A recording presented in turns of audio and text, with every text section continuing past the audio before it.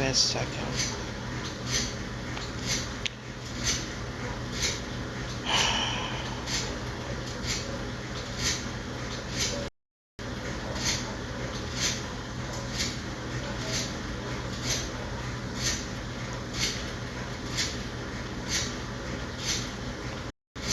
Damn, dogs are going crazy in that.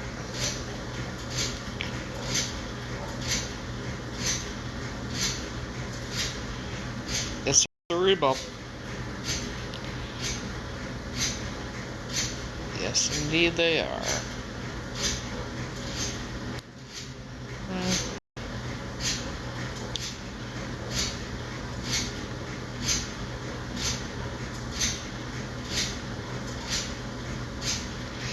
Why is it every time I go to send it out again, it like screws up and just goes, I don't even know.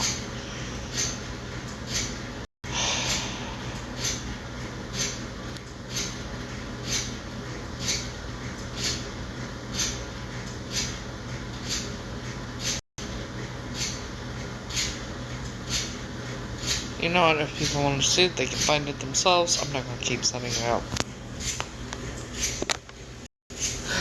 No one mind, Vern? Oh, shit. Went down a little too far. Fuck's sakes.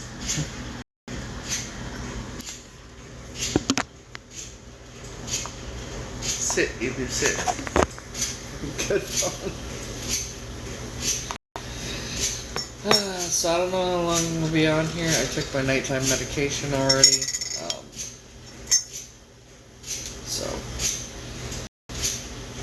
I did not do any gardening at all today. As a matter of fact, I think I'm done with it.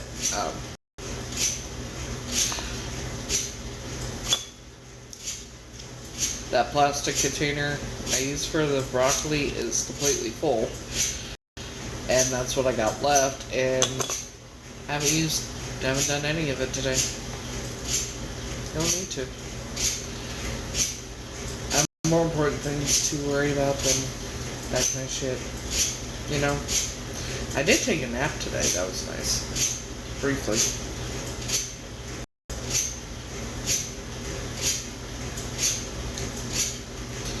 Now I'm doing my, world's warranty because my team put it in the fridge and then I did this, so it's tea with the stomach saver and the other stuff in it, so in order not to make me sick, I sip it.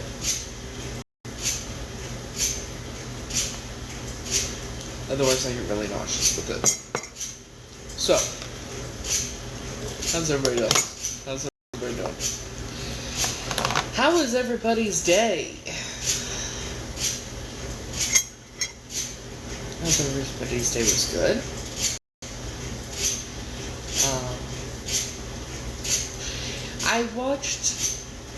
I decided to watch a movie today, and I watched Labyrinth, and I used to love that movie, right? We love the Labyrinth, David Bowie, you know, the Goblin King, all that shit, right? It's a little creepy. And it's not what you think.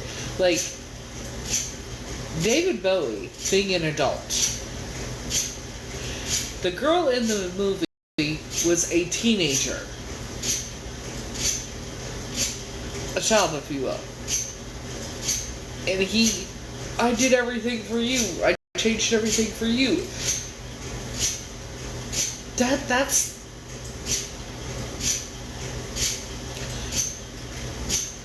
That's fucked up. Like, to have with entertainment and that, having it right in our faces. And we never, we used to watch shit all the time. Dawson's Creek. I just saw a video of it. I never watched the show. I'm not gonna lie, I never watched Dawson's Creek. But I know who's in it. Oh god, Joshua Jackson's character.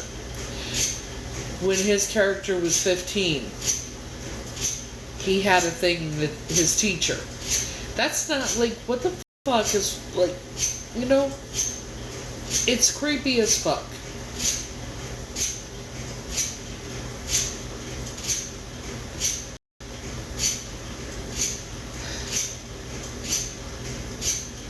Hello.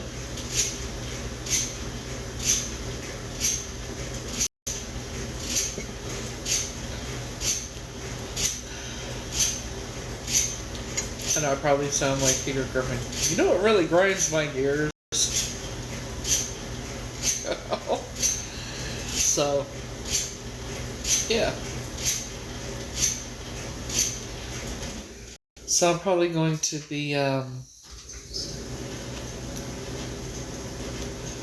calling, trying to get a hold of Maddie and see if he wants the things I have, because I think I'm done with it. I don't need the shit, you know? Got more important things to focus on and use my money on, and the smells, man, I just, you know, the smell, and it makes your breath stink, and it's like, I'm good. I'm good. I don't want that shit, you know? And if I ever do decide to, it'll be like I did before, like the spicy candy or whatnot. But other than that, I have more important things I need to focus on now than getting all messed up and shit. Yeah. So, how was everybody's day?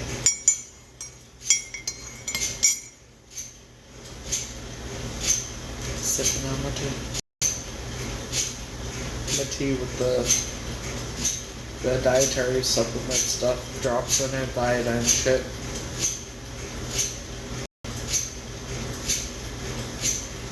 One helps with the stomach, the other one helps with the stomach, and I guess it's supposed to help with body odor and all that shit, so hey. The more things that helps with the better, right? And I took my night 10 minutes, so I don't know how long we'll be on here, but here we are. Well, probably for another at least 136 minutes. My dryer. That's where it's at right now. Trying to my dryer. So, how's everybody's day? Want to wish all the guys on here that are fathers, that are in their children's lives, and doing what they need to do for their children, happy Father's Day. And to the mothers, who are single mothers, where the POS baby daddies aren't in the lives and, you know, that kind of thing, I wish you as well a happy Father's Day. Because you're both mom and dad. And when I say to the men that are in and that includes like stepfathers, things like that are stepping up and taking care of the children. You know what I mean? So, yeah.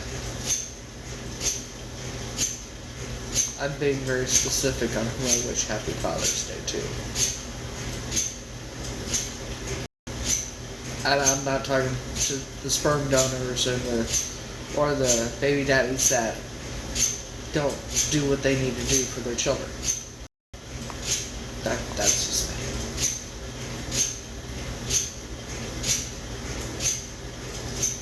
me. Yeah. So, how's everybody's day? Good, I hope.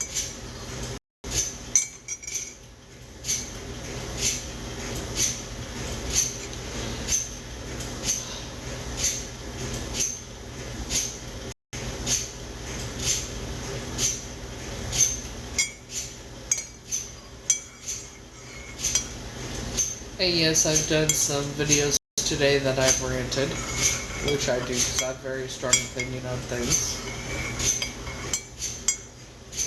And this goes for anyone that's watching. If you support what's going on in this country, children being ripped from families being ripped apart and all that shit, get the fuck off my page now. You can block me. I'm cool with that. I don't want to, I don't have time for people that are part of a cult and support that shit. I don't support racism. I sure shit don't support what's going on with the deportations and shit like that. My daughter is half Hispanic. We may not be in each other's lives and that kind of thing. But I will never support the shit.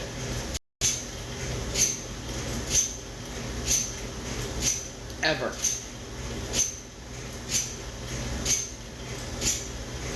You want to know what's going to be happening? Look up 1930s Germany.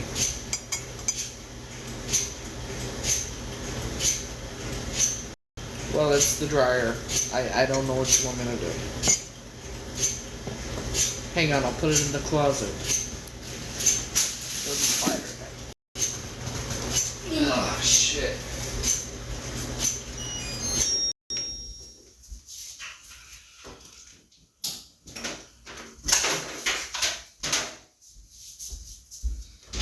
Hold on, thought.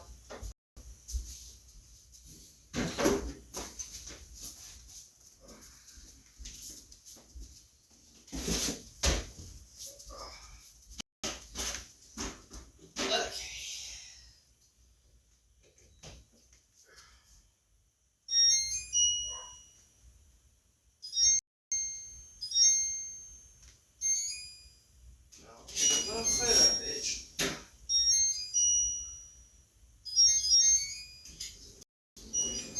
Oh, fucker.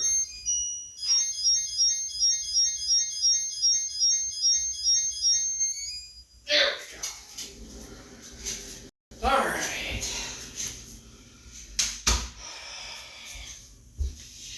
In the words of Matthew McConaughey. Alright. Is that better? God bless America.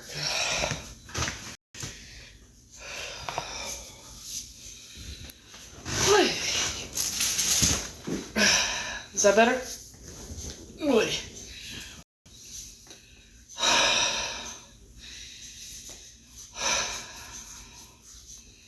Waiting for my ancestry DNA results.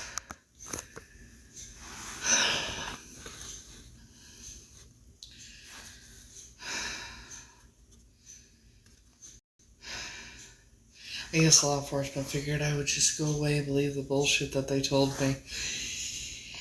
And then requesting they send a copy to me. They like to avoid me. But text me. And I told the chief or whatever, I said, I'm doing an ancestry DNA test, and if it comes back that her sister is my sister, that means that would be her. He's like, and that's when he got, well, how would I get in trouble? Because I said, you better pray. And, well, how would I get in trouble? I only started here in January, and as far as I know, the test was done right, and blah, blah, blah, blah. No, I said I'm not. Do I believe it? No.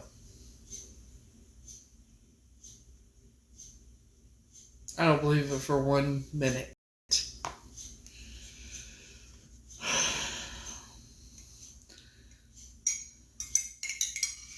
So I talked to him.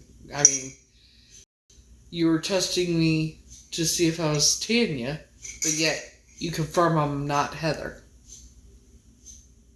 And I talked to another law enforcement person.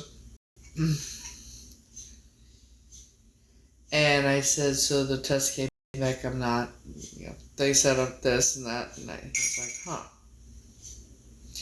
I said, I'm doing an ancestor DNA test. I talked to this person on the phone. And I said, if it comes back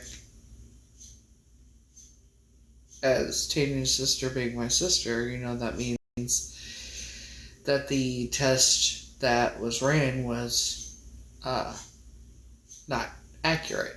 That results wouldn't be accurate. He's like, I said, who those people are, Eastern Star, Knights of the Templar, Scottish Rites, Masons. I said, they're the Illuminati, right? He's like, that's what they call themselves. I said, so what happens if my ancestry test comes back as a match? He's like, well, then they'll investigate more. I said, they call law enforcement their dogs.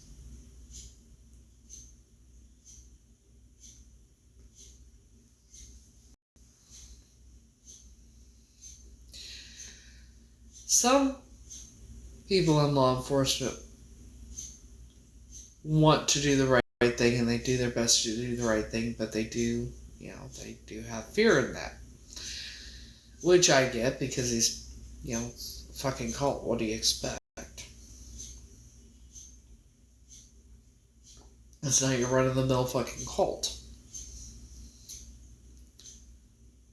Well, sweetheart, that is your opinion, and your opinion doesn't matter, does it? That's what's great about it. Your opinion on whether I'm her or not doesn't fucking matter at this point. I'm not Heather. They've confirmed that. I have also talked to someone that I know that is hurt. Kind of. It's been confirmed to me that I am. By people entwined with said cult. I don't know what you don't comprehend about that, but that would take intelligence and brain cells to comprehend it. To be able to comprehend it.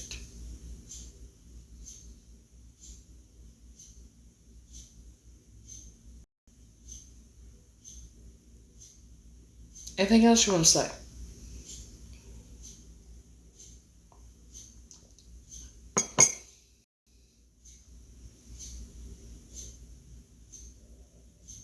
That's what's great about an ancestry DNA test. Okay. I'm so glad you were there when I was little. And I'm so glad you were with me through my life and know what I've been through and witnessed what happened and what went on and who I truly am. You weren't. You know nothing about it. So shut the fuck up. That's simple.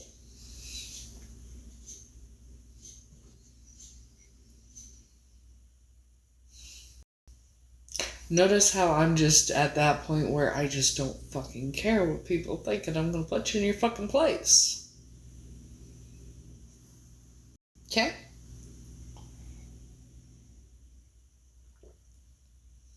I guess that makes me mean. Right? Well.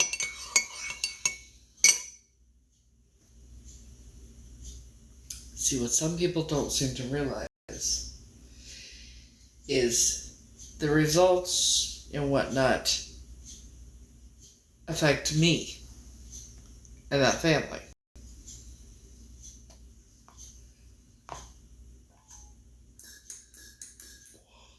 Oh, look, it's my stalker. Tell me something. What's your IQ again?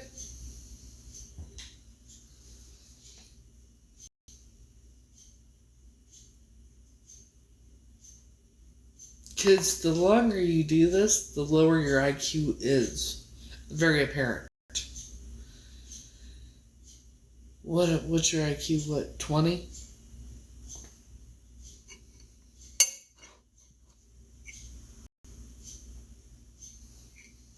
Sweetie, do you think you really bother me at all? I can make you wish your mama had swallowed you instead of stupidly letting your daddy impregnate her.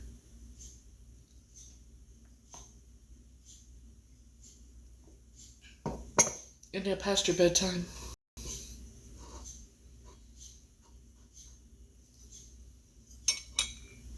You failed abortion, you.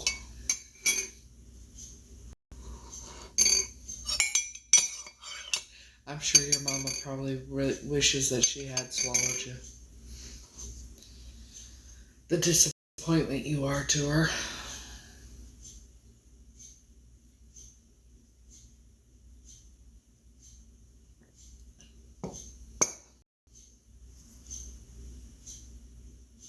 Anything else?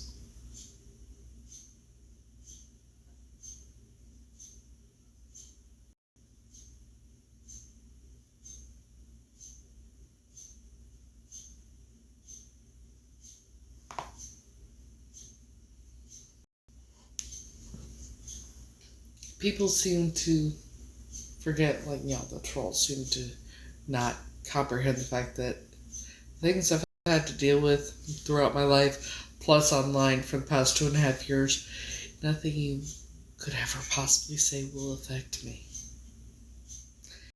And you should go to your mommy, because you missed your nap. And I'm sure she will give you your bottle of formula and rock your ass to sleep.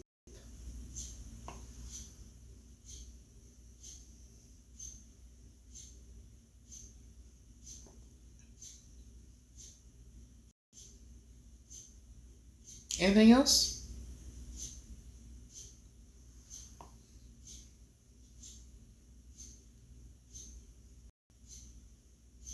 I'll wait.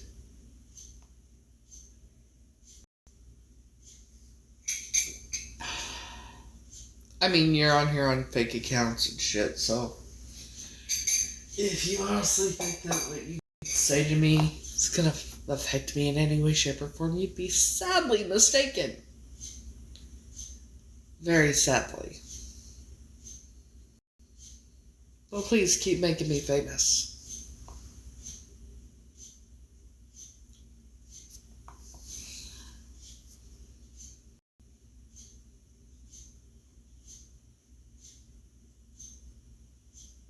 And furthermore, your jealousy is showing.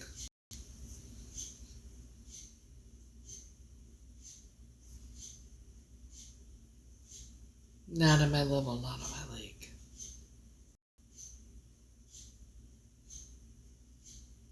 Not even close.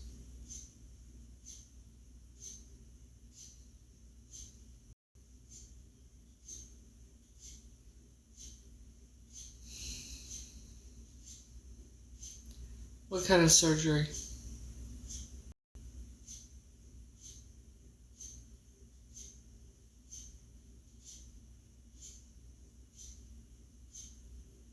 Levels GG, what kind of surgery?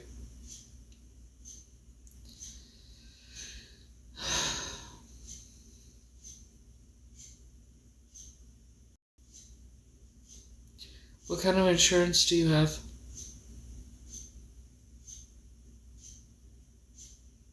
See, here's what I've learned about this whole thing. People will donate to fucking scammers.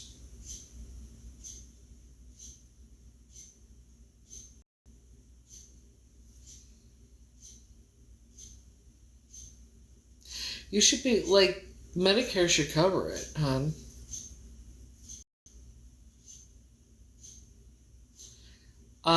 Also,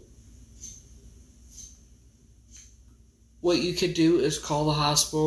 They have a financial system that will work with you, where you would be able to make payments, if need be.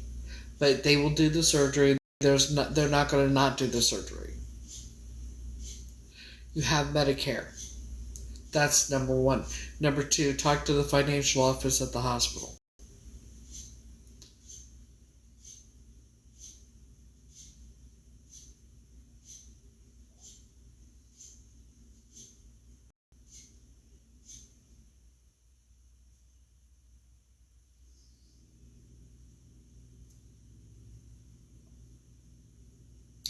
That doesn't make sense. I know for a fact that's not how it works. Do you think I was always on Medicaid and shit? No. I had a partial hysterectomy with no insurance. So what they would do is bill you. And then you would talk to... That's why I'm telling you, talk to the financial office at the hospital. They have programs that will help you.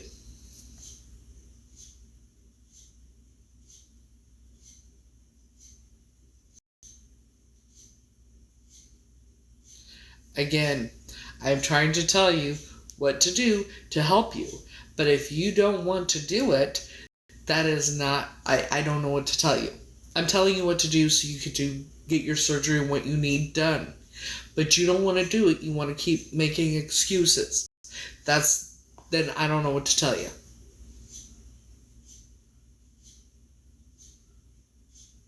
You have to go talk to the financial office.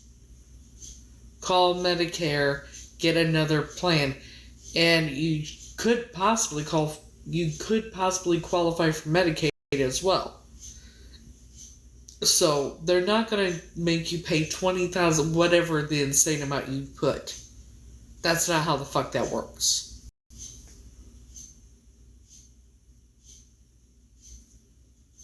That's not how the fuck that works. You have a brain tumor, they're not going to make, okay, you got to pay this amount, and before we do the surgery, you got to pay this insane amount when you have a brain tumor. That's not how the fuck that works.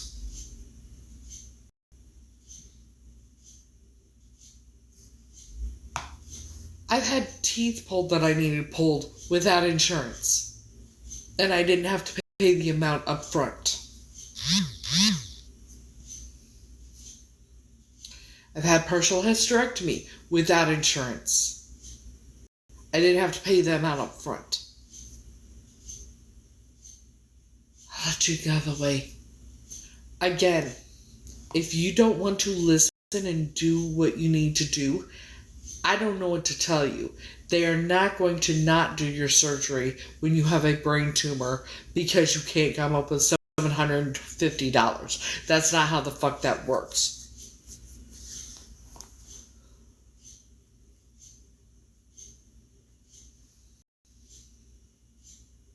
Not how that works.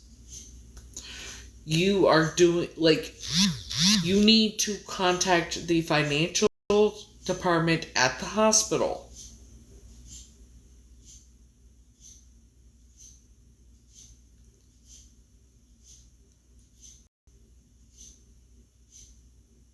Am I speaking a foreign language?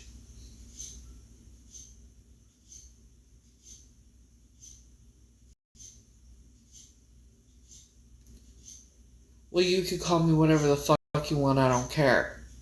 I'm blunt and I'm honest. You don't like it? Scroll the fuck on. It's that fucking simple.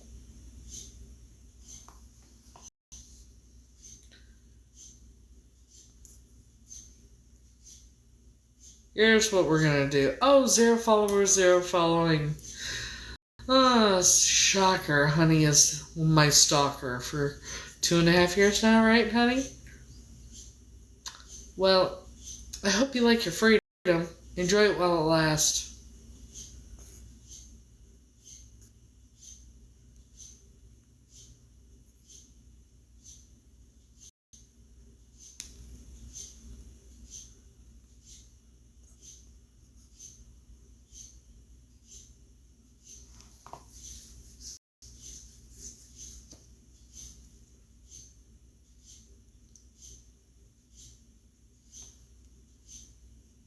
I'm telling you what you need to do. If you don't do it, I can't help you. I don't know what to tell you.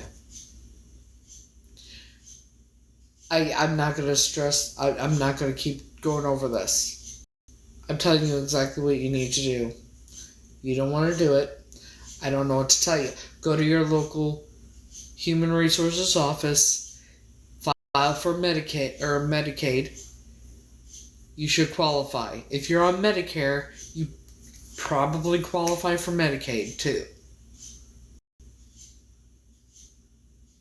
There's programs that can help you. You just gotta know where to look, and you have to look. Because this BS that you're trying to pull right now ain't flying. You have a brain tumor. They're not going to deny doing surgery if you cannot come up with the money, the $750 in order to have. That they don't do that. Go to the financial office of the hospital. Let you out of the way. Here's what we're gonna do. Since you don't want to listen, I'm not gonna keep doing this. You don't seem to understand. I don't know what you're trying to do or pull, but it's not working.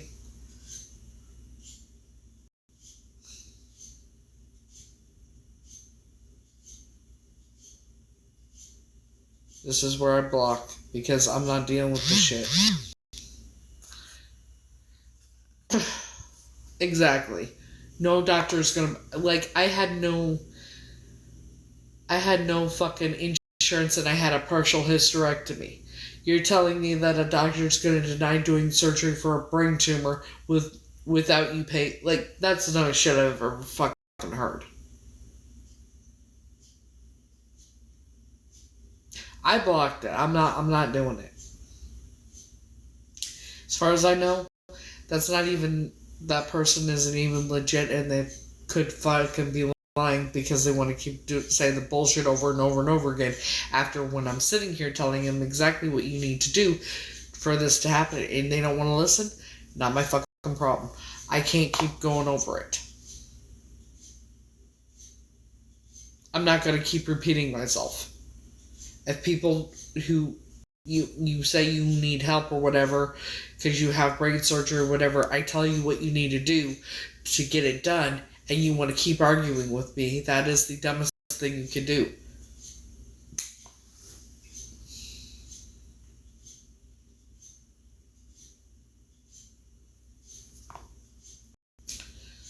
For all we know, that person is lying the fuck to begin with. I ended up blocking them. I'm not dealing with the nonsense.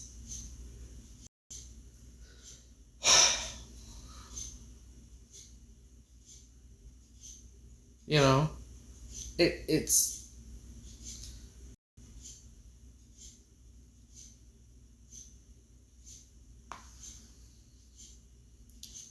Laura. If you don't like what I gotta say, you could scroll on.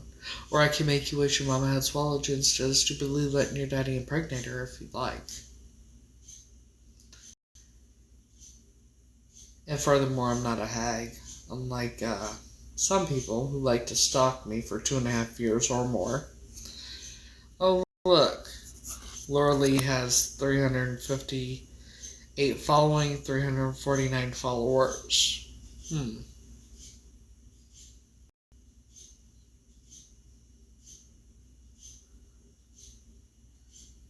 And from the looks of it, Laura, before you want to come at me with any insult, you might want to take a look in the mirror.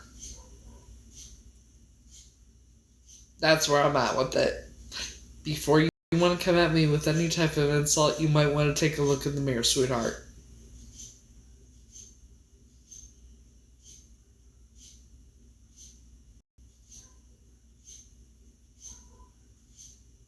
You understand?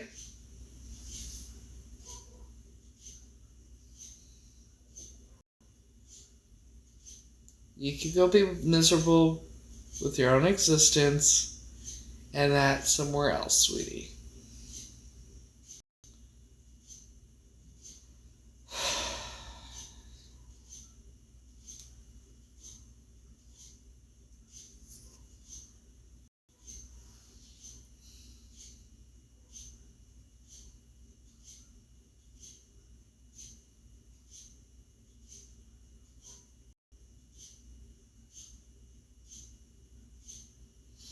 Yeah, no, they're gonna, like, if people need surgery, they're gonna do the surgery. They're not gonna say, oh, well, we can't do the surgery unless you come up with this amount of money first. That's not a fucking thing. They have programs for this kind of thing if you can't afford it. Like I said, my first partial hysterectomy, I did not have any insurance whatsoever.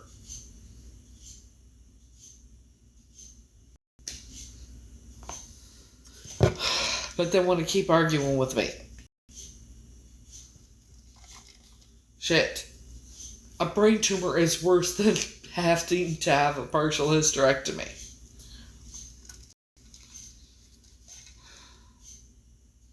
And you want to lie.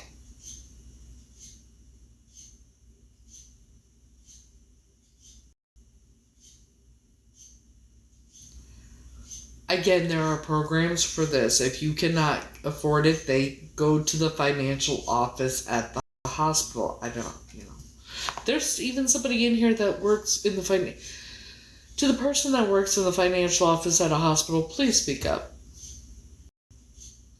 I'm alright for the most part. People want to come in here on fake accounts or whatever, trolls or whatever, trying to discredit what I'm saying or trying to make doubt on what I'm saying. That's like to say you're not. They refuse to do surgery if I have a brain tumor and I need surgery, but they won't do it unless I have the $750 copay and I can't afford it. So they're not. That's not a fucking thing. Not a fucking thing.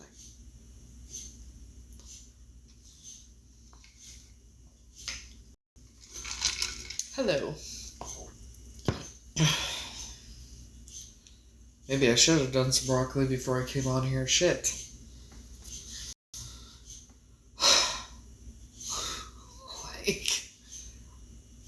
There are fucking programs. Okay. Again, I'm gonna say this. My first partial hysterectomy, I did not pay anything down.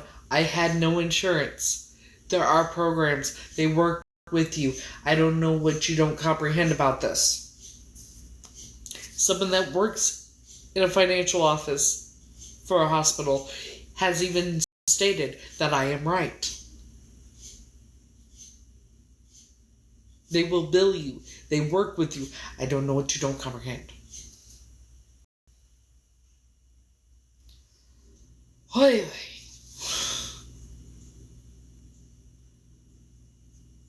Well, okay, so somebody... You're right, baby.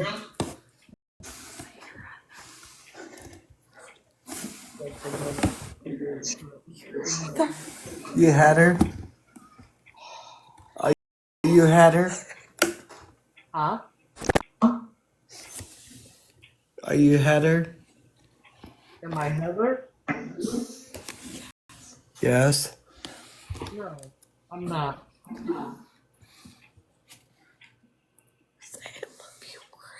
I love you, Grace. So that tells me a lot. What part has been experiencing this whole time? You've been a supporter, right? Yes. Yes.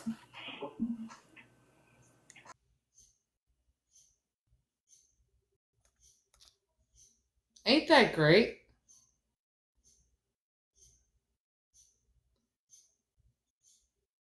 I'm so glad that, and I did say I predicted people would start, oh shit, that's not what I planned on doing. People would start exposing themselves. Didn't I? Didn't I say that? Hmm.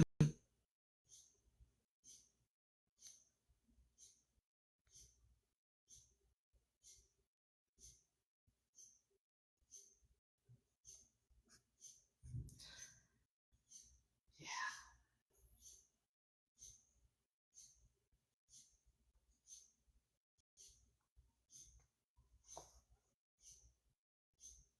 I just blocked that person.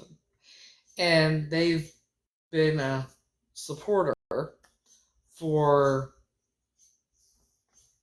over a year.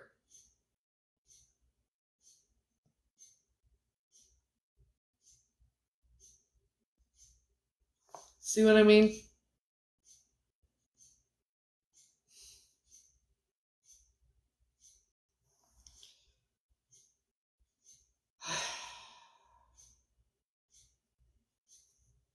And I can't get it any bigger. How the fuck do I get rid of the fucking boxes and shit?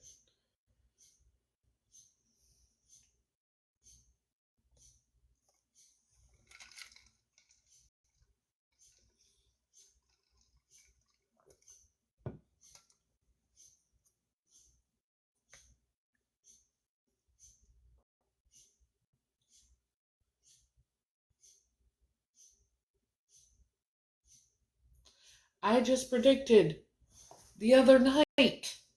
I said I predict that all the fake supporters, anyone involved, would expose themselves. They're not going to be able to help themselves. They're going to do it. They're not going to be able to stop themselves. And look what's happening.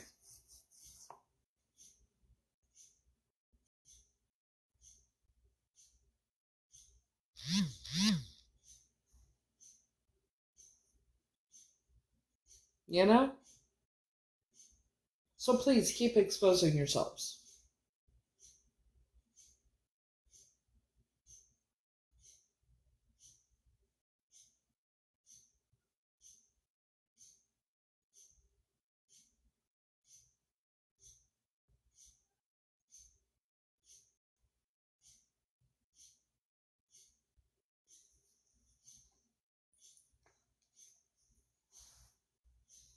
That voice sounded very familiar too.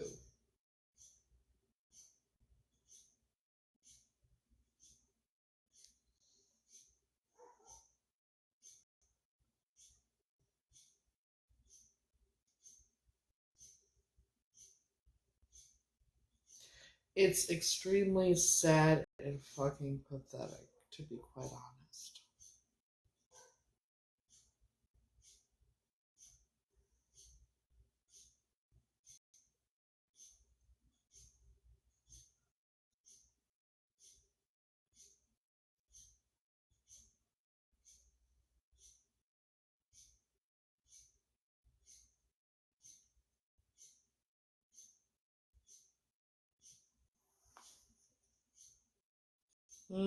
Like you? Like you? Right?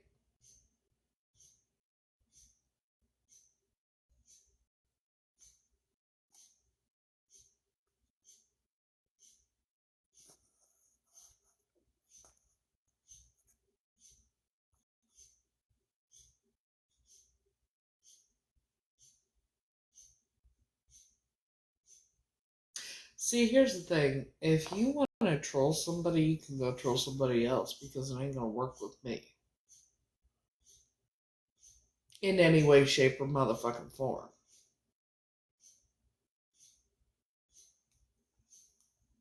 Okay? It's not. After being stalked for 2.5 years online, the most you name it, it's been said about me. I've been posted to YouTube, Reddit. I don't care.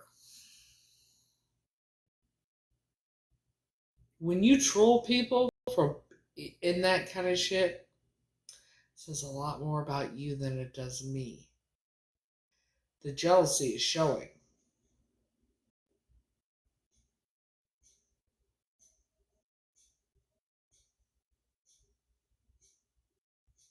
While you're miserable with your own fucking existence in your lives, I'm working on being in the industry.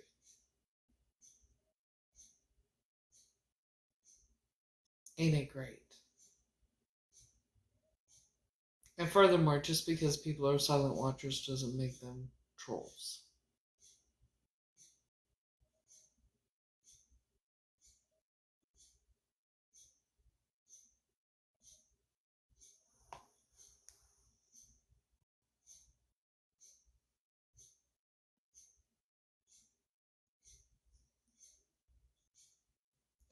I mean, it's kind of weird that you want to troll me, but you follow me and you watch me.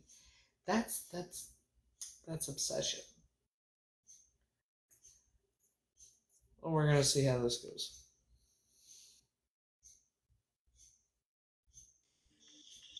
Kim, you're on the air.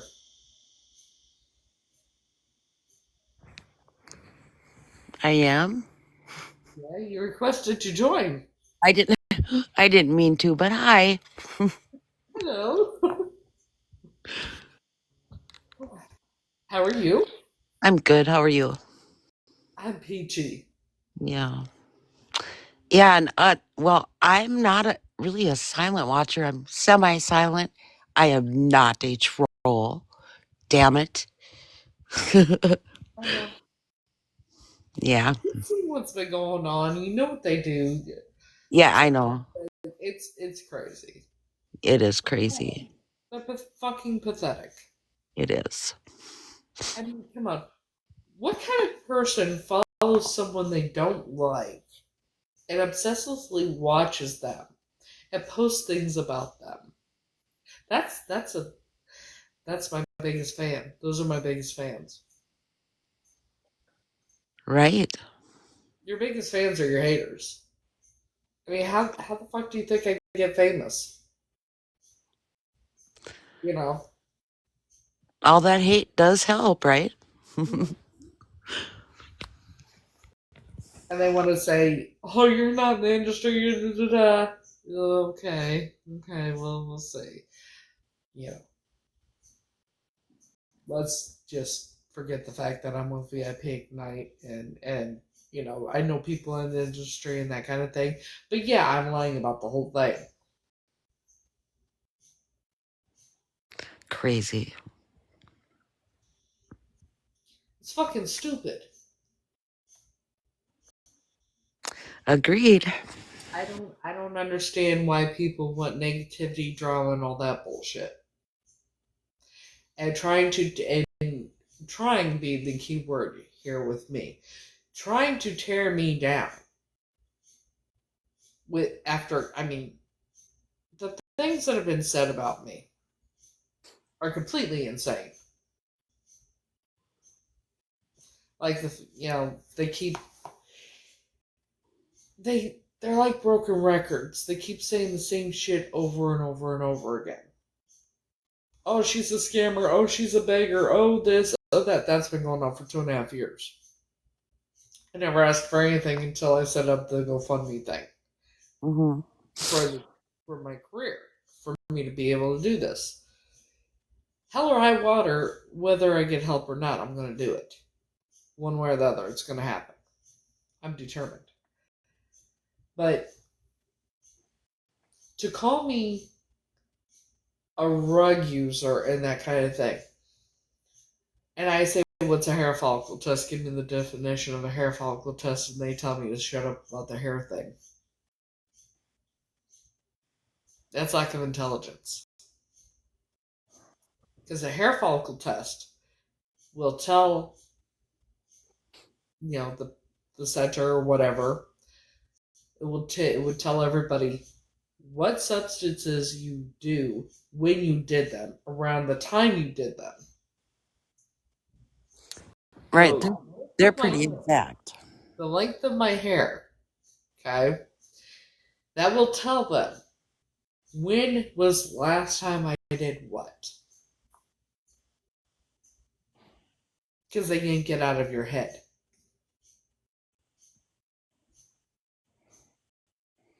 But as I've said many, many times before, common sense is not that fucking common. And when God was handing out brains, many people thought he said trains, and they clearly missed theirs by a long shot. Yeah. Choo choo zoom. Exactly. Okay, so we're gonna see what happens here. So someone named Bev, I know I've seen this name before. Well, I accepted it. I guess they decided not to. Well, Grace, you can drop me off. I'm gonna just sit back and watch. We'll enjoy the show. Thanks for Yep. accepting me, though. Let's see how many people I end up making wish that their mamas had swallowed them tonight. That's what we're going with, I guess. I'll keep count for you. Rock on. Okay. All right.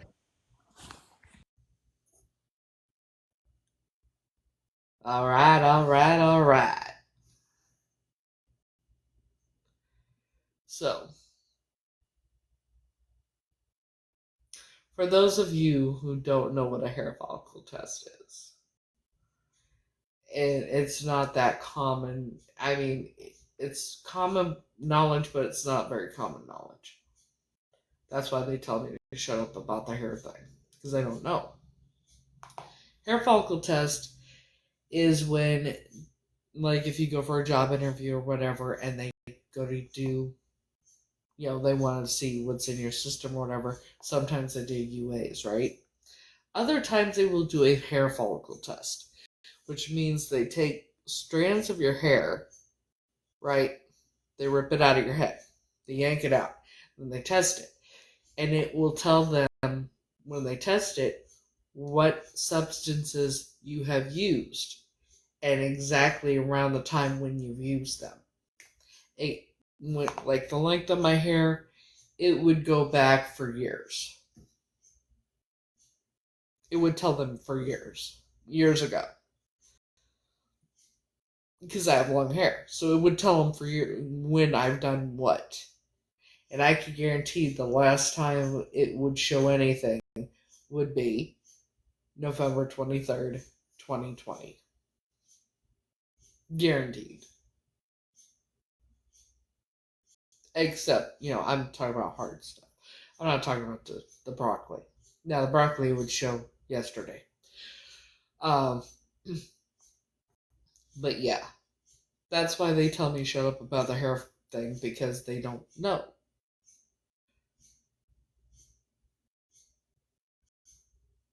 But they want to troll me.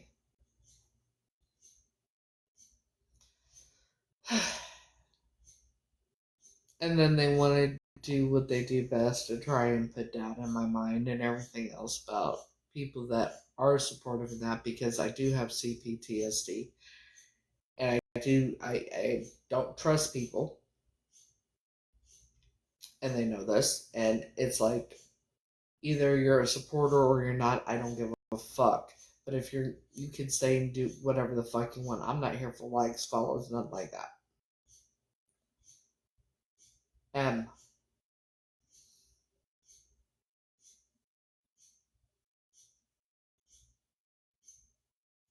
The last time I did anything was M.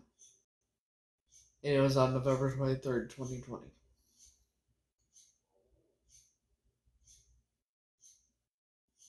Other than the broccoli, I haven't done anything. Well, Cahal might show up. And if it did, that's different. But, yeah.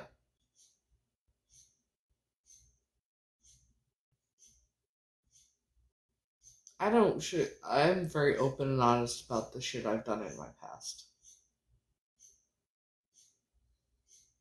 And the things I've done.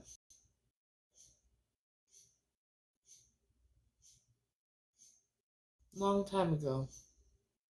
And the only time I ever did it was when I would be in a relationship. If you can't beat them, join them. So.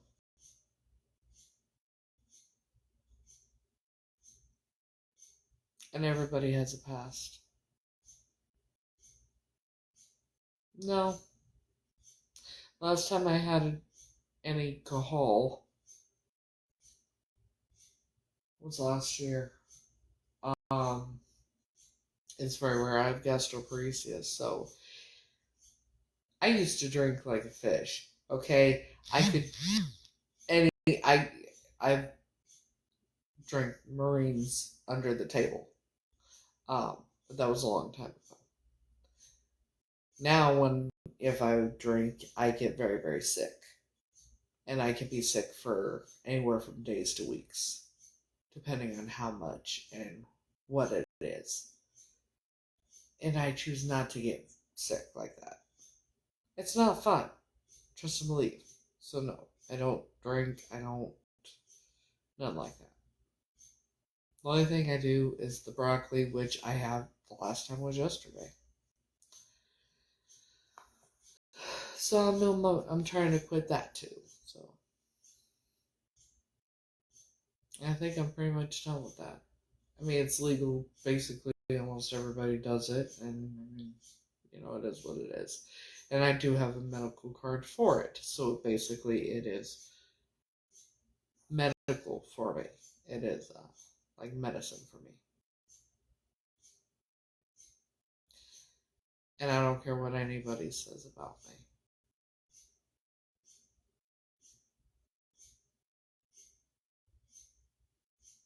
Hell, back in 2008, that was the last time I injected anything.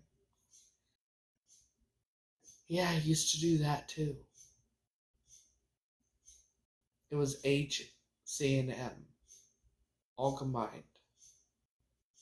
From the Mexican Mafia, and I felt the whole thing and did it all. I got sick, ended up on the floor, got up, got sick again, went in the bedroom, took a couple of sleeping pills, went to sleep. A couple of days later, I woke up, I was just fine. Never did it again like that. And I didn't know it was that H was in it. I didn't know at the time that it was. I just thought it was one thing. I didn't know it was all of it. I didn't find out till years later.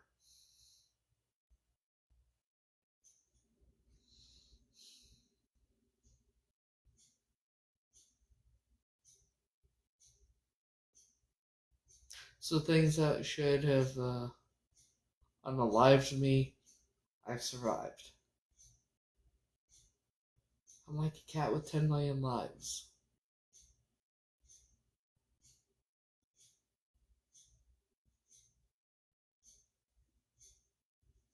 So. But do I ever drink? Occasionally. Like, for example, if I go to an event and I might have a drink. Or, like, sometimes there's drink tickets we get, or whatever, at certain events, but not really. I don't really drink very often, maybe once a year. Like I said, I don't like getting sick. It's not fun. Especially for days to weeks.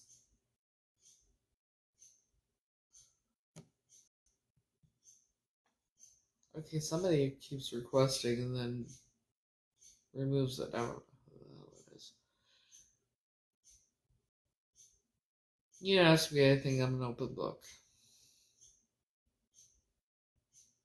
And I don't sugarcoat shit. I'm very real. And very honest.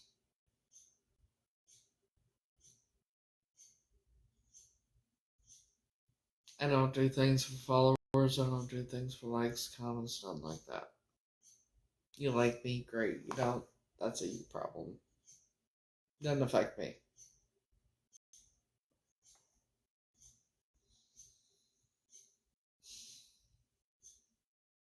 While some people let social media control their lives and shit, I'm not that one. I don't inspire to be a famous influencer. Oh, excuse me. Pardon me. I had some pasta before I came on here. But I don't inspire to be a famous influencer, nothing like that. I inspire to follow my dreams. You feel me? I inspire to become the best version of myself. I inspire to help others. I inspire to try and make a difference and change the world for the better. I inspire to show people that anything is possible, no matter, and they're not alone.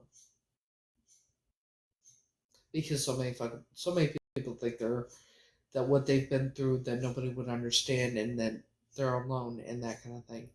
And then there's people that take their own lives and shit like that. I inspire to stop that from happening.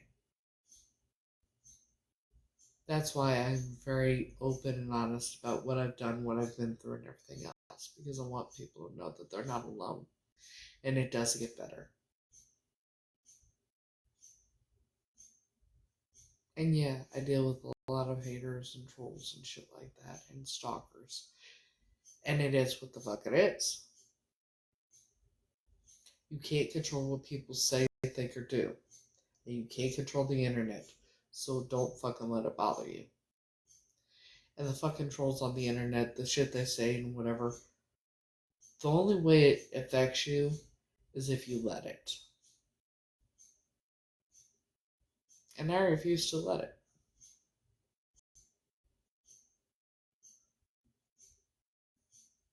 You know? You like me, you don't, you don't. Hell, they come on fake accounts. Shit. They don't even have the cojones to show who they truly are. And it's supposed to affect me? Come on now. Why would I let the trolls affect me?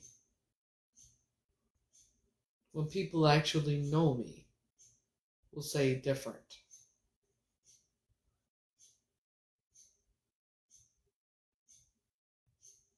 I know people, I have friends in high places. You know that song, I got friends in low places.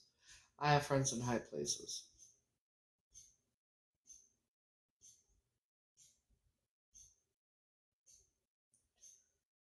You know.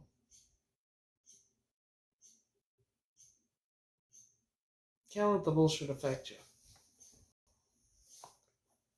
As much as they would like to, as much as they would love it for it to affect me and let,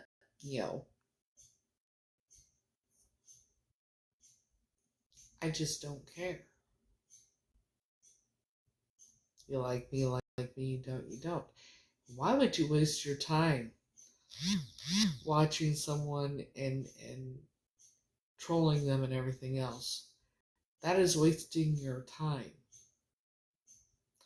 Time is the most precious thing we have in this life. And life is very short. Once time is up, once that time passes, while these haters are on here trolling me and everything else, they're wasting their time. They can't get that time back. You know what I mean?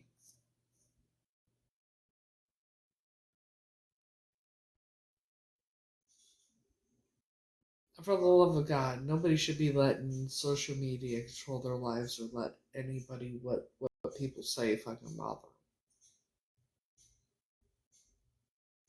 Don't let people affect you. Don't let the trolls. If you're being trolled by people or whatever, bullied or whatnot, don't let that shit affect you. The only time it affects you is if you let it.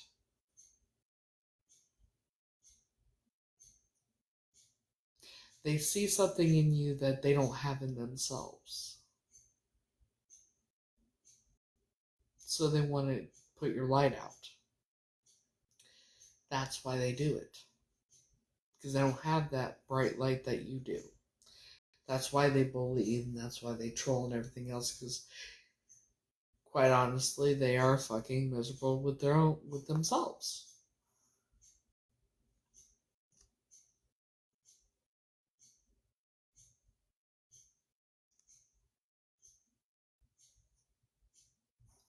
They are miserable with their own lives. And they go on fake accounts. And they use other people's pictures and pretend to be other people they're not. Just to troll others. Just to bully others. Or some actually do it on their actual accounts, show who they are, and talk mad shit about you. on their lives and shit like that. It's like, because they're jealous of you. I mean, like, if you're a good person and you haven't done nothing to hurt nobody, that kind of thing, and people are doing that shit to you, like they have been me, that's because they're jealous. I'm not talking about the people that, like, the actual scammers, and I'm not talking about the people that hurt their children. I'm not talking about those. I'm talking about people like me who've never done nothing to nobody but try and help people. You know what I mean? That's who I'm talking about. Like, if you're a good, decent person, you never done nothing to nobody, and people are bullying you, it's because they see something in you that they don't have in themselves, and they hate it. That means you have a light that shines bright, and they hate it, so they want to put that out. You can't let them. You keep being the bad bitch you are, and you keep going on, moving forward. Everybody has a motherfucking past. And nothing you could do, nothing will ever change anything that's happened in the past.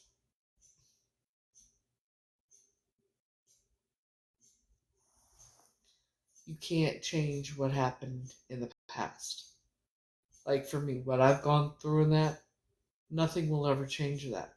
So I choose to keep moving forward and do my best to better my life in that. And I'm going to continue. And everybody should strive to become the best version of themselves. That's what we're supposed to do for ourselves and for others.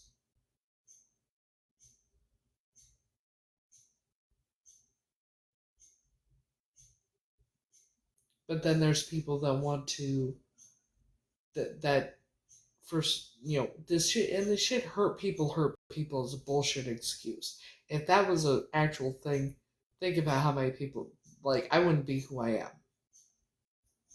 Right?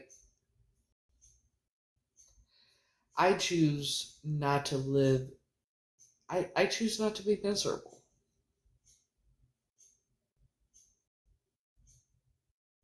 The best thing you could do is to keep pushing forward. Don't look towards the past. If people in your life are if you have negative people in your life, right? Cut the motherfuckers out of your life. And don't have nothing to do with them. Move on, move forward, become the best version of yourself. My medication is now taking effect. I took my nighttime medication before I came on here. So I said I didn't know how long I was going to be on here. But you keep moving forward. And for me, I want to inspire people. I want to help people. You know what I mean? I want to show people that anything is possible.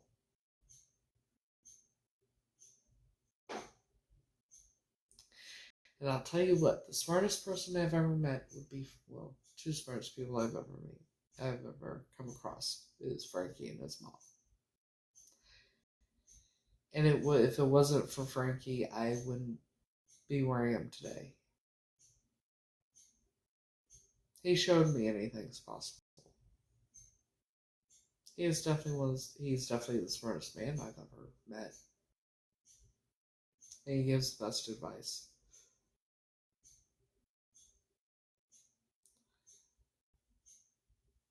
So,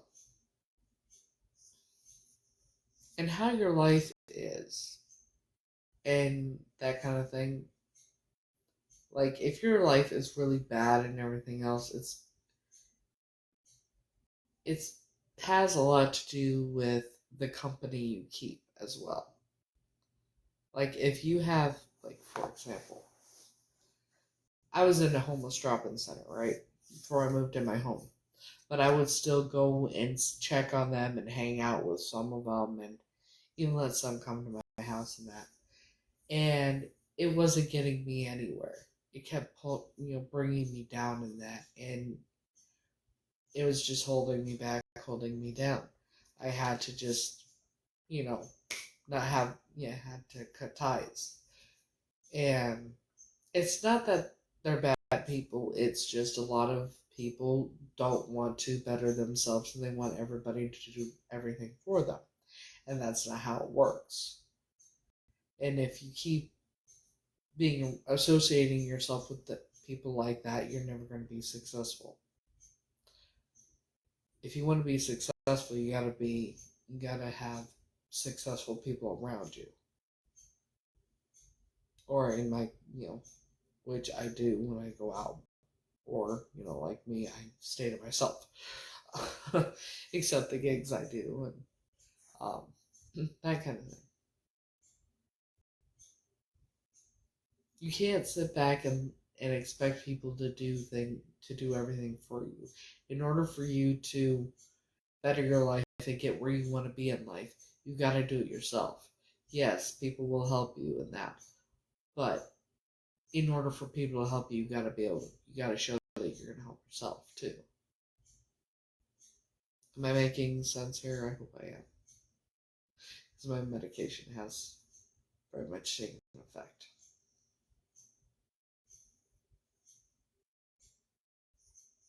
So I hope that makes sense. You want to be successful? Surround yourself with successful people. I take muscle relaxers at night, and I take the gabapentin. I take one gabapentin at night, and I take a stomach pill at night. So I take 2 muscle relaxers, and I take a gabapentin and a Pepsid at night. And then in the morning, I take 1 muscle relaxer and 2 Keppers. Because I have epilepsy.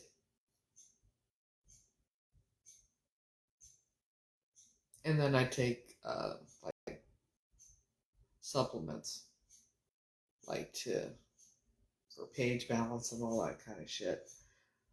Things to improve your health, which I get off here.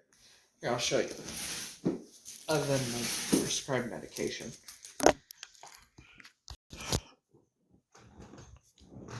If I could get up, shit. Well, alright, so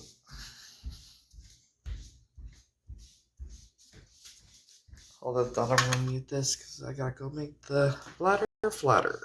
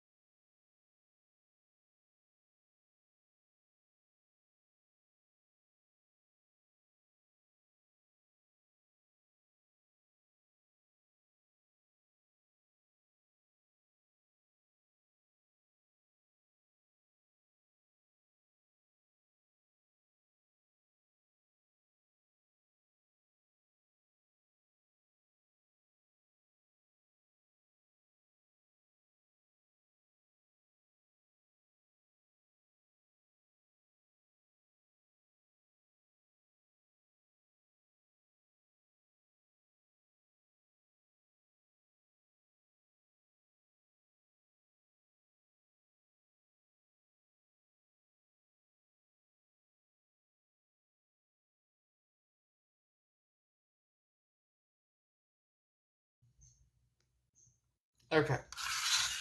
Sorry. Like I said, I had to make the bladder flatter. Shit. Okay, so you want to know what I take? Okay. I take one 750 milligram muscle relaxer in the morning and 2 at night. Because it's 3 times a day and I don't take it. I take 2 at night because I have insomnia horribly. So it helps me sleep. And I sleep about 5 hours if I'm lucky. Sometimes a little longer. Then I take 500 milligrams of Capra in the morning. And then, Lord have mercy. Get my reading glasses on. Pepsid. Take 40 milligrams of Pepsid at night. 300 milligrams gabapentin at night. And then I do this liquid chlorophyll. Once or twice a day. And then this stomach saver stuff when I need it, which it works within 3 minutes. It's really great. And then I'm currently taking these, the feminine, I can't even talk, the feminine gummies, and then I started taking these. So that is what I take. And then occasionally I do I take this occasionally. So,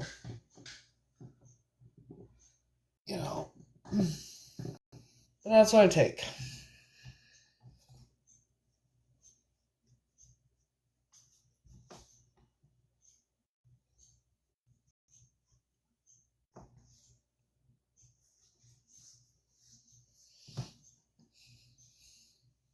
Why do you want to know my diet too? If you want to know my diet too, I can tell you. I try and live a healthy lifestyle.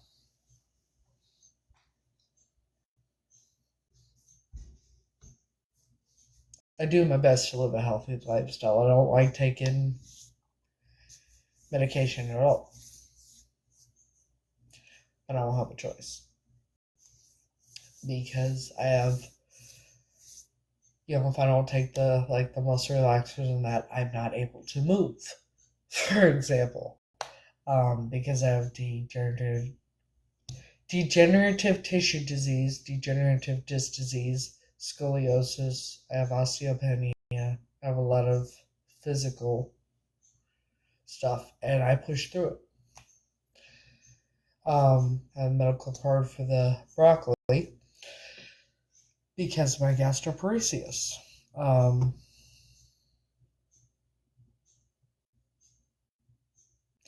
And physical abuse over time it takes a toll on the body too, which I've endured a lot of in my life.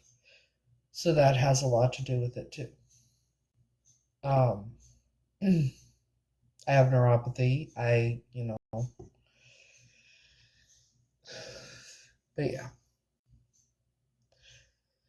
And someone that I know who's friend, acquaintance, whatever you, has suggested that I have that flexible, the elder something disease, where you're hypermobility disease, like.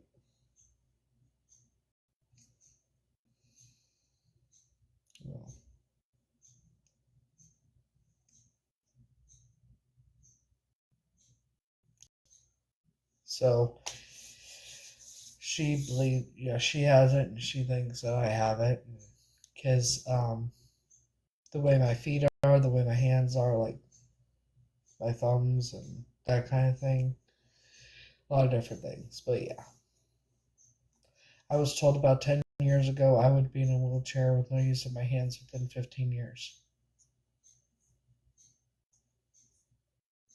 But I keep pushing forward. And I refuse to give up. So I hope that answers your question.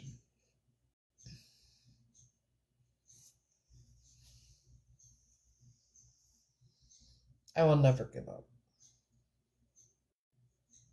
I refuse to end up in a wheelchair and have to depend on others. I refuse to allow that to happen. That's why I keep moving forward and keep pushing forward, and I will do whatever I need to keep going. That's why when I do get my food stamps, um, I'm going to start eating like I did when I was in West Palm Beach, when I was homeless in my car. And I'm probably going to join a gym again because it did help. I was going to the gym 3 times a day. I'm not going to do that because you know, but, yeah. I do the protein shakes for brunch, and I want to start doing the salads again or light dinners because I felt better the way I was eating when I was there. I felt a lot better physically. So when they say what you eat has a lot to do with how you feel physically, that is 100% true.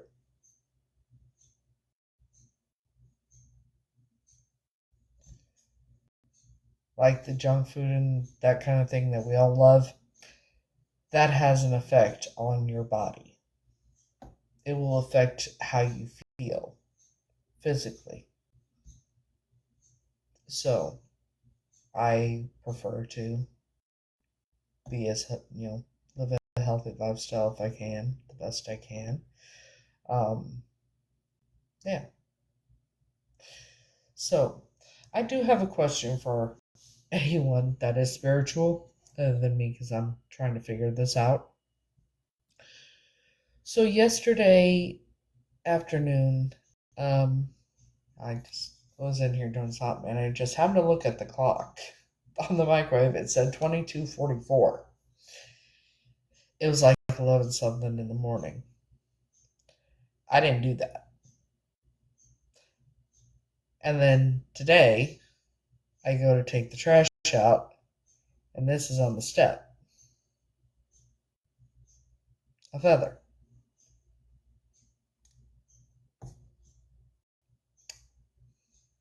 Any ideas?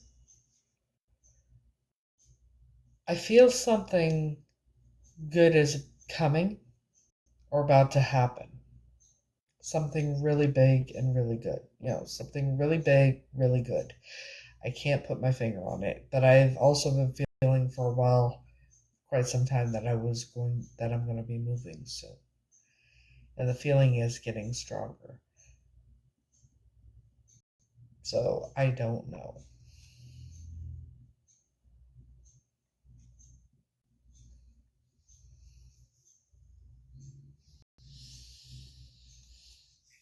I had actually quit doing the protein shakes and started doing what was it? I was doing frozen bananas, strawberries, and milk. That's what I would have for breakfast. And very truth be told, I don't eat much. Like when I eat on here, when I do eat and not pick at it, uh, it's because I do a lot of broccoli beforehand. Otherwise, when I eat on here, some people pay attention, some do not, but I have a tendency I'll eat a couple bites here and there, but mostly I'm picking at it. Um, you know, so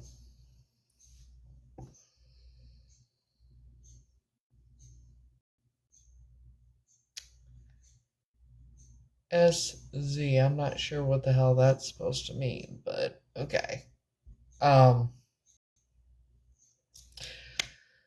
So what I do when I do workout, and I try and do it every day, is I do 100 count on the ab machine, and I do the vibration plate I have 2 to 3 times, and about 20 minutes per time, and then sometimes I'll go walk through Manhattan for hours.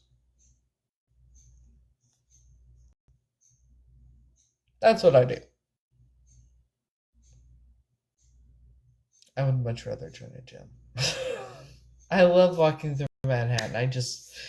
I don't go walking through Manhattan and for a set time or anything like that. I just walk because I love walking through. It's different going over there and walking and from other places where you go walking. Like here, I hate it. I hate walking through around Staten Island. I take the bus a lot, but it's different in Manhattan because a lot of people, it's easier to get around when you walk than when you drive, I guess. But a lot of times, like this week, I'm scheduled to do 2 makeup testing, and sometimes I have gigs over there. And I did a dancing class. I took a dance class once. I was supposed to keep doing it, but me being able to do this thing in October is more important. That'll come when it comes. But right now, I'm trying to be able to focus on what I need to do to be able to do this thing in October. Hence the GoFundMe page I set up so I can do it. But whether I get help or not, I'm going to do it one way or the other. Everything works out the way it's meant to. Everything always happens the way it's meant to, and what's meant to be will always be.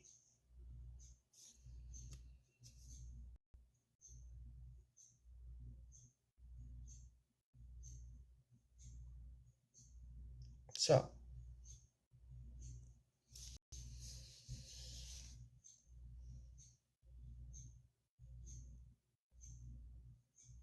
hope that answers some questions. My medication has seriously taken effect on me.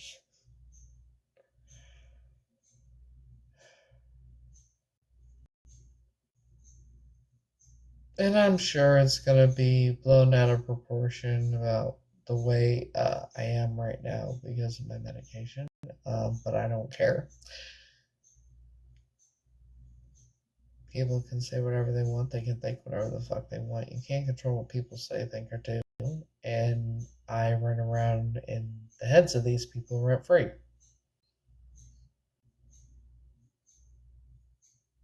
They know who I am. I don't know who the fuck they are, and I don't care to know who they are. I don't associate with myself with people like that.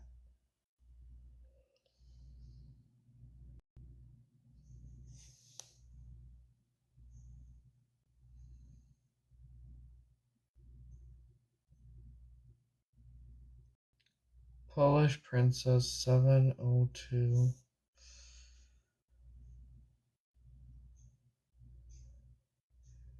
And as far as letting people in the boxes, I stopped doing that a long time ago, and now I'm starting to again, and I'm not sure if I should continue.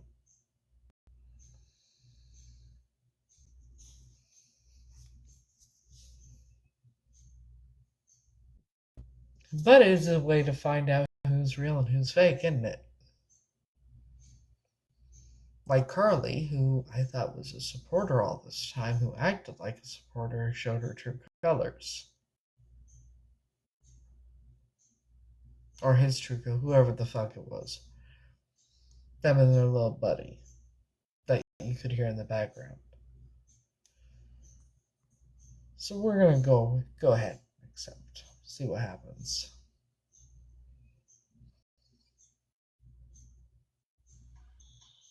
Hello?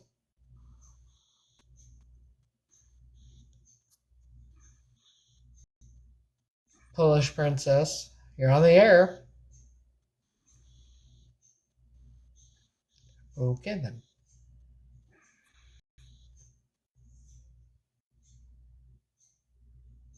There we go.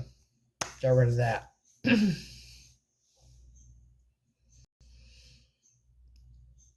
See, here's the thing. If you're not going to say anything, don't request.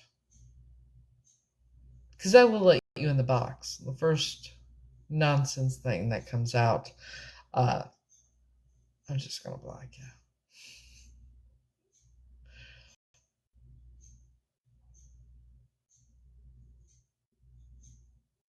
That's where I'm at with it.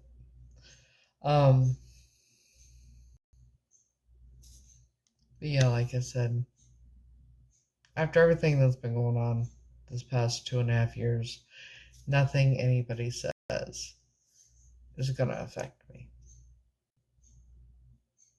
You like me, you don't, you don't. You know.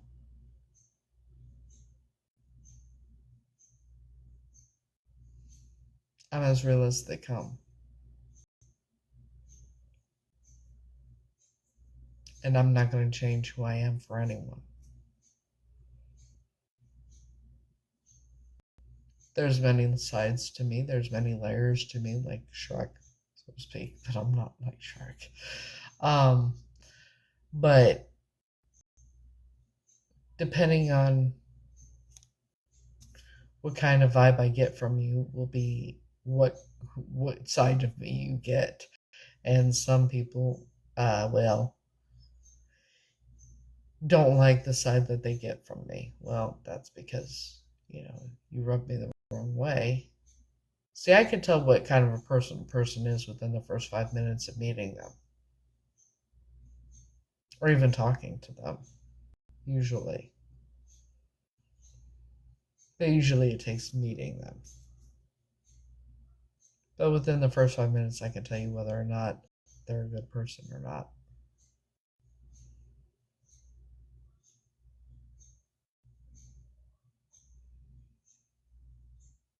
It's a gift.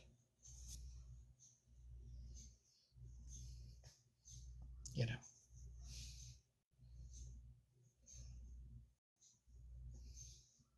It's a gift, man. So.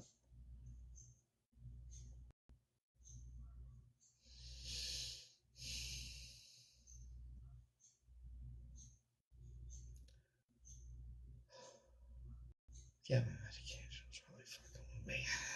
I should have waited to take my meds. I took them before I came on here. Oh well, at least I'll sleep tonight. Not 4 or 5 o'clock in the morning.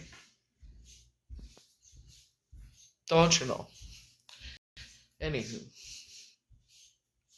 Sit down right here. Because I need to for right now. So I go to bed. So.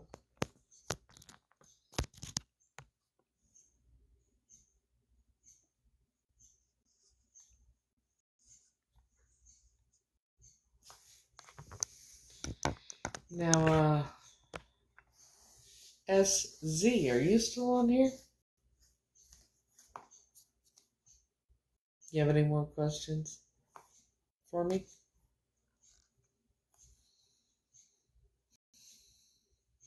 Anything else you want to know about me?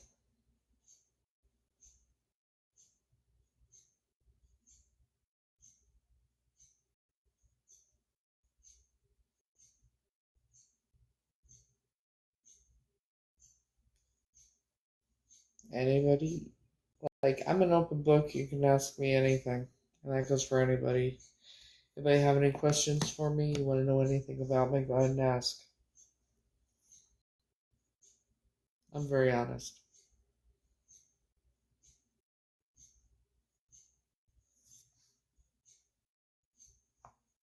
I mean, there's 47 people in here. Somebody must have a question or something.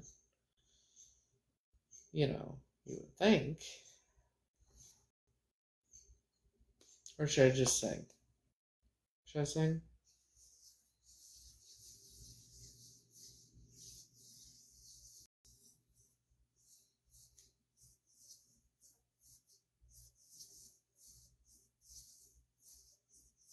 Any requests? Any questions about my past? Any questions about the family I grew up in? Any questions about the Illuminati? Anything?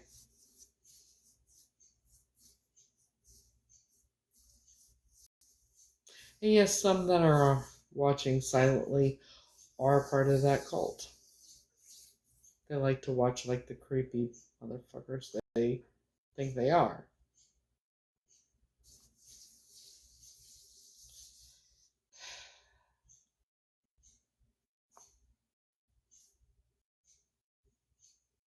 It's kind of funny. They will never say anything. The only time they do is when it's a newer member who doesn't read their book like they're supposed to and runs them out because they're sent to do it because they don't know any better.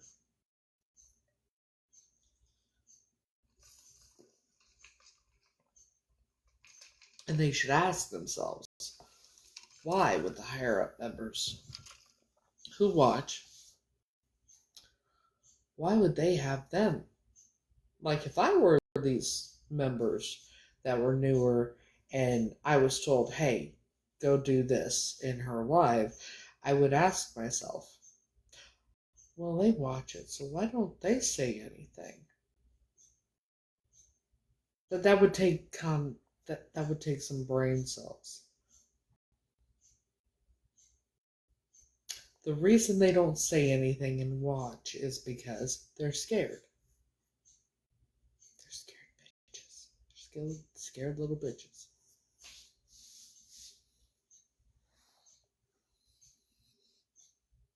That's why.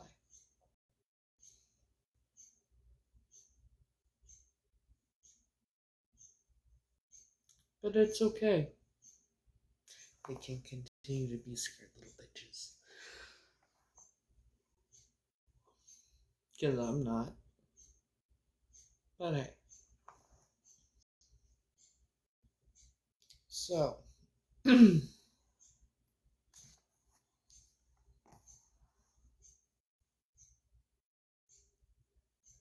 If nobody has any questions, I'm going to just play music and sing.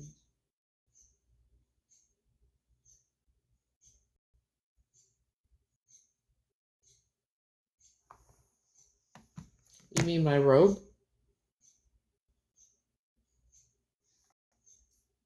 This is a robe. It's nighttime. That would be why.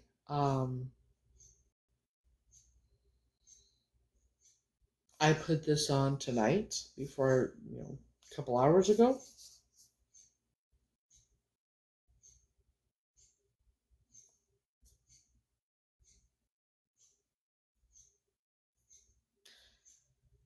You said you're not scared. What would you be scared of? Are you a part of that cult?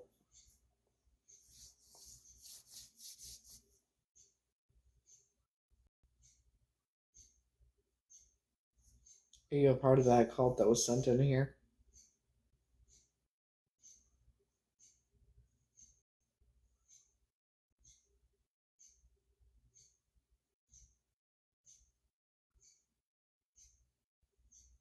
I'm intrigued. Now that you said something, now I'm very, very curious.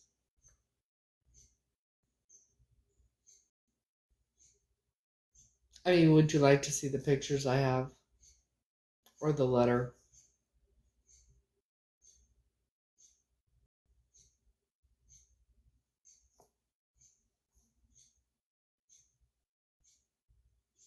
Come as SZ. Okay. Now, I'm going to ask again, are you part of that cult?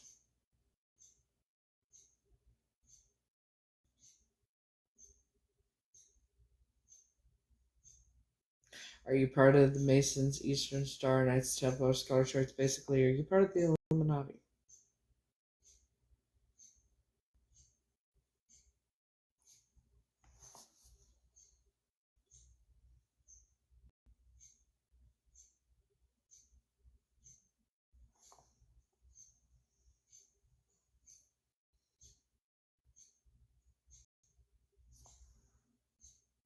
Yes or no? You know.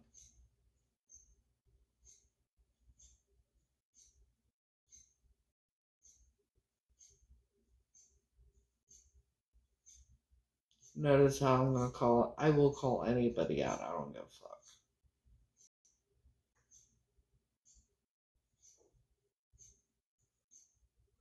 It's very interesting that you were asking me what medications I took. Do I drink? Um,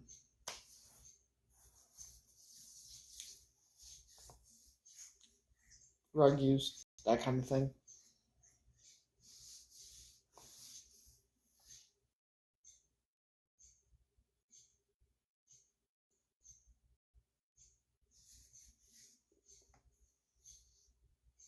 No, I'm asking. I'm specifically asking. Are you?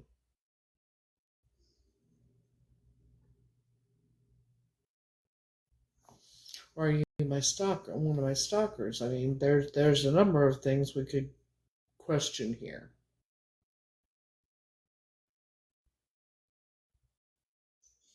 Like, who are you? Shocking. Shocking.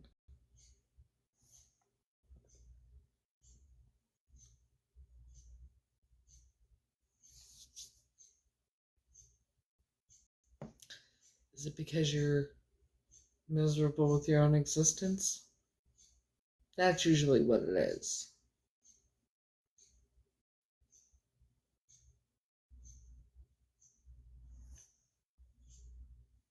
We're gonna take care of this right now.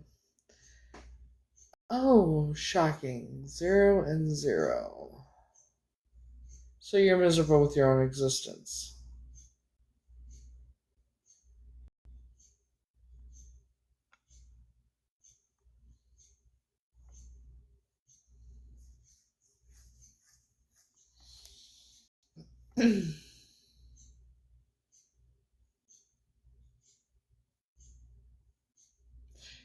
You know, it's sad and pathetic. It really is.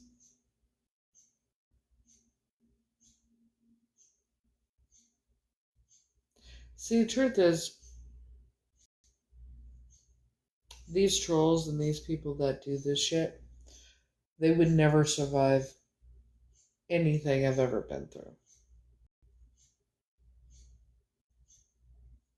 Never. But they want to act all big and bad, hide behind fake accounts, do not have the cojones to say it to my face or come on their actual accounts.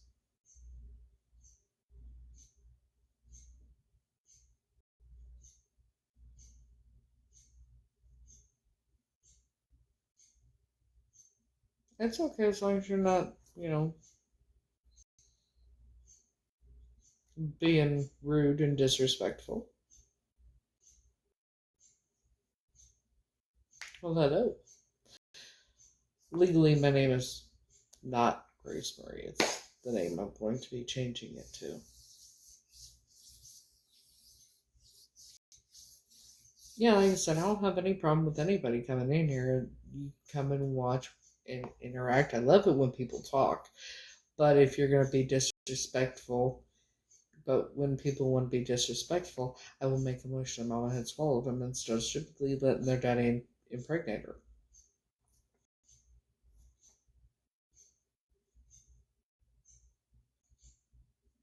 You know? That's just... It's just who the fuck I am. You know? I try and have a good time. I try and I don't, like, I've had enough drama, negativity, abuse, all that shit to last 10 million lifetimes for everybody in the world. And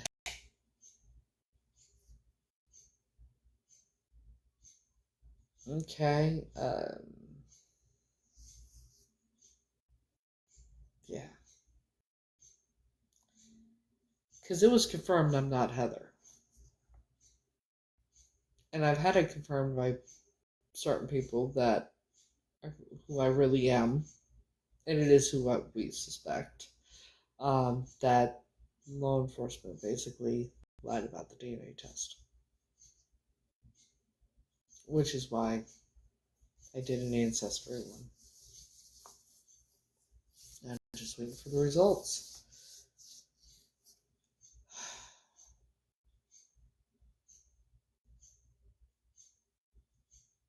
So,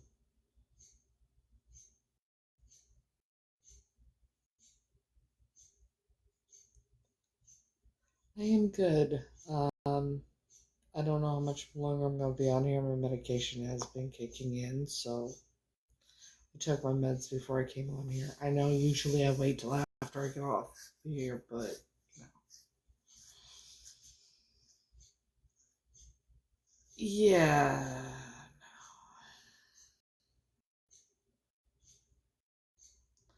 Sure, we'll accept it. We'll see how this goes.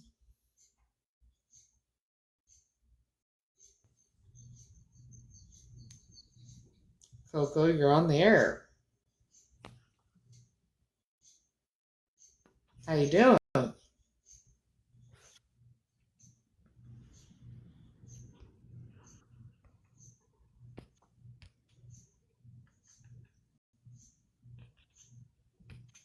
Okay then. Do this real quick.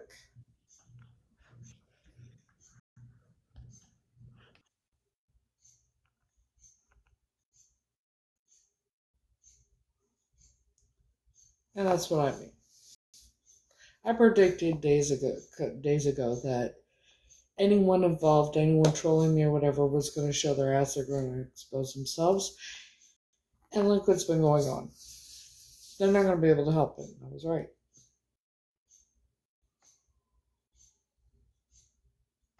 Yeah, I'm just waiting. I'm doing alright though.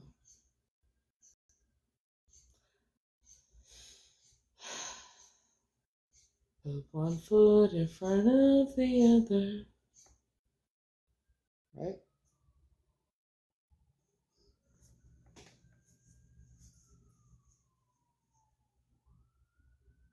That's a normal thing.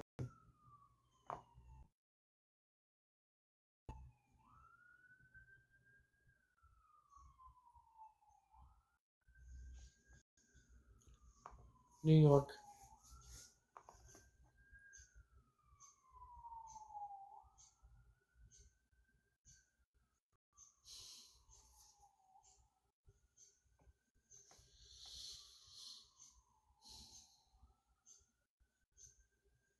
So, once it comes back, it's going to show exactly who I am. And,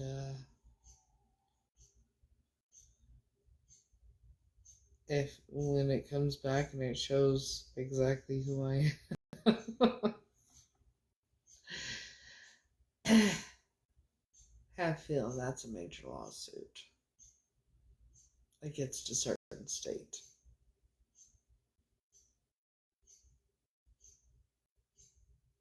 You know.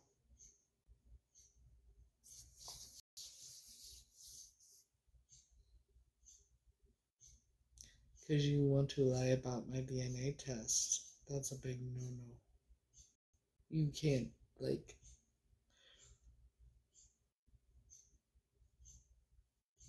That's a big no-no. That's legally that's a big no-no.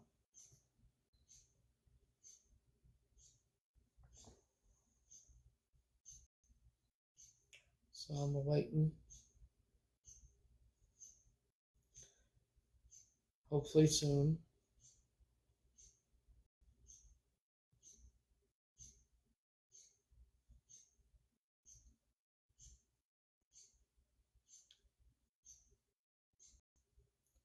ancestry DNA test that I did. See, Tanya's sister did one. I know she did one. That's why I said. And you know, if I was the real Heather, it would show me being related to the aunt and the cousin. Either way. But it was confirmed to me by several people of who I really am and who I am not. Yeah. So it's just a matter of time.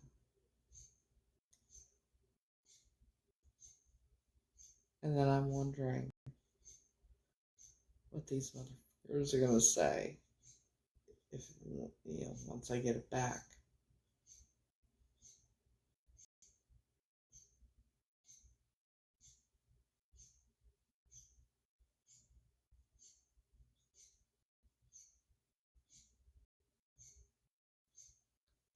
So,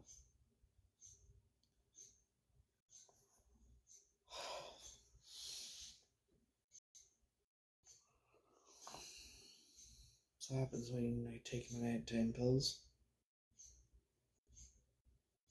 Shit.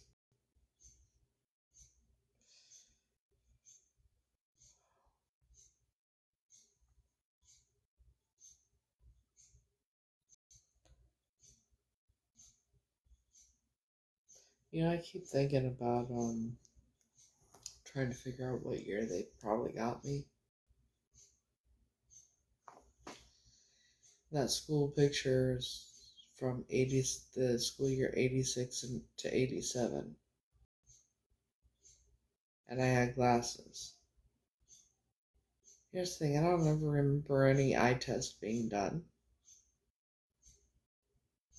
I only wore glasses for a short amount of time.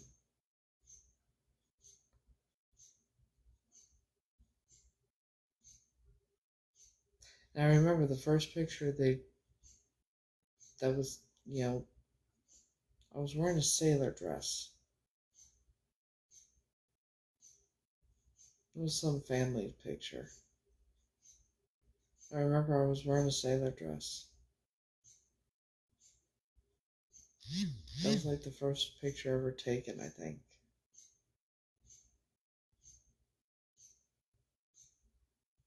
And what's really weird is there was professional pictures taken of me and the uncle together. He was wearing his Marine uniform, and I was wearing a pink dress. And it was the same dress I wore at like a preschool or kindergarten graduation.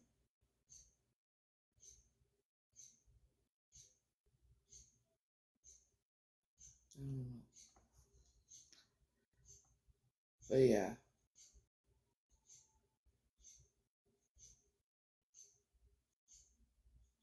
I remember they had me doing taking piano lessons briefly. I was on a kid show called Romper Room.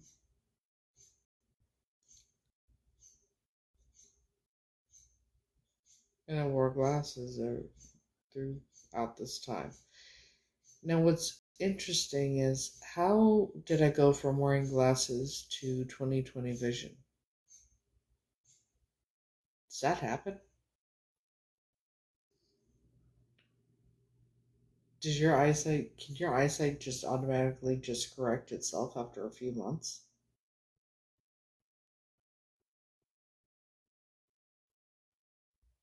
Or whatever. Is that possible? Like if you're a kid and you wear glasses, your eyesight can correct itself where you end up with 20/20 vision?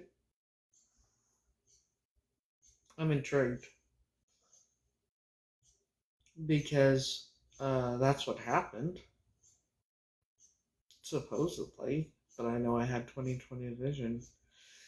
Uh, I didn't have to wear those glasses very long. Matter of fact,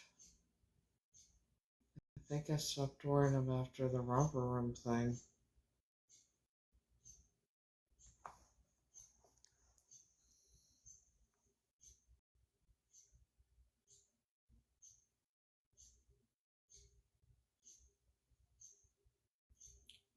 Let's find out. If a child wears glasses, will their eyesight be corrected to 20/20 vision? Oh, Jesus Christ. If a child wears glasses, will their eyesight correct to 20/20 vision?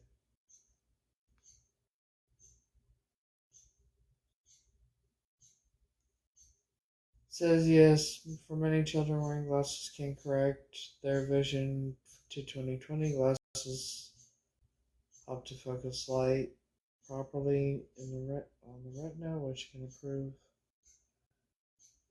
Okay, evidently it is possible, but I don't ever remember having any tests done. I don't.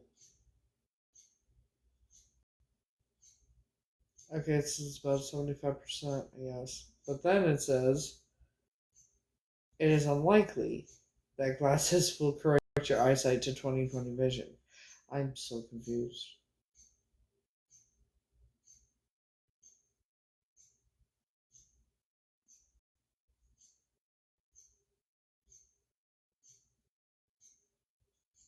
It's saying different things. I don't know. Then again, it's possible that the glasses were fake.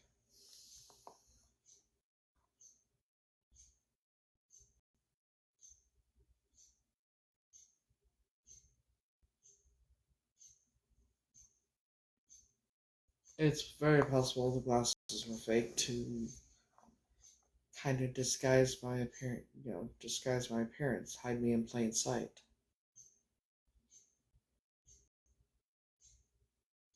There was no laser surgery. I wore glasses for a certain amount of time, and then I didn't have to wear them anymore. It was 20/20 vision up until a couple of years ago, a few years back. But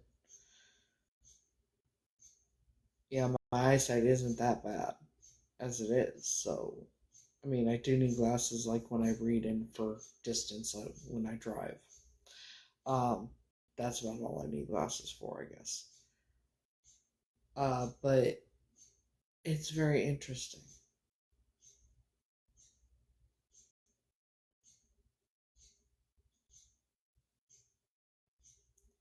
I don't ever remember having any eye tests done for glasses.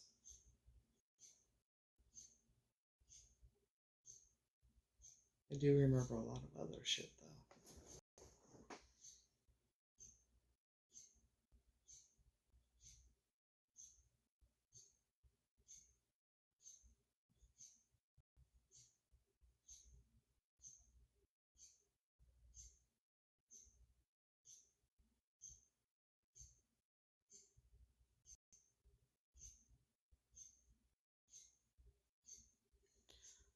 So, how many of y'all have ever been to the circus? Because I'm wondering about something.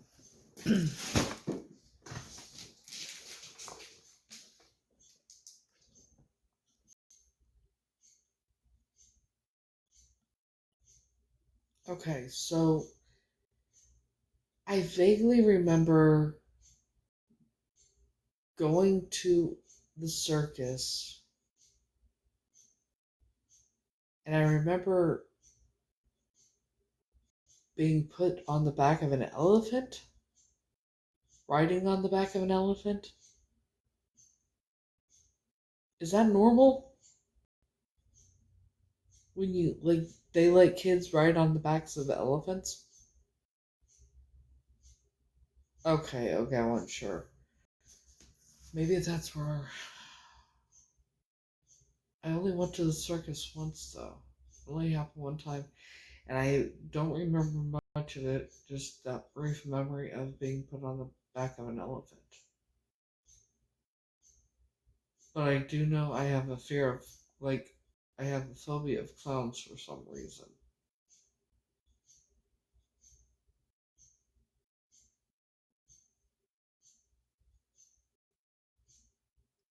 I wonder if it has something to do with the circus. When I was taken to the circus.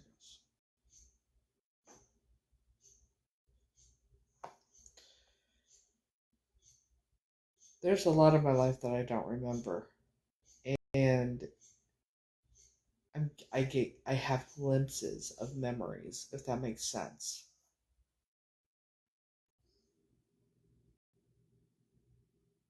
Sometimes it's like I'm right there and it's happening right there, and I'm like little, and then other times it's like what I'm watching, kind of like watching a movie, but in the room, and I'm seeing things happen to me, if that makes sense.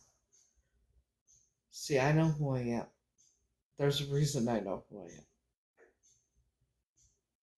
Because the memories I have, some of them are I'm watching things happen to me.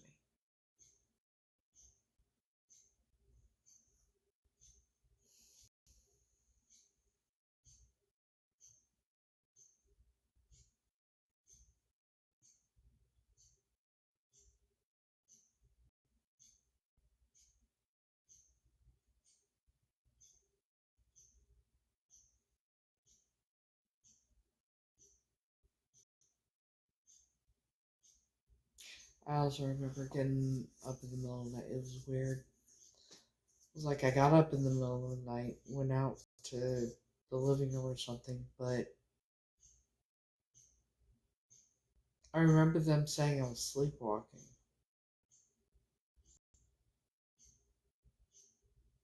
I drank a Pepsi. They said I was sleepwalking, but I wasn't asleep. But something was very off.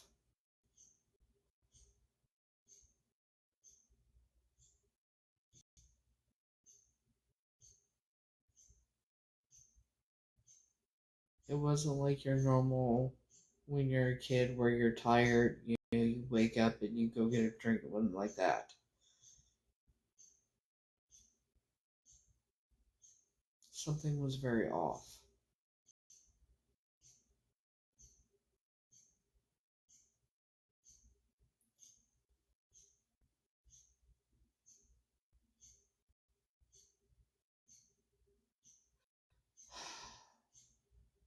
There's a very there's a reason I have such a high tolerance for everything.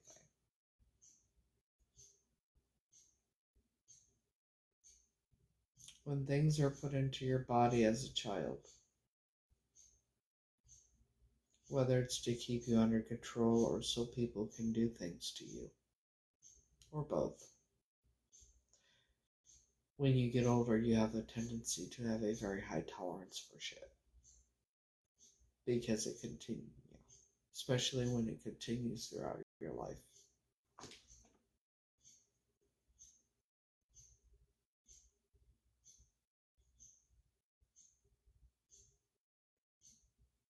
Think about this. At one time, I don't know how she got well. That them being part of that cult, doesn't surprise me. She was able to have a nurse practitioner and doctors put me on a total of at least 30 different prescriptions where I was taking approximately 90 pills a day, sleeping 23 out of 24 hours a day. Back then, she convinced me I needed to be on SSI, and then she also convinced me that she needed to be my payee. And then told me she had to be in all my doctor's appointments with me, including psychiatrist. She was able to get them to put me on all that medication.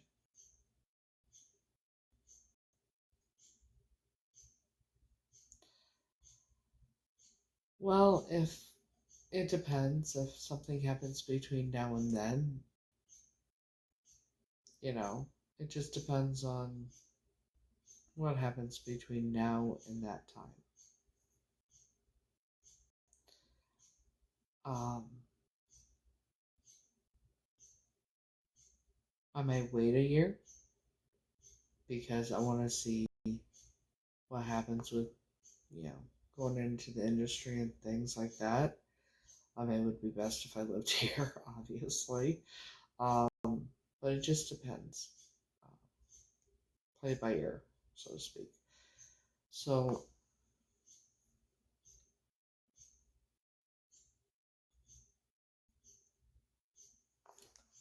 yeah. She had doctors put me on 30, at least 30 different prescriptions.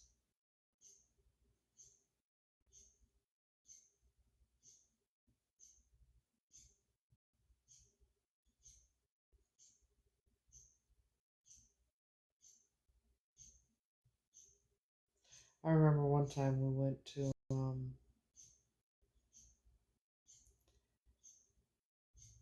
went to stay with the cousin and um, the aunt because the cousin was trying out for Jeopardy, which she eventually got on. And we were staying at a hotel, and I was on this medication for, it wasn't a narcotic, but it really fucked me up. Couldn't figure out why. It was just weird. Um, but I remember her waking me up the next day because she touched me. And I just woke up. I'm like, yeah. She's like, oh my God, are you okay? And I said, yeah, why? And she said that I was screaming in my sleep. She heard me screaming in my sleep. Here's the thing. Her and the aunt, her sister and her niece, were all sharing a room. I was sleeping in the living room of this hotel room.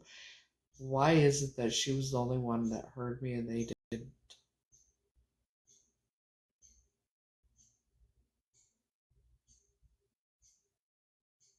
Any guesses? Knowing what I know now, I'm pretty sure I know what it was. Because I'm pretty sure I was not screaming in my sleep. But I am pretty sure that she was probably trying something.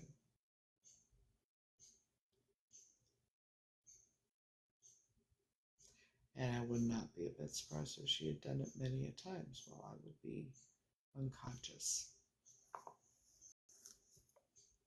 And God only knows who else.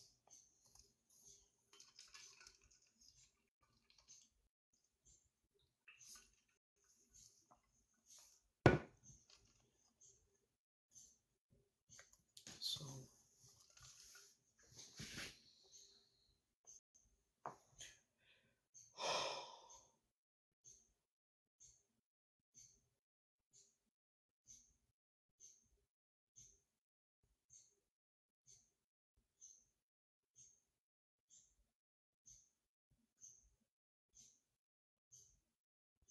I don't think they got me till about probably 86. And I sure shit don't look like I'm almost 6 years old in that picture.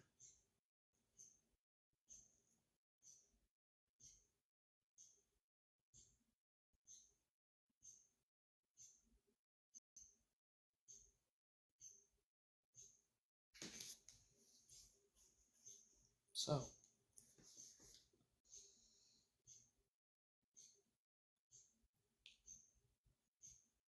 my phobia of clowns could stem from something that happened at the circus.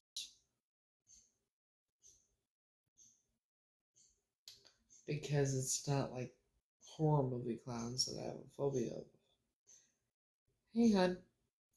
Um, it's like Bozo the Clown. Regular clowns I have a phobia of.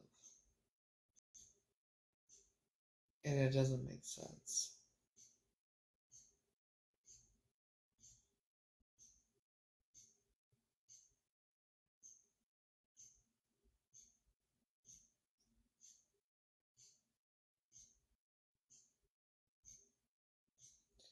And it sucks having bits and pieces of memories.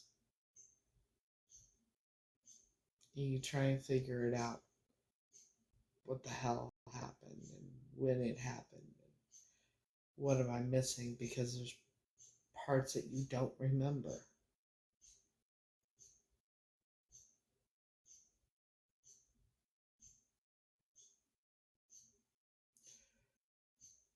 But from what I've been told, things I don't remember are far worse than the things I do remember.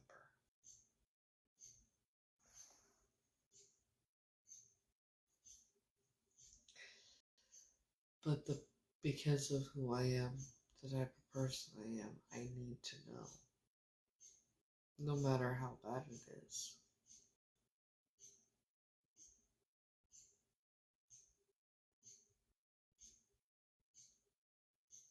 Because that's the only way that they're going to pay for what they've done.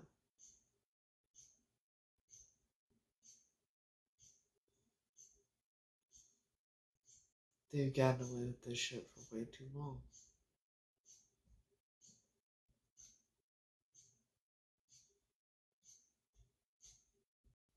Every victim deserves justice, including me.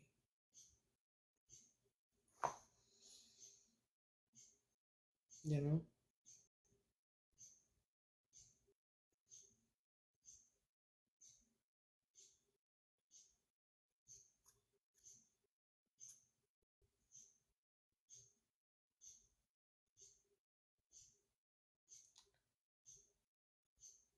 Isn't it interesting that the very first memory I have being with that family, I was running away?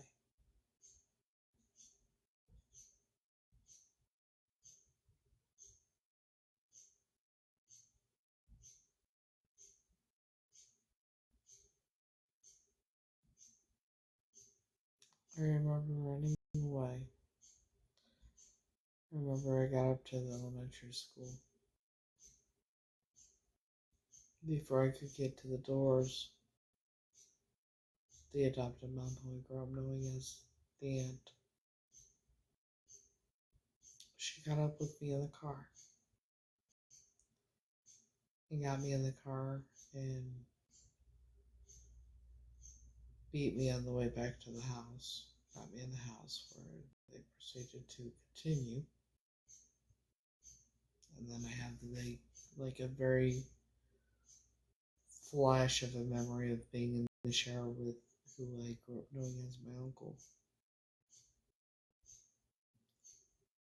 And then after that, my memory that I have is I couldn't stop urinating. And they had to put me in diapers until they took me to the doctor to get me a shot in the hip to where I would stop urinating.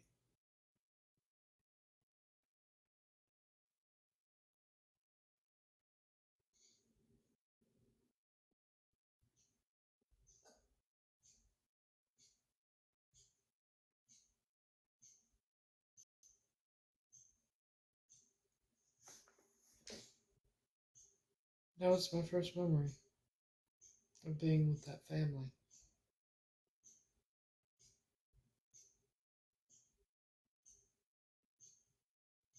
I tried running away.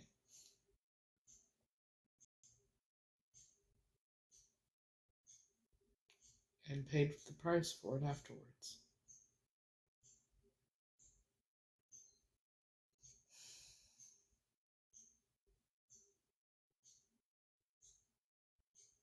That's probably why I stayed so long and kept going back there to that family. I was conditioned to do that, I guess. I was conditioned to believe that I needed them, and to never really leave. And if I did, to go back, you know.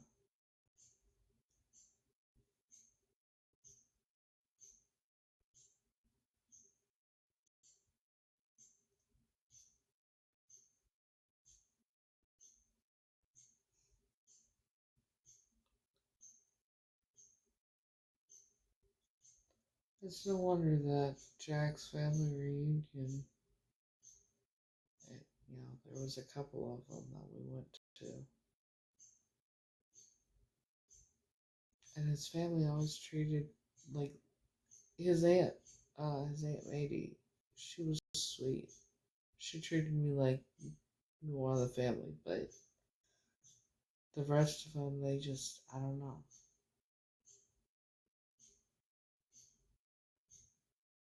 I was always looked at differently, treated differently, and not in a good way.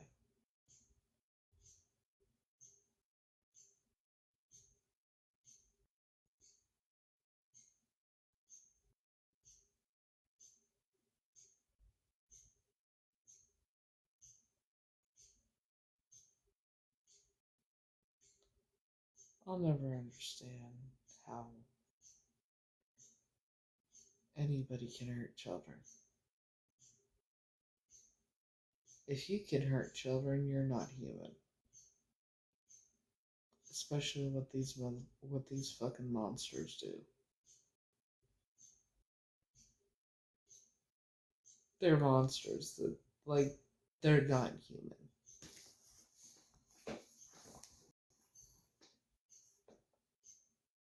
Humans don't unalive children the way they at all. Especially not the way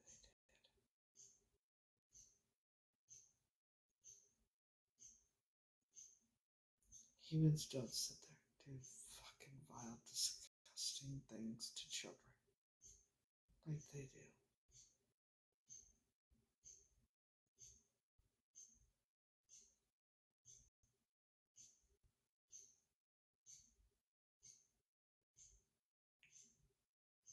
And they've gotten away with it for too long.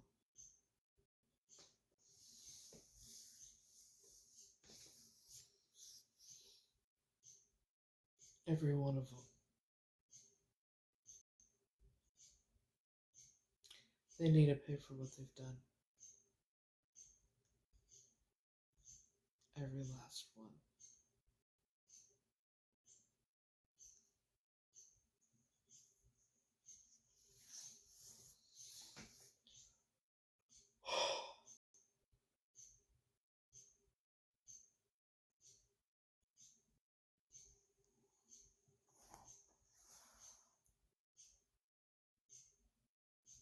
I'm gonna play my favorite song and then probably end this because I really need to go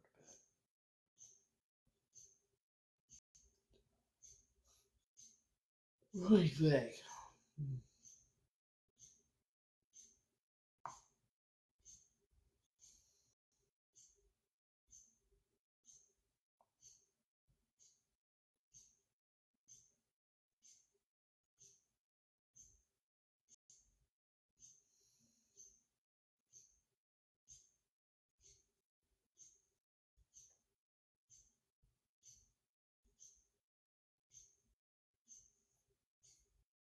Gotta play my favorite song. Always makes me happy. I promotes it up sometime.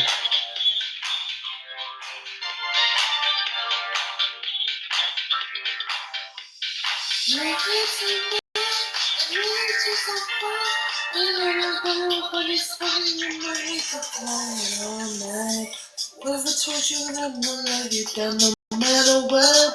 Was the torture that you balanced the feeling in my gut? What if you said even thoughtful did I give you one more chance? Would you like that? Bring it back like that? Would you like that? What about you? Won't be sidetracked whenever. I'll be right there. Say what you need, I'll be right there. You know what's me to stop. Who's swearing from my heart? Bring to the color, bring up my life, bring up my life, yeah. Cause it's enough, and it's so fun. You everybody's putting in the week for fun. Stars in your eyes, you give me all nights. You everybody's putting in the week for fun. I just been floating on the clouds just to tell. How you make me addicted to that baby too much. Every night I turn to the just the two of us. Like that. I still am. I'm sick to my stomach. Huh? Me too. Feed off. Yeah, because I wasn't expecting. I thought you'd be here early. I don't mind the music early, but look at up above. It's all dark. You let her? She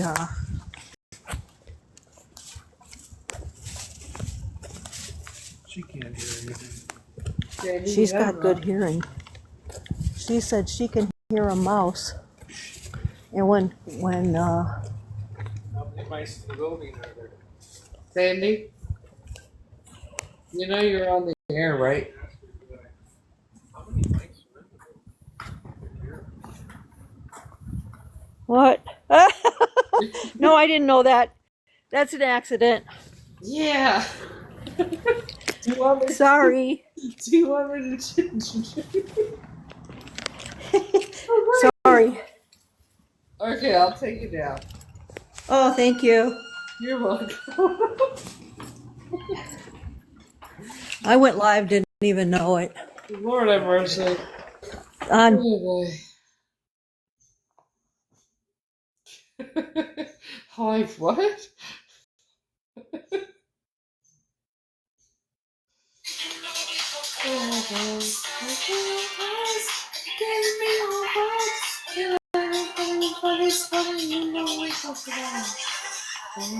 How is just floating on the clouds just to tell? How is it me addicted to that baby too much?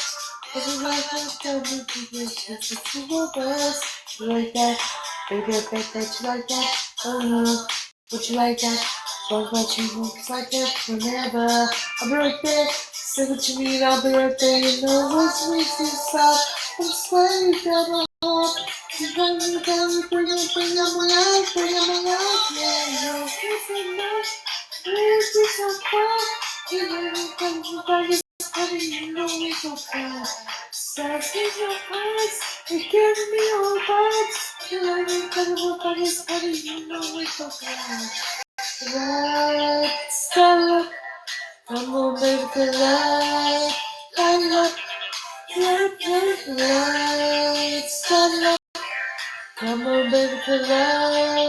Light up, your hips and mine. Energy's on fire. You learn everybody's coming, you know we go far. Stars in your eyes, you give me all that. You know we go far. Hips and mine, energy's on fire. You learn everybody's coming, you know we go far. Stars in your eyes, you give me all that. You learn everybody's coming, you know we go far. So that's my favorite song. Also my favorite person. No. It's all good. It's all good. Yeah. Had to listen to my favorite song. Holy shit. This is why I wait usually after I get off live to take my medication. You know.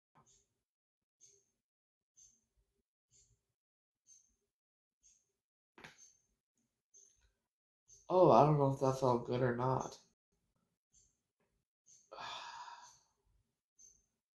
Yeah, that's not normal. How many people can do that?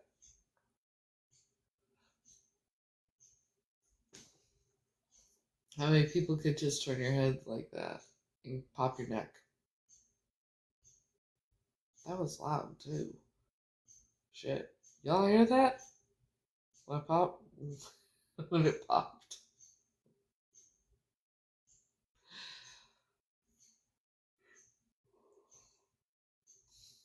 Anybody else do that? Or you just do like this, and it pops your neck?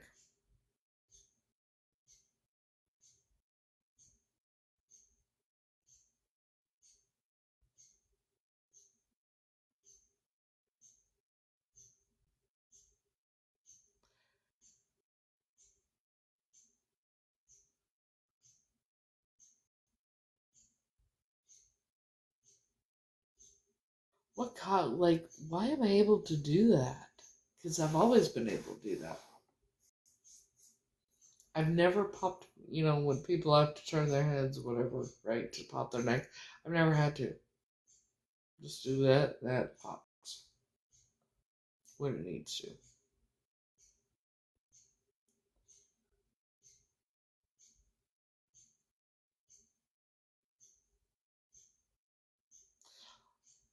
I'm now wondering something. I wonder.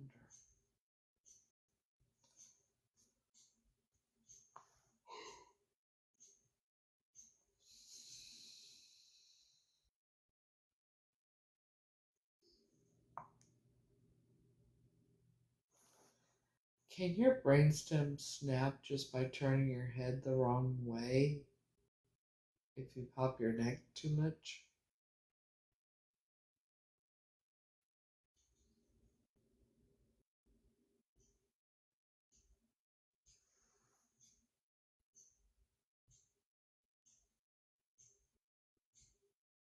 Well, that's interesting.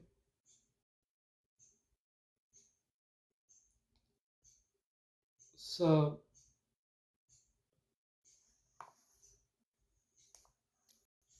John's brother David, supposedly he cracked his neck all the time.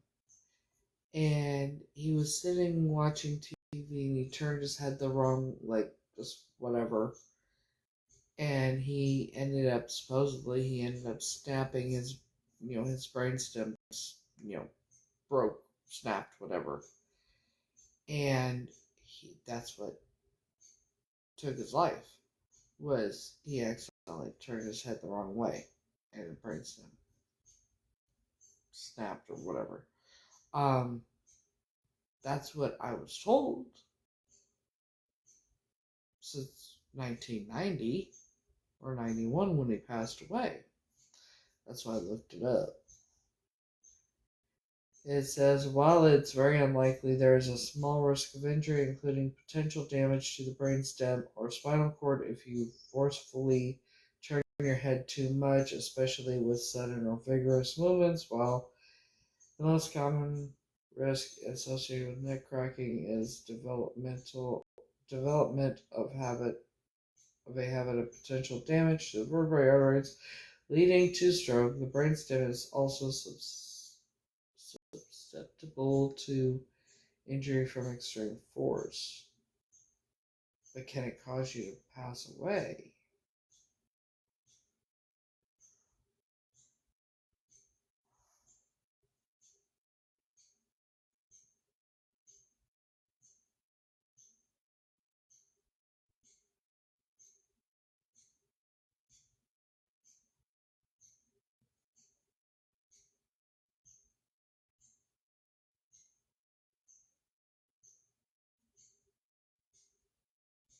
Okay, what would I ask for that?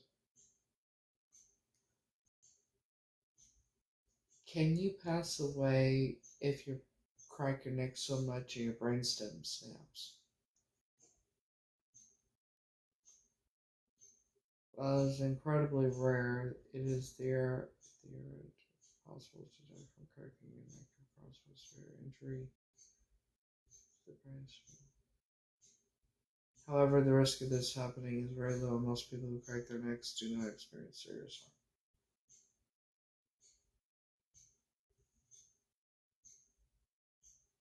Well, that's interesting.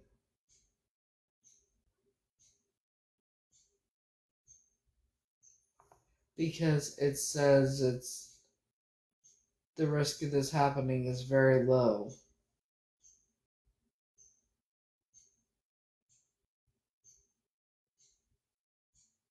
It says while it is incredibly rare, it is theoretically possible to pass away from cracking your neck if it causes a severe injury to the brainstem or vertebrae artery, usually leading to stroke.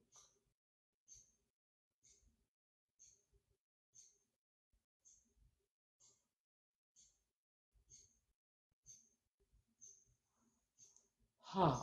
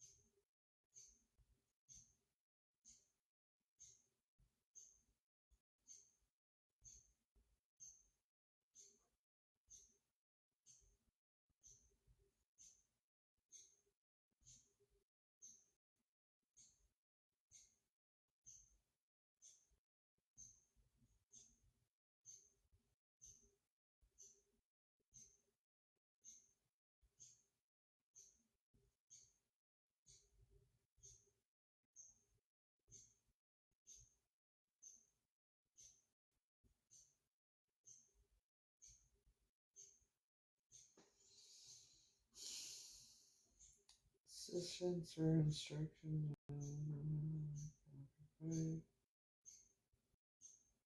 I'm not even trying to do. I'm just trying to find out how he passed away.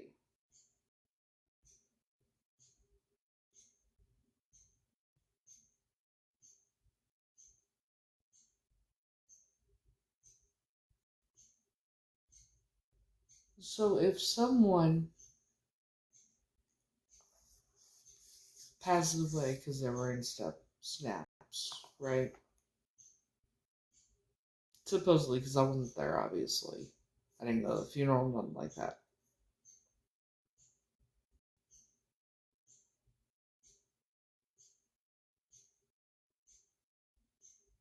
Someone could have hit him in the back of the neck, maybe?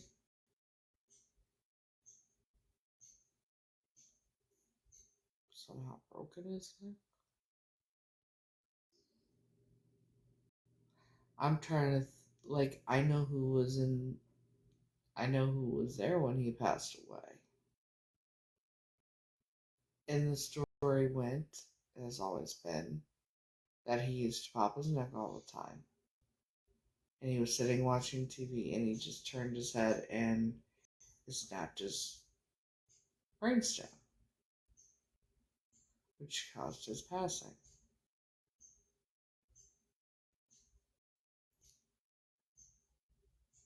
His daughter found him, supposedly.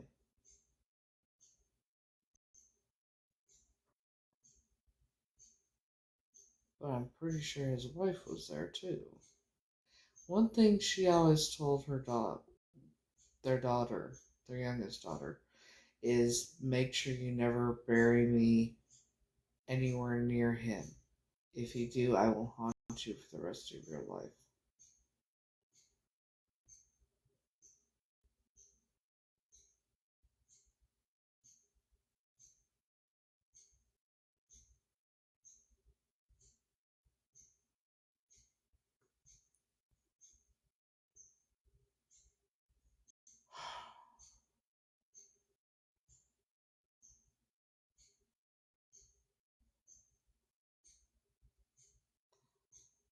I wouldn't be a bit surprised if one of the two had, you know,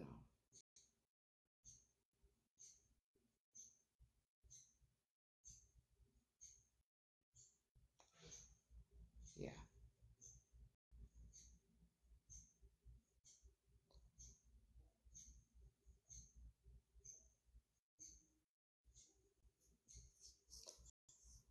I wouldn't be a bit surprised if he was abusive to his wife.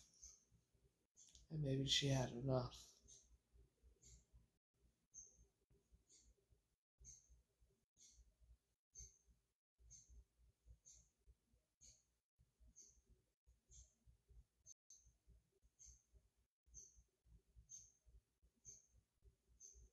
Hmm.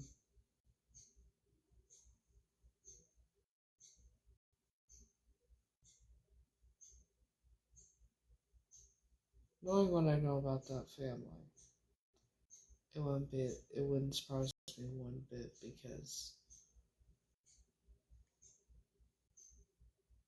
he was something else. He was a creep just like Howard.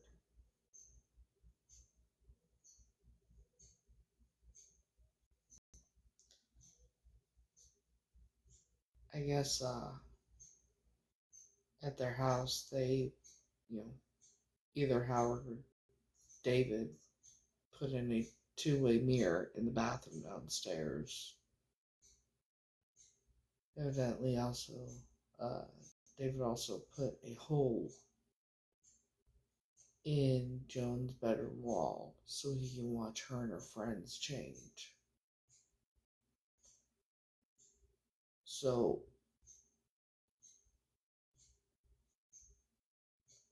what would be the odds that, yeah, and that's a sister. What would be the odds that he had done something to Jerry, his wife, and she got tired of it? Or their daughter, and or their daughter could have covered for her mom.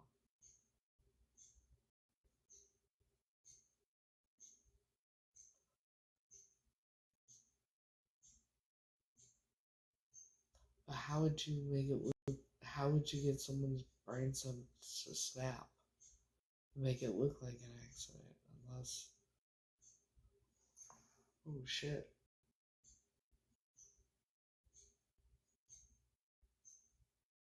oh shit.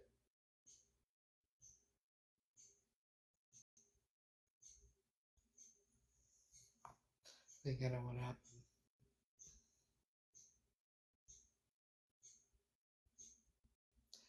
Unless you broke someone's neck.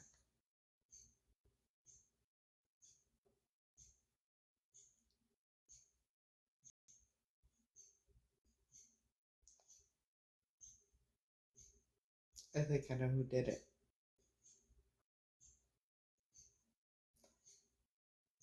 See, the person that I think that did it went to school for chiropractor to be a chiropractor. So, uh, that would that person would know how to do that, right?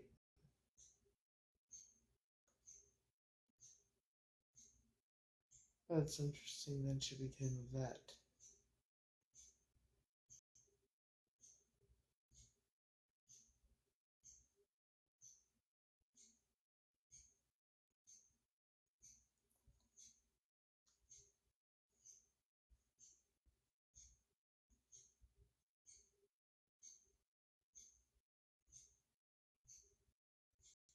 Oh my god.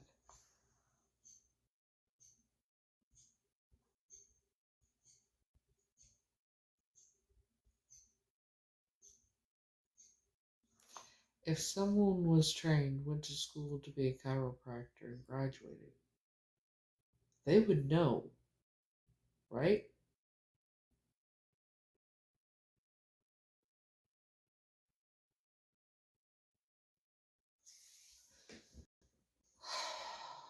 They would be able to. Like if they were saying, hey, let me adjust your neck, let me give you an adjustment.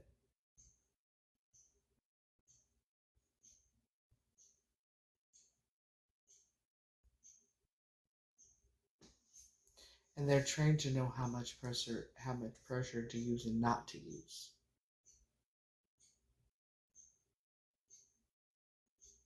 And if it had been an accident, um, that would be one thing. You would think that if it had been an accident, they would have said, you know, hey, this happened. That kind of thing. And she's the one that found him. Holy shit.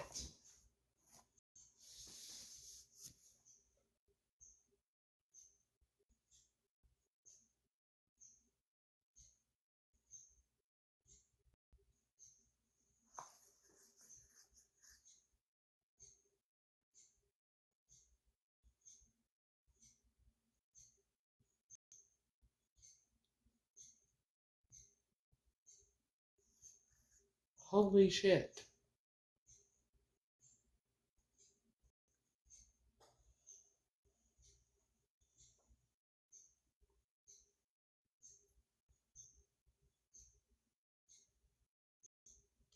Well, this has just gotten a lot more interesting, to say the least. No wonder she... Fuck.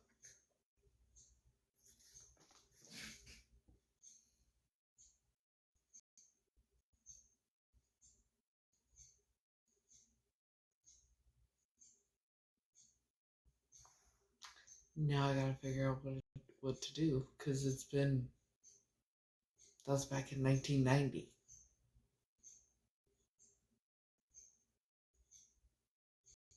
Um...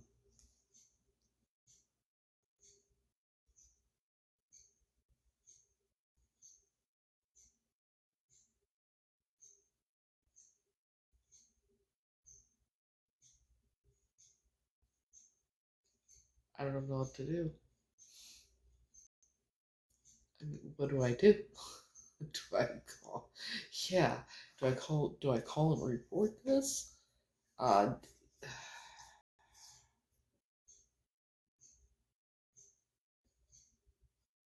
for her to do that, what the fuck did he do?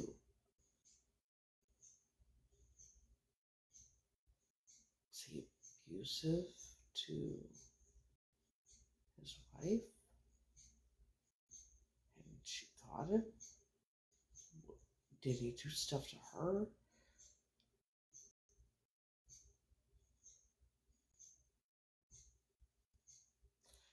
So, holy shit.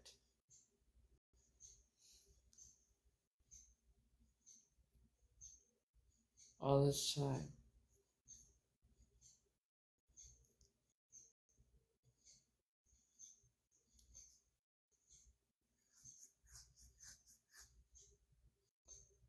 I don't think that she would have done it just to do it. I don't. I'm pretty positive about that. Um,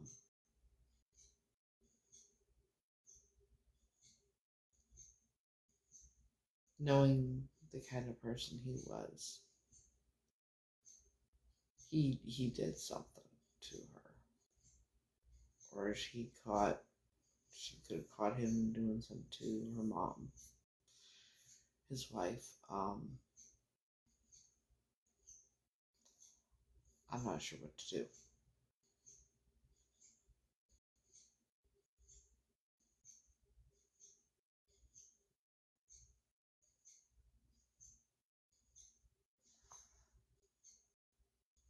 This is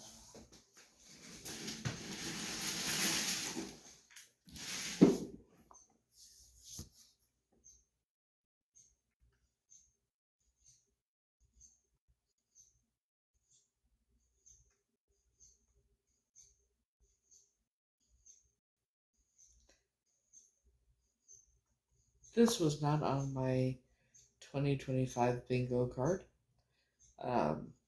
Figuring this out. I don't know what made me think about it, but it's been. Here's the thing. I've been thinking about that for quite some time. Thinking about, like, I couldn't figure out why. Holy shit! She unalived him. She unalived him and changed professions.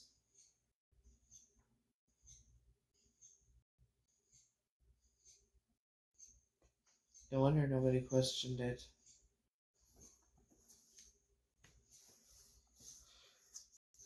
I always thought it was very odd that she changed professions like she did.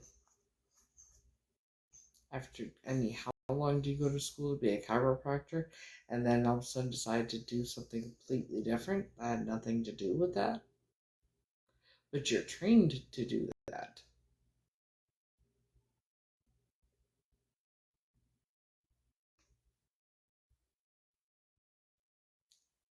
That's just...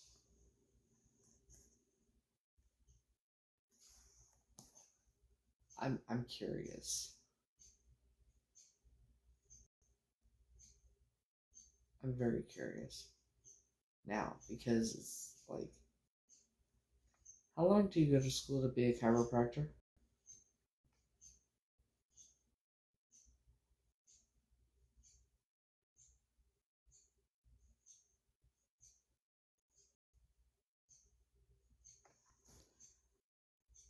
Why would you go to school for 7 to 8 years to be a chiropractor, then all of a sudden decide after a certain amount of time to go in a completely different profession? 7 to 8 years.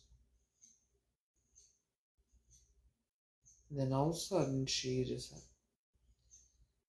How long does it take to become a vet tech?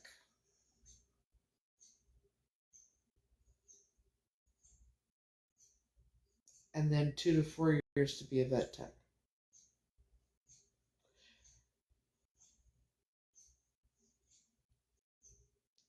I'm wrong, right?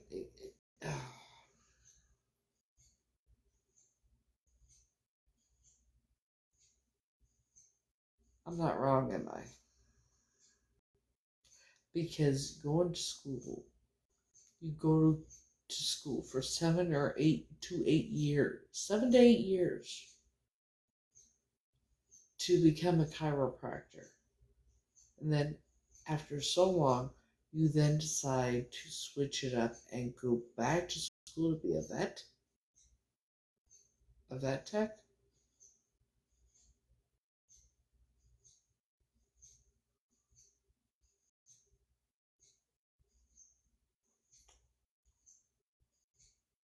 That's crazy.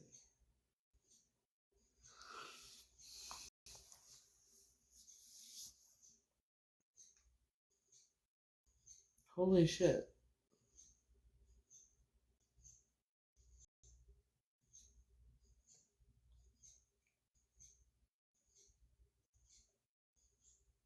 What do I do?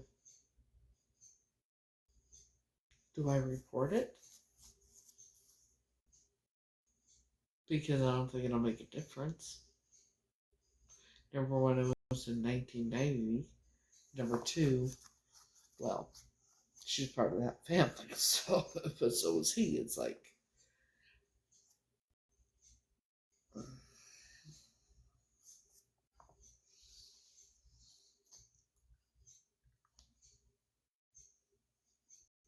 they get away with that shit all the time. What the fuck do I do? Any advice?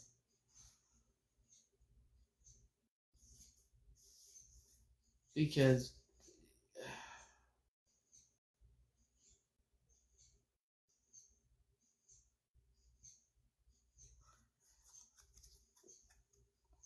excuse me, I think I might have to sleep on this because it's been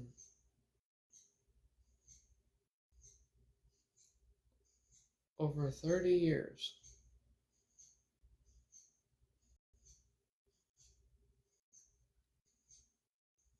He's dead and gone. He's buried. Um,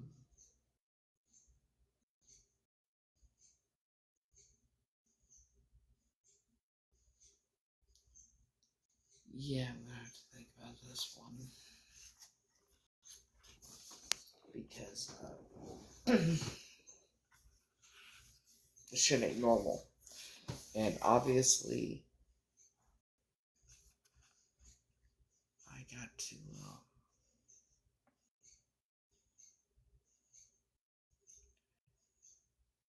I'm kind of in between a rock and a hard place with this because I know that for her to do that, there would have been a very, very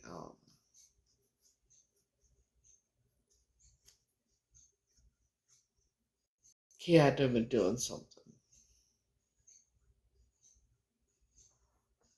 I'm not sure. It's just she wouldn't have done that just to do it.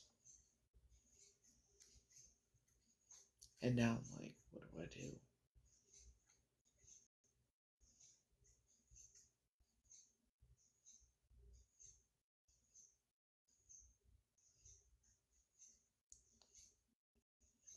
I think I'm gonna have to report it. I gotta do the right thing. Even though he was the way he was a monster. Okay, so Joan's brother, David, passed away in 1990. The story I was always told was he used to pop his neck all the time. He just was watching TV one night or one evening, and he turned his head and snapped. He turned his head the wrong way and it snapped his brainstem. That is highly unlikely, and it's been bothering me this whole fucking for years. So like that, just something didn't sit right with me, and I couldn't figure out, because for me to continuously think about it for all this time, that says something. The person that found him was a chiropractor. I mean, you have to go to school for 7 to 8 years to be a chiropractor. But after his passing, she decided to become vet tech and went to school to be a vet tech, and she is a vet tech now.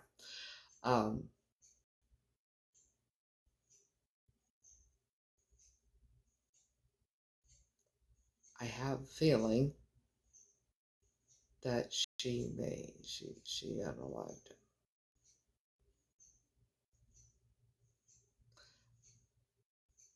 And I'm trying to figure out what the right thing to do is, because he was a monster. And she wouldn't have done it for just no reason. And this happened back in 1990. So I always do what's right, and I always think I put or what's right and just, and now I'm like, this is hard for me to make this, to decide what to do, because he was in fact a fucking monster. He was vile.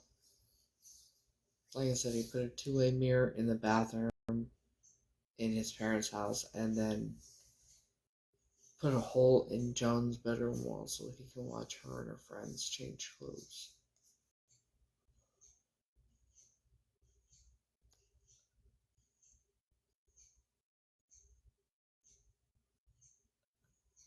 So, I have to figure out what the right thing is to do, because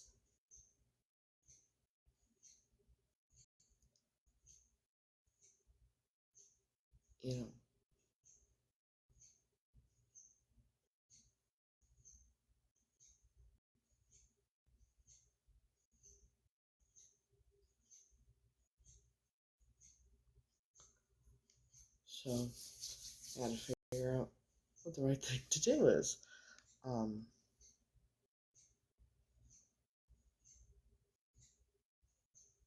Sorry, I took my medication before I came on, and I'm like, it's affecting me.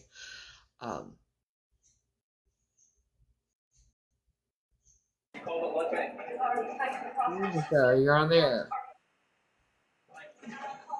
How you doing?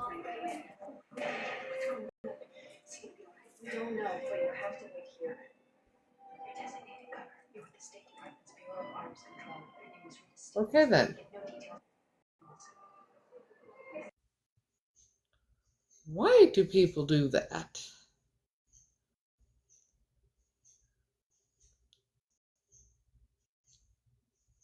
This happened in 1990.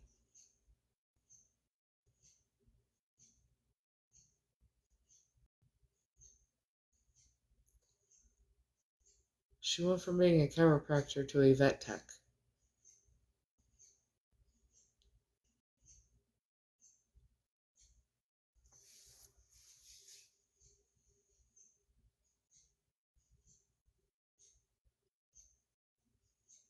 I also have to figure out where they were living at the time. Shouldn't be hard. I wonder if I have his obituary. Let's see. Or maybe it's online.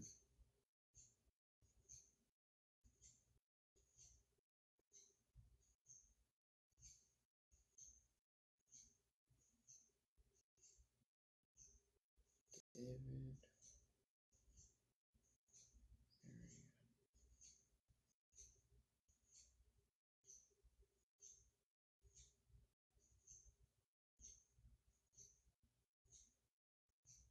Passed away in 1991.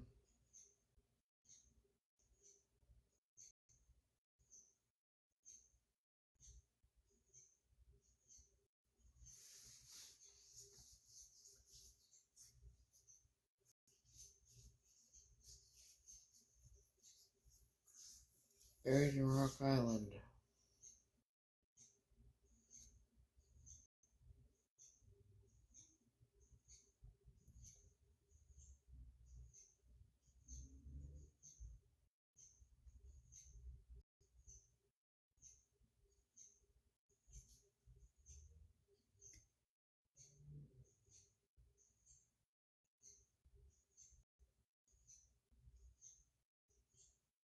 Billy Dean Arian. Birth February 27th, 1927.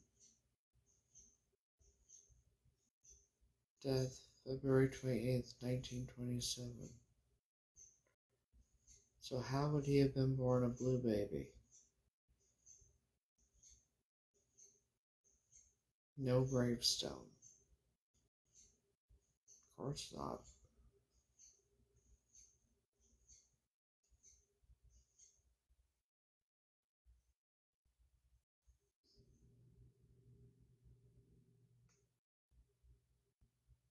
$6.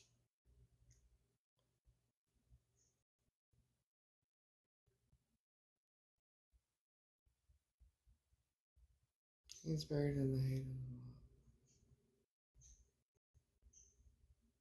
He wouldn't be a stillborn if he would lived for 6 hours.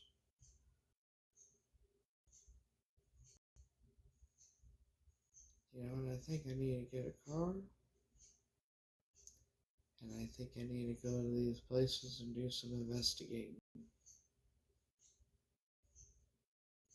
Because I know what happened to him.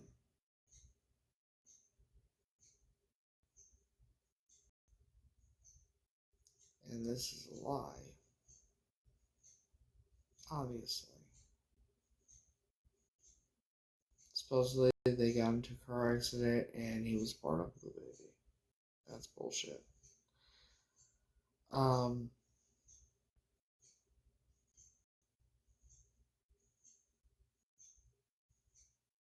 The problem is, his family is part of the Illuminati, so I'm not sure how this is gonna go yet.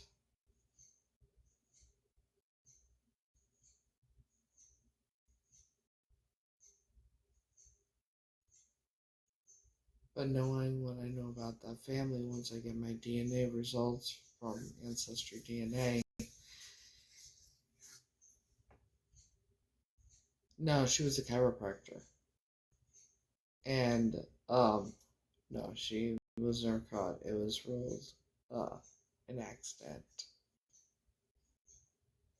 Because they said that he just turned his head and spinal cord snapped. Now, Billy Dean, or that's what they named Billy, is Billy Dean. That was the oldest. That was the oldest. And supposedly,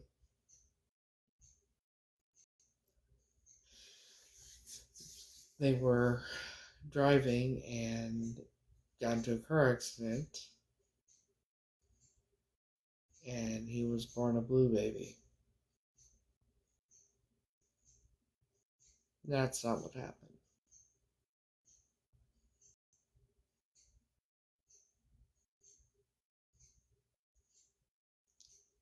I know what happened because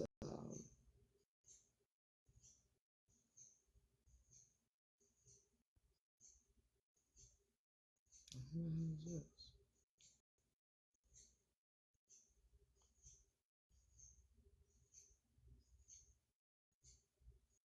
Now it's getting more and more interesting. Because why would somebody leave flowers? That's weird.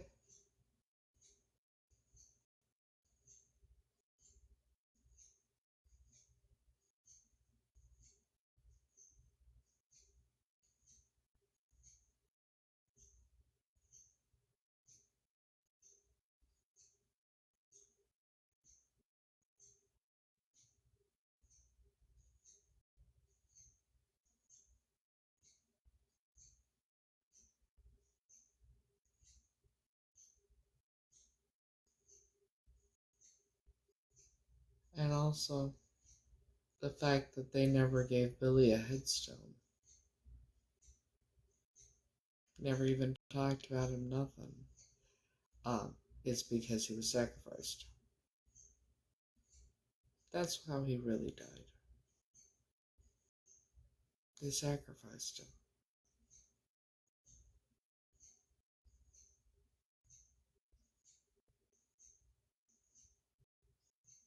She was also the one that found him.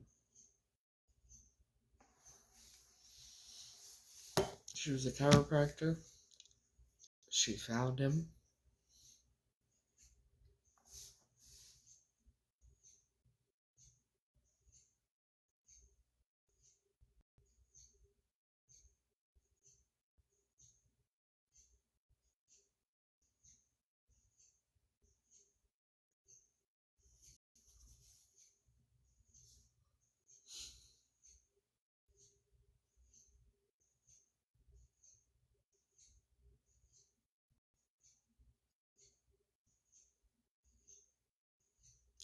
She could have told the police that. He just turned his head and, you know.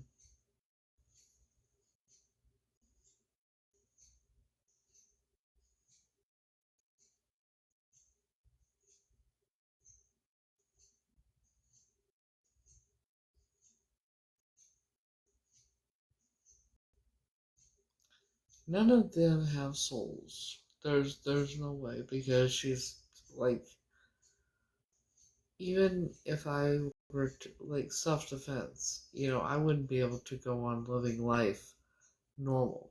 You know what I mean? I wouldn't be able to go on living life as if nothing happened. Would you? That's not something that's normal.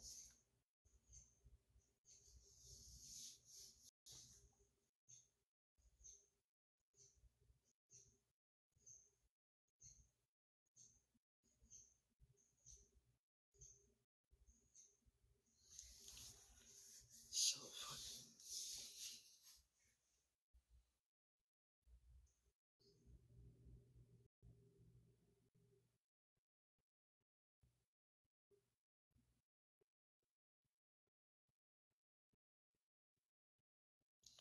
Also, the fact that he lived in. He didn't live in Illinois. He lived in Pennsylvania. But they transported him to Illinois just to bury him in Rock Island.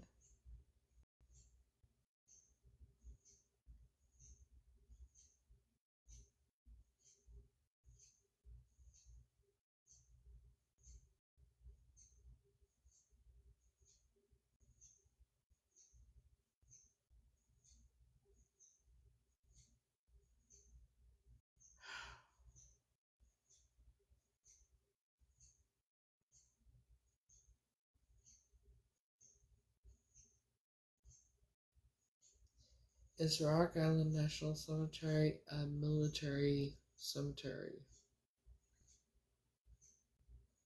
Yeah, okay. There's a military cemetery, yes. Um,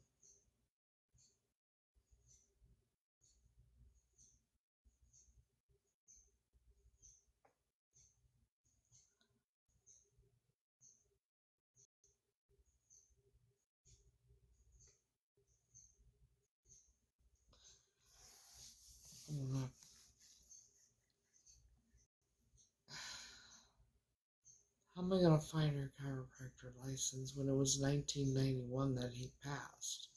That's another thing that's interesting.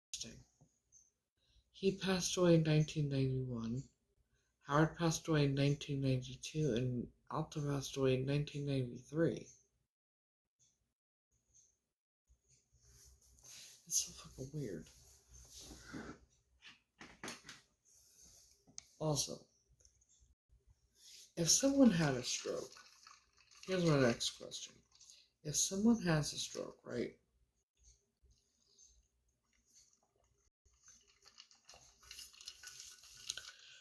Could they pretend that they can't walk, talk, move for years, and then the day they die, decide to move and roll themselves back to their room?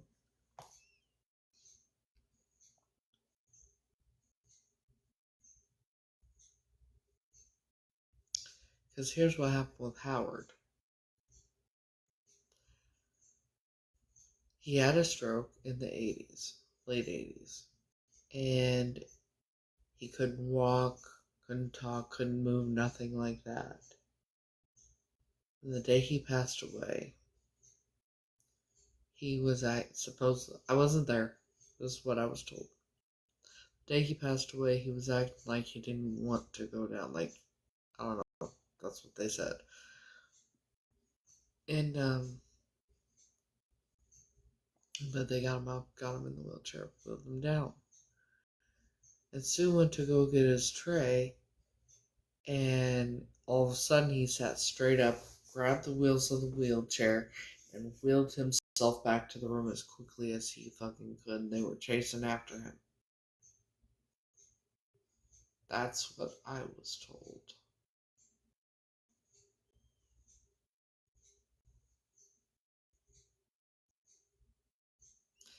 Is that possible? That all of a sudden he found the strength after so many years of not being able to walk, talk, move, feed himself, nothing.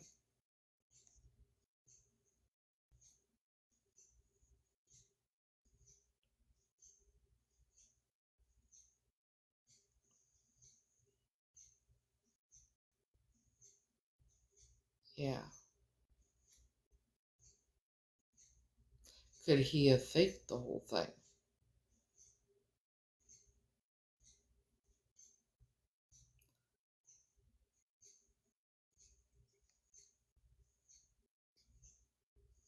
Also, I'm wondering if it was all a lie.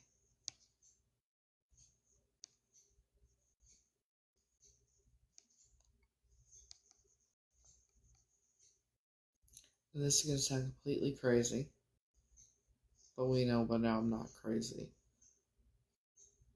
What if they... What if they're not human? I mean, look at what they fucking do. What if they're not human at all? What if they never passed away?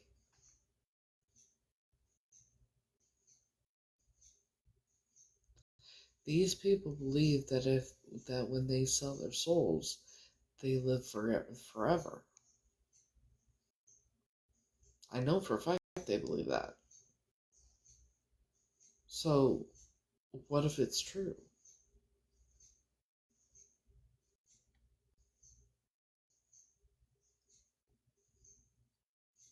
What if they all faked their deaths and went and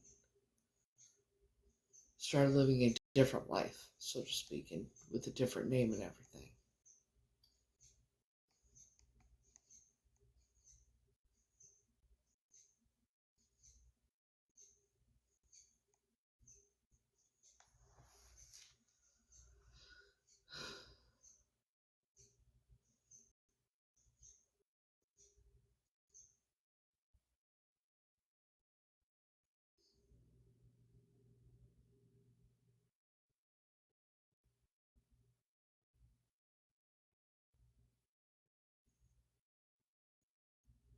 What if none of them ever died? What if they can't die? What if they just start over with a new life and a new name?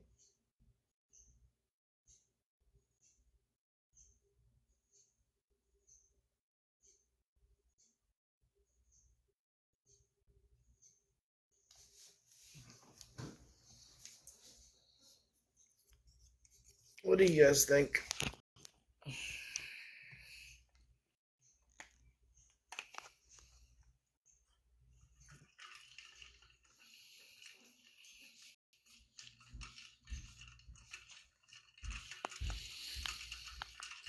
I think I need to sleep on it and do some really deep thinking and figure it out, because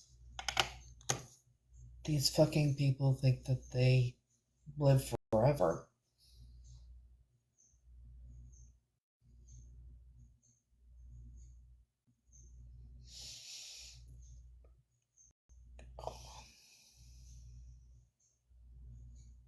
Truth is stranger than fiction.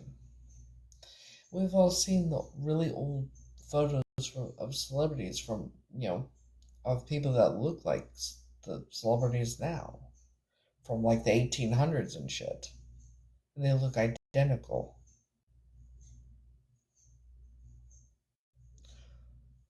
So who's to say it's not real?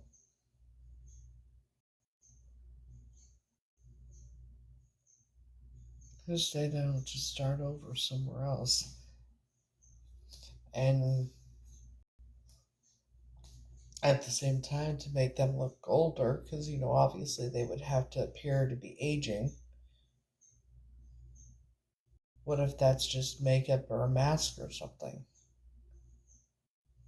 Prosthetics or whatever, you know?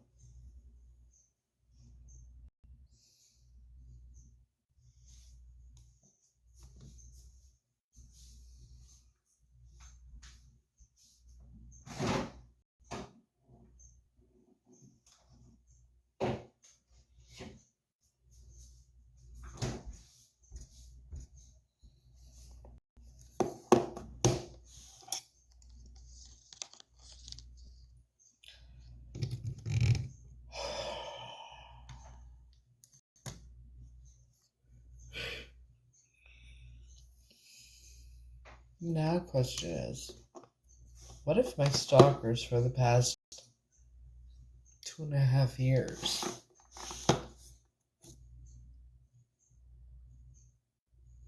wouldn't it be strange if it was Alpha and Howard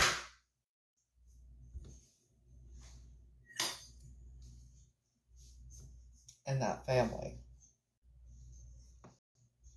And obviously they couldn't show who they truly were because they're supposedly dead and gone, right?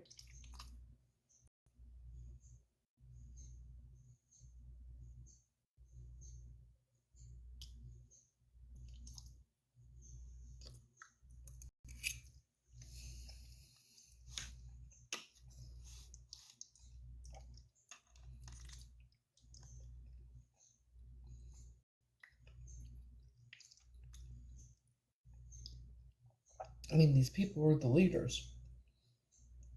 Probably still are.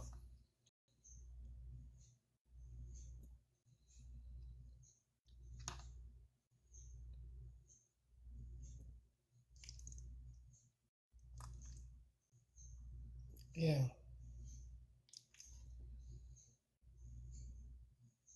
What if they never died?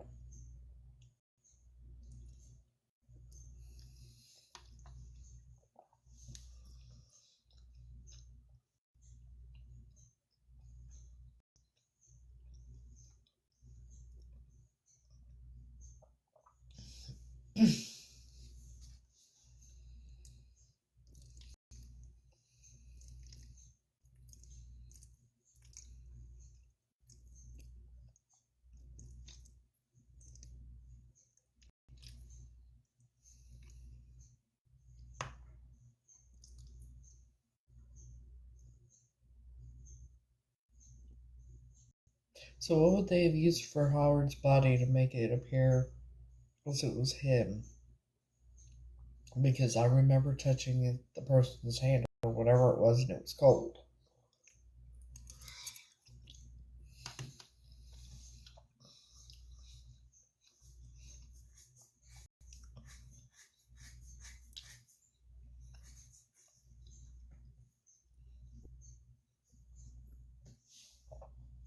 That's what's weird because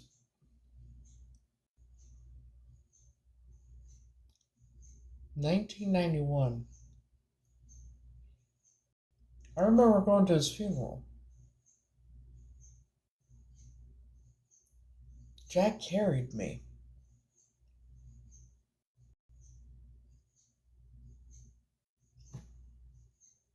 But this was 1991. Why would he be carrying me if I was almost 11 years old?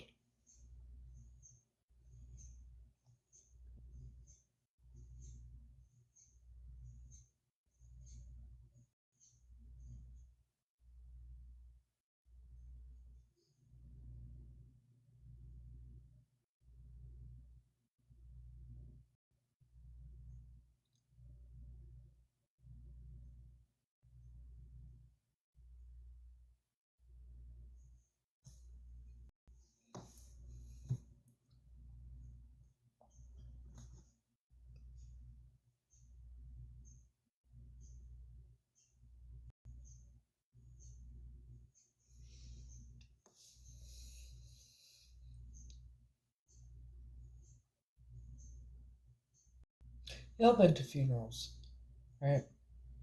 Where the body. I'm not talking about where the person is cremated. I'm talking about where there's a body, right, in the casket.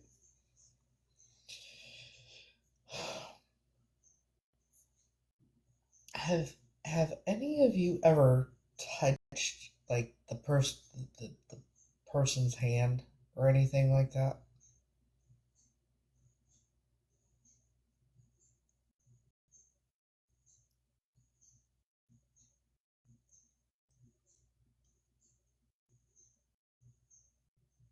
Is it really cold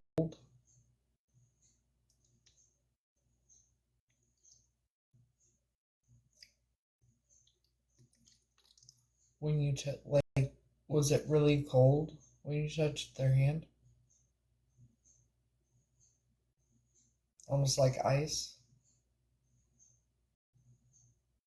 Okay.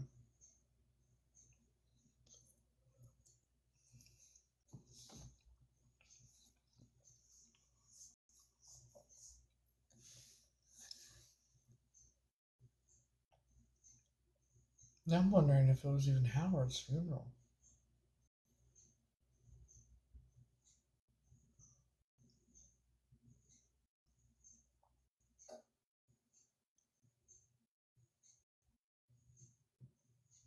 Because I had some, I can't get it. I don't know how to get it back to normal size.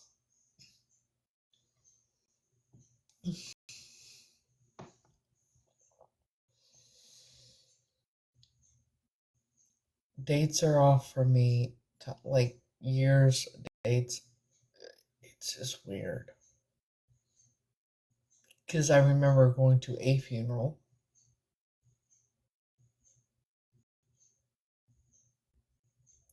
but I also remember Jack carrying me.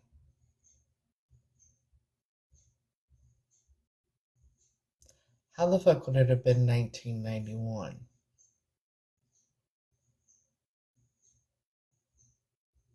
I don't think it was.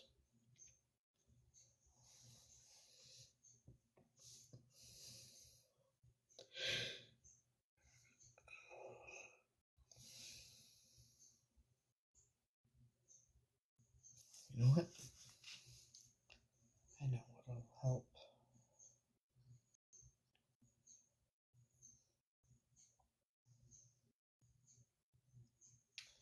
John Shade Stacy Sr. obituary.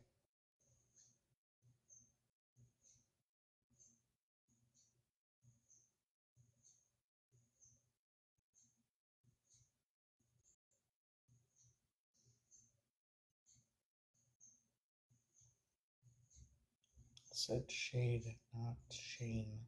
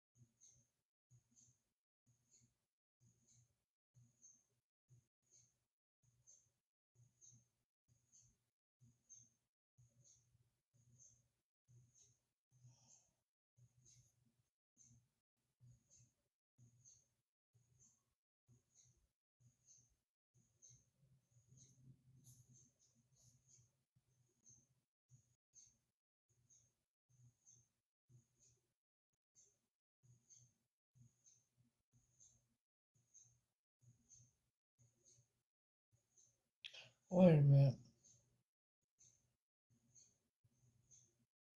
This doesn't make sense.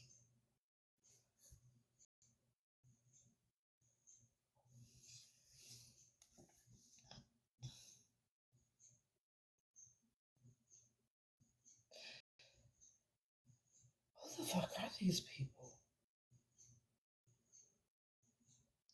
I'm looking up the Jack's father's thing, and I'm looking at the things. I was told that his mother passed away when he was an infant or very, very young, and he didn't know anything about her side of the family. But according to this, he was born in 1896 and passed away in 1984. But here it says his mother passed away in 1921.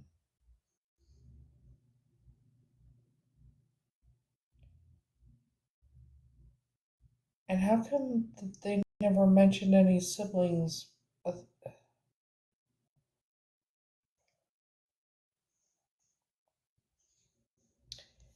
And his oldest sibling.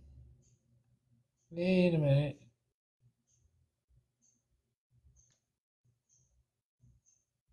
His oldest sibling, 1887 to 1887. It's always the oldest. For fuck's sake, I gotta create an account.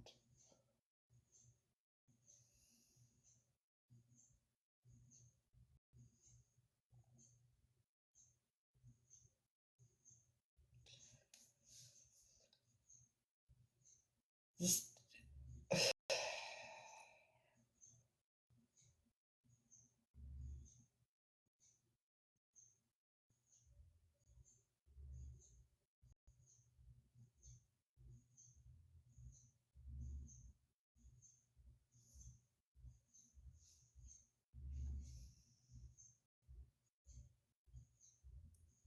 is so bizarre. Like, this is strange.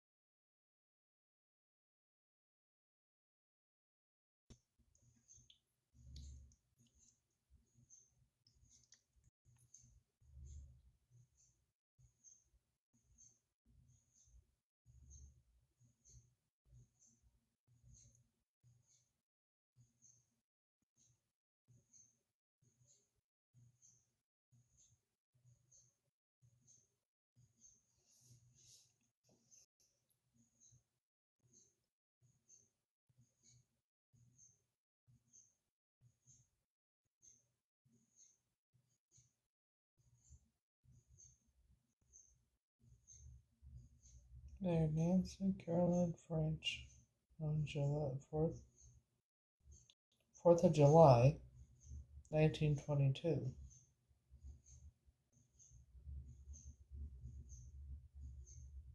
Her parents were at least two sons and two daughters. Lived in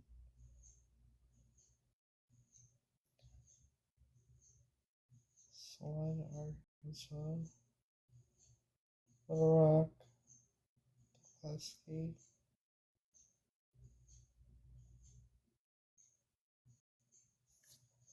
So bizarre.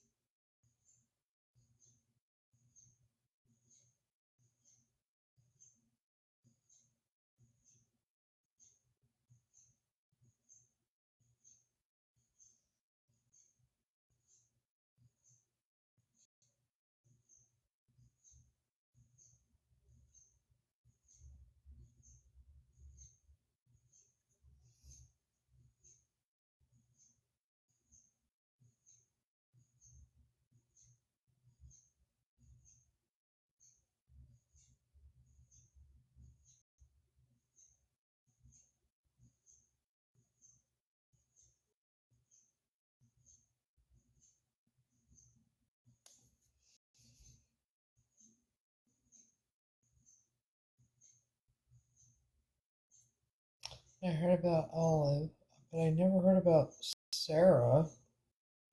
Fuck is Sarah? So Jack had an aunt Sarah that passed away in 1989, but nobody ever said anything about her. And why?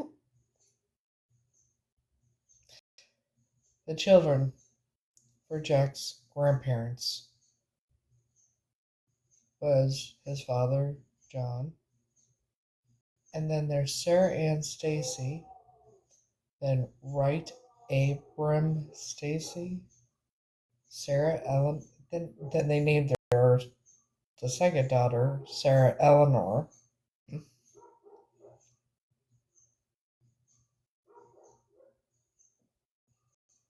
See about Sarah Ann.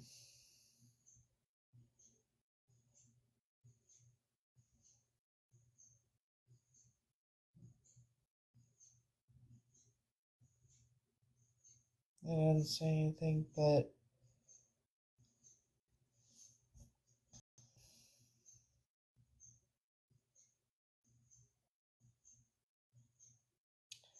says Sarah Ann Stacy was born June 6, 1887 in San Juan, New Mexico. She passed on June 6, 1887 at the age of...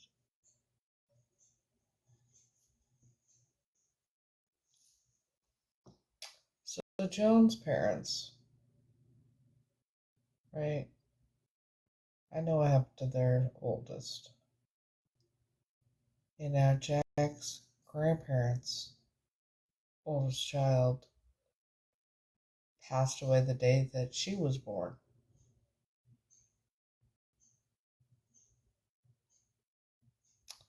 Well, this is interesting, isn't it?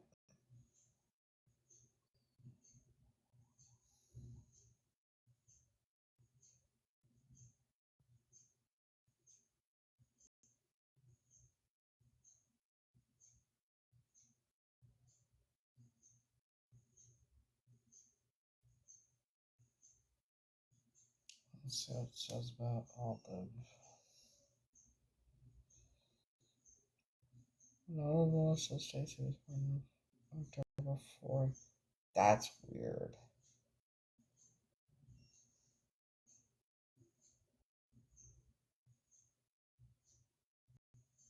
She married Orion Pratt September 24th.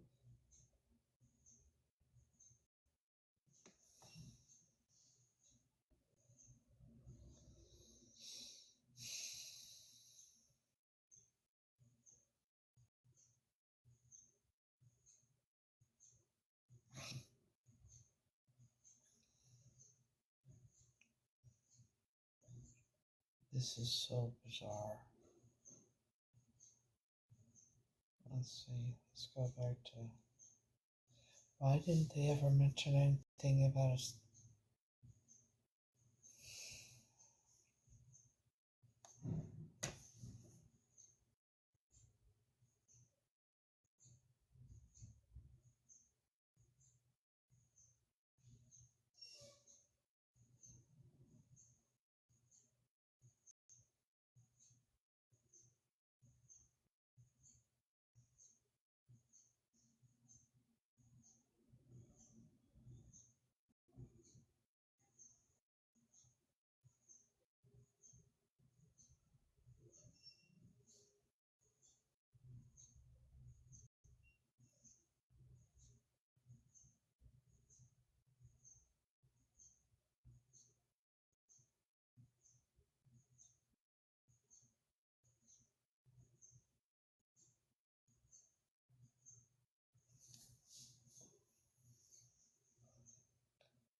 Well, not only for Joan and him, it only lists one daughter, one child.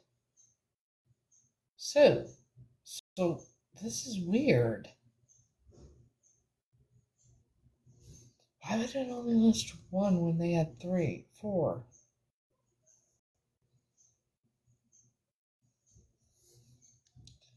Stranger and stranger.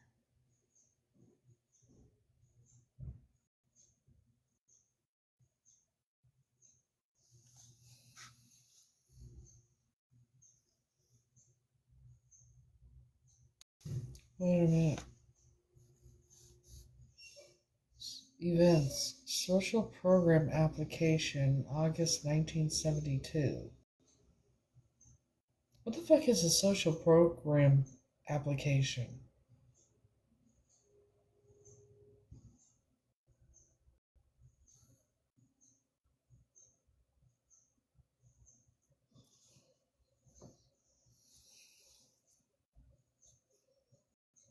Let me check it real quick.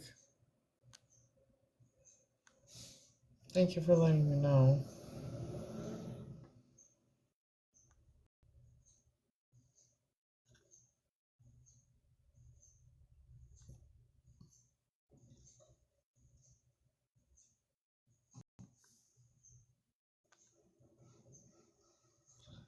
Now, I've said many a fucking times, don't add words to my list.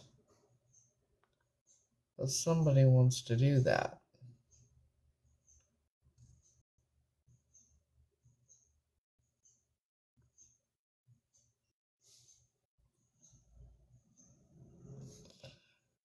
So now,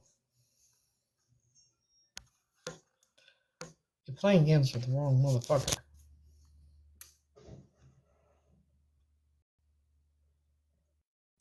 I don't think it was you. I think I know who it was. And I'm gonna take care of that right motherfucker now. Because I'm not playing that bullshit game.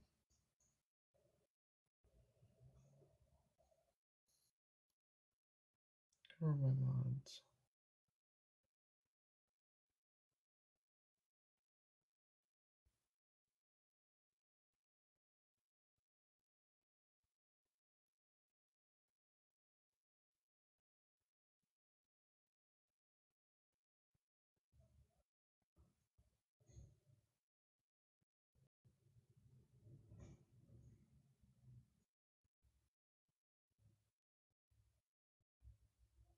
Right now I have only 3.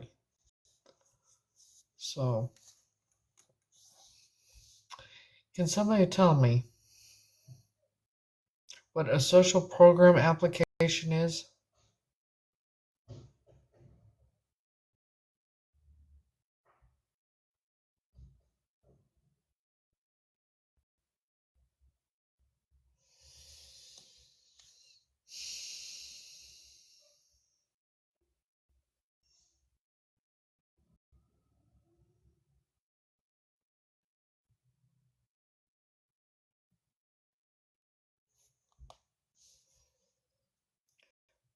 What is a social program application? And why would a 13-year-old, well, 12 and a half-year-old, almost 13-year-old, be applying for a social program application?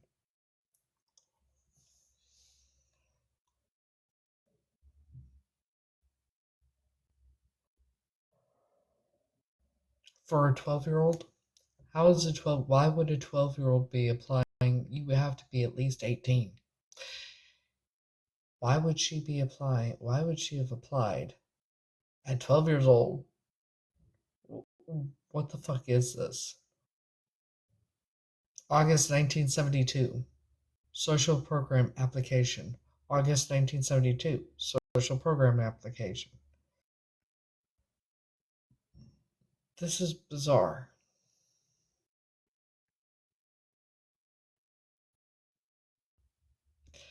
No, they didn't have her on SSI or anything like that. She didn't get on SSI till, or SSDI till, God, she'd been sick for a while. So, in the 90s? No, it wouldn't be. If she was applying for WIC in 1972 at 12 years old,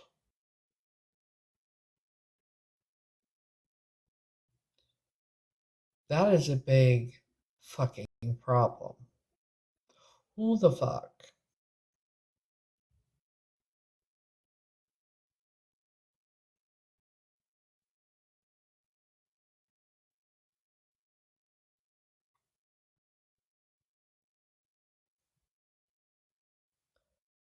I am very,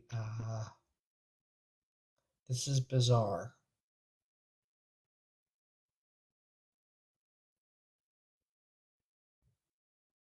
to say the fucking least. Okay, but it would have been, if for WIC, if it was WIC for her, right, it would have been when she was younger. And I don't think they had WIC back then, but if they did, she was 12. And at that time, they had already had the 4 kids. Why? This makes no sense.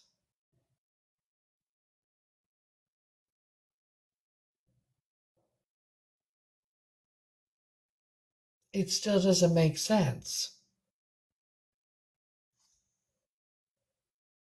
None. It makes no sense whatsoever. Uh, she was 12. I don't think so either.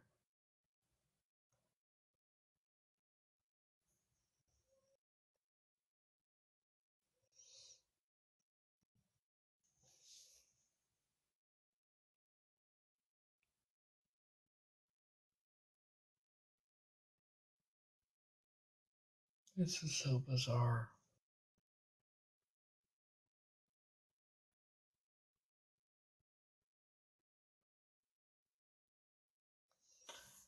(1972). It says name Susan Elaine Stacy, female, October 4th, 1959, Long Beach. Passing was October 10th, 2005. It says married name Susan Elaine Trouble. Then it says custom event, social program application, August 1972. Then it says again custom event, social program application, August 1972.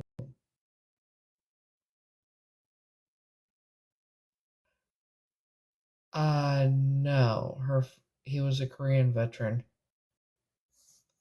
But the thing is, so what the fuck is a 12-year-old needing to apply for a social program application?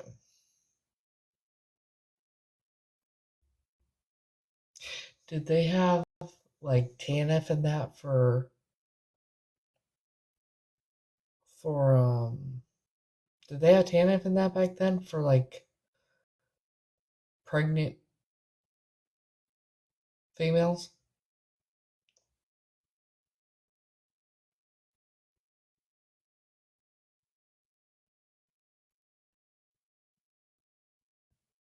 Did they have TNF back then, is my question.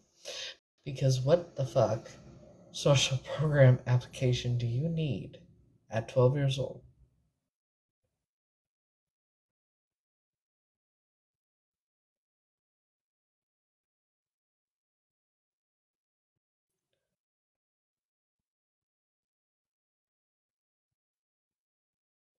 Okay, so what social program did they have back then?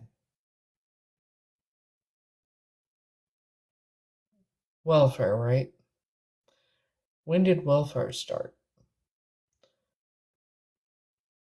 Because I'm wondering something.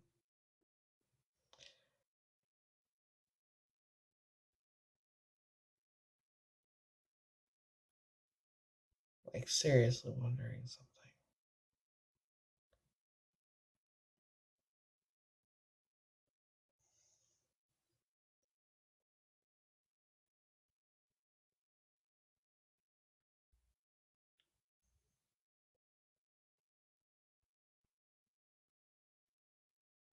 Anybody know when the welfare started? The welfare program started? Because I have a hunch and it's not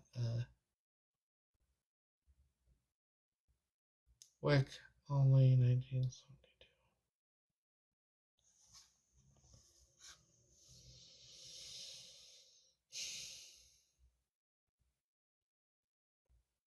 Knowing what I know about that family,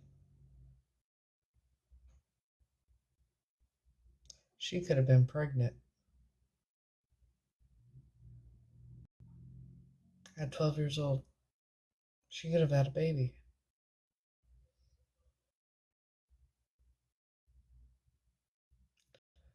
Because there's two social program applications for August 1972. She was 12, almost 13.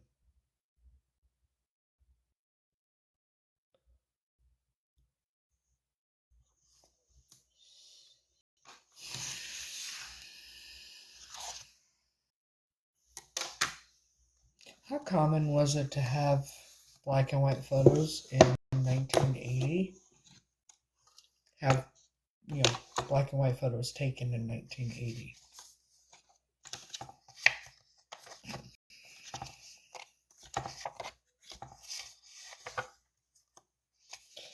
Because I have a hunch and I'm not.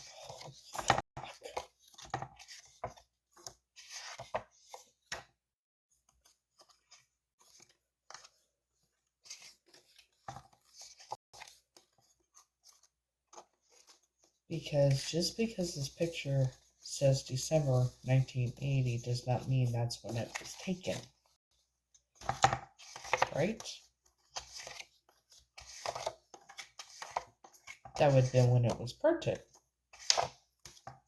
Right?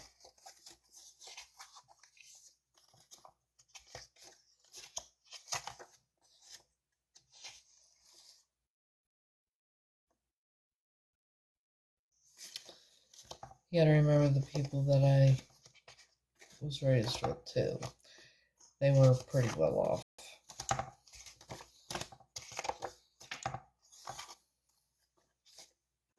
They had colored photos in the 70s, but all of a sudden in 1980, there's a black and white photo.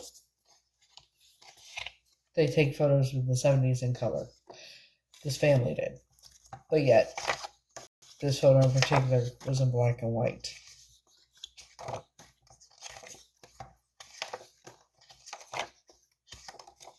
Oh, for Pete's sake, where the hell is it?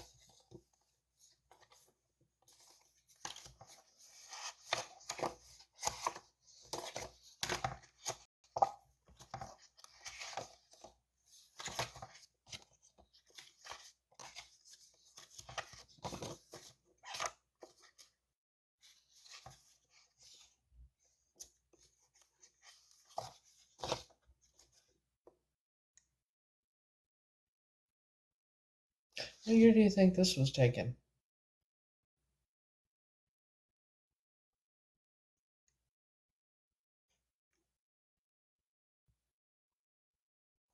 No, she couldn't have been 12 there. 13. She couldn't have been 13 here, could she?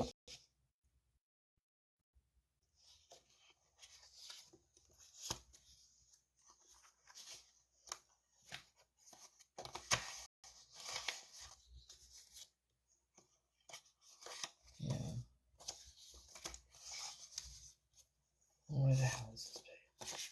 See, they were taking colored photos. This one was like from the 60s, 50s, something like that. So yes, they did have a kid. Yeah, this makes no sense. What the hell is that picture? Bear with me.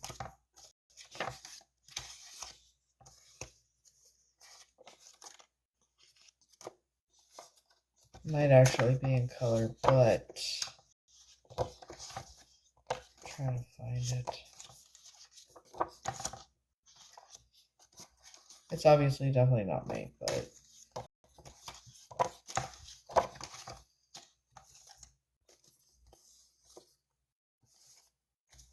so you think this outfit is 80s?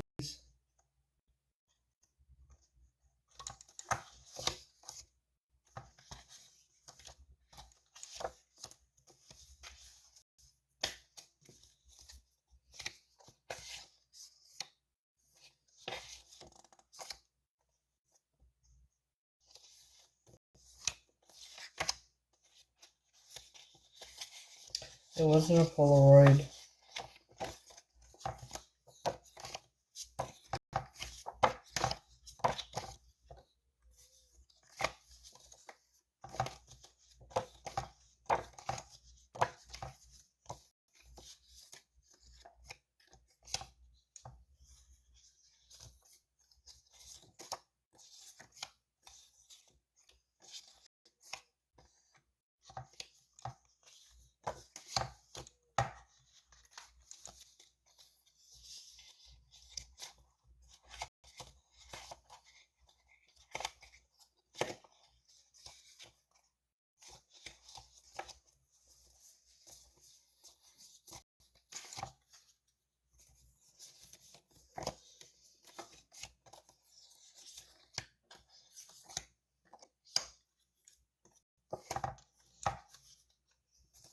What the fuck is this picture? Shit.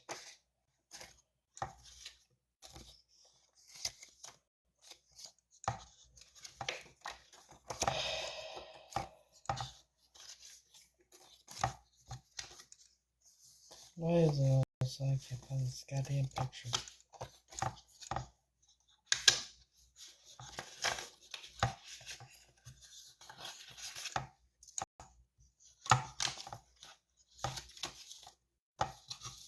Ah. Okay, so it's in color. It is in color.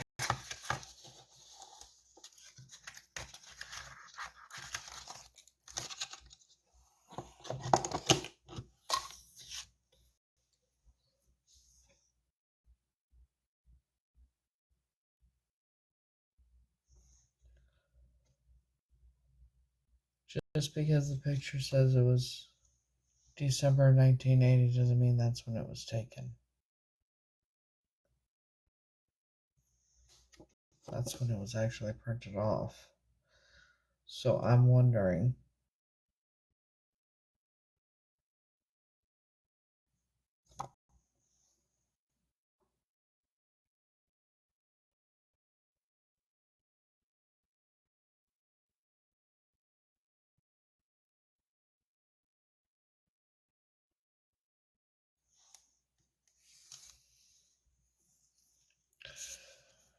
I'm figuring things out, and it's like right now I'm trying to figure out why a 12-year-old would apply for a social program application. August 12th, August 1972. Sue had 2 applications for, it says, social program application August 1972. And then under it says social program application August 1972. She was 12 going on 13. What social program would a 12-year-old be applying for?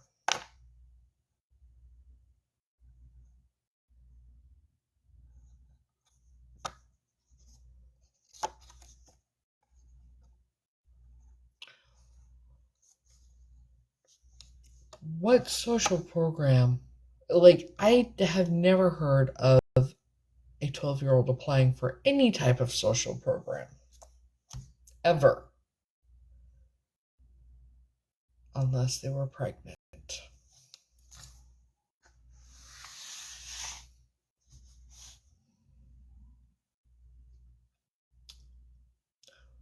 So,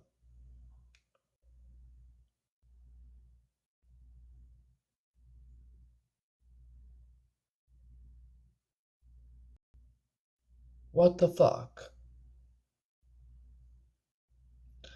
would a 12-year-old, why would she be applying for some social program?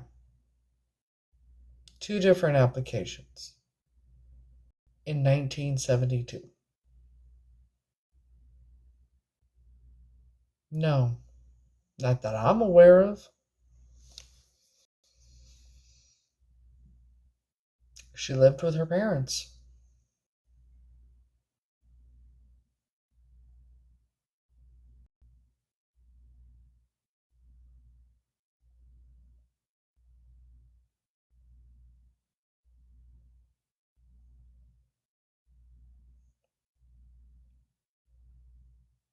Sue was 12, going on 13 in 1972.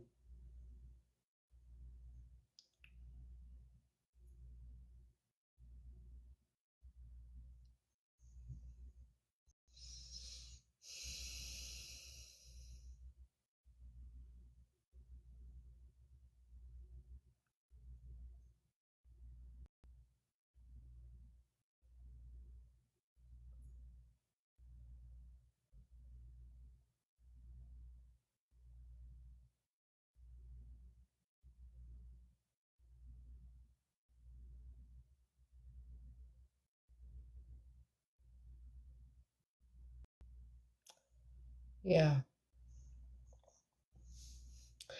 I remember being told about, well, they said it was me that she was pregnant with, that she was sent to some home for an unwed mother, for a while.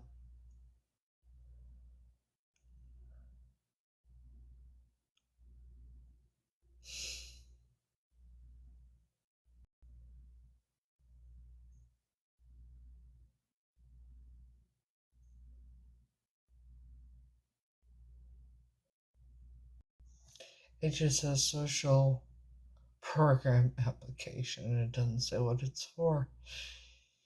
And if she was pregnant, who was the father? I'm willing to bet I know.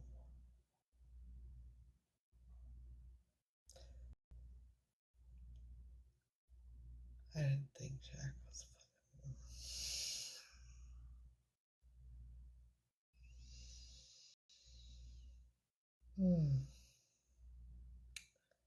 Yeah, they lived in Iowa. So, most likely, Sue had, I don't know how many children at this point. I'm not one of them.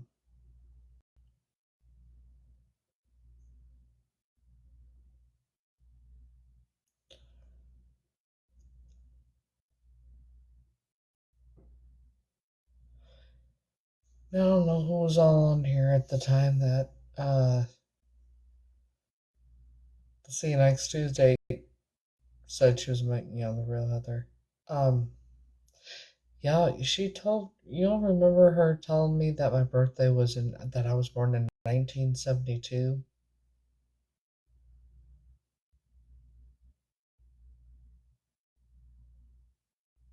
That was one of the years she gave me was 1972, and then she said 1982. 1982, supposedly Sue had a miscarriage. Um,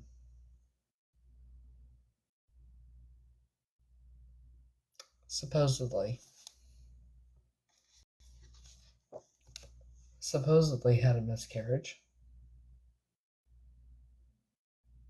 This is a boy.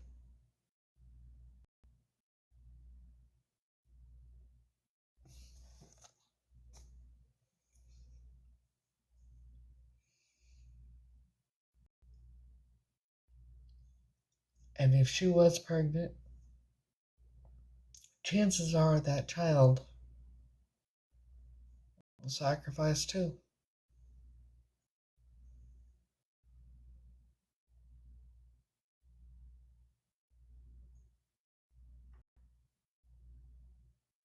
Or it's still alive somewhere. One of the two.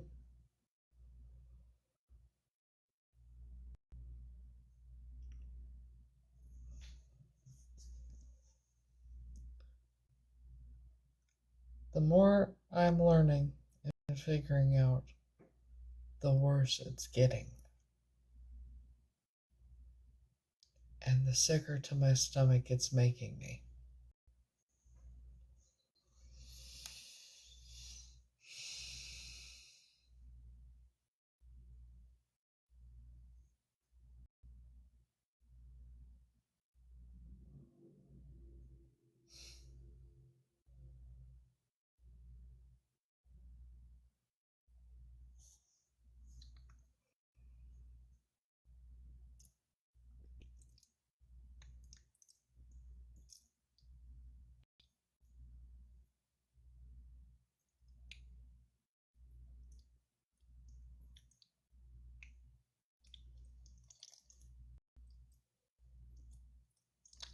No wonder she was all messed up in the head.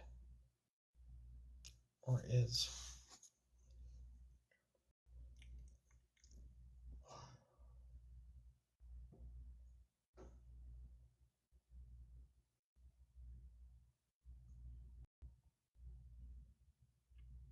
Yeah, I grew up with her, knowing her as my biological mom.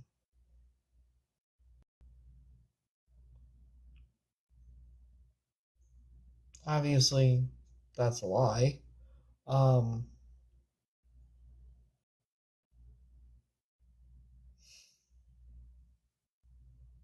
years old.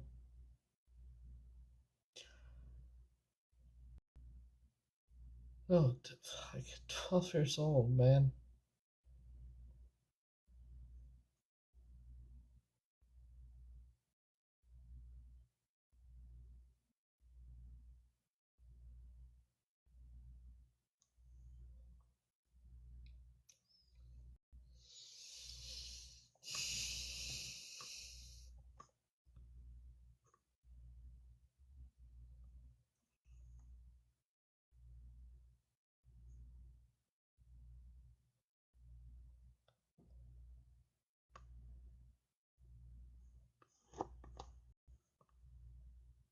The different things I was told.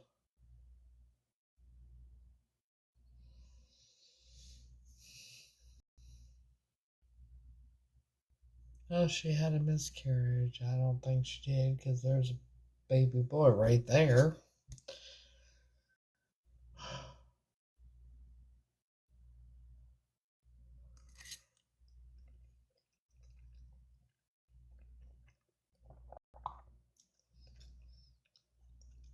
But 12 motherfucking years old?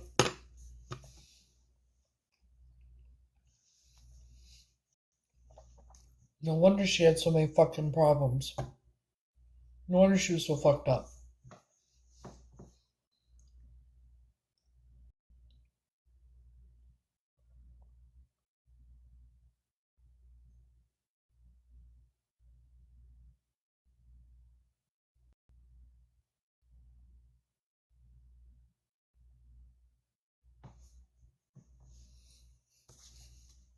Had this been taken in the 70s?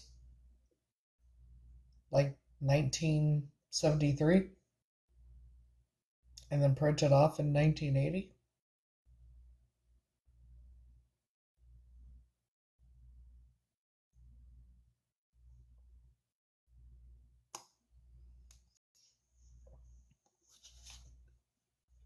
The baby with the deformed hand and the two different size length arms.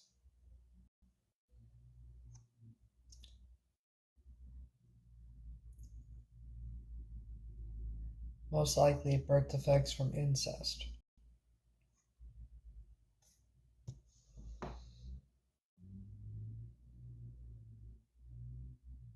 And I'm guessing Jack was.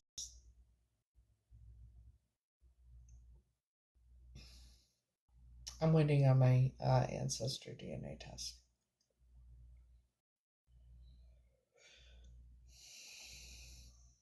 But it was confirmed I'm definitely not Heather.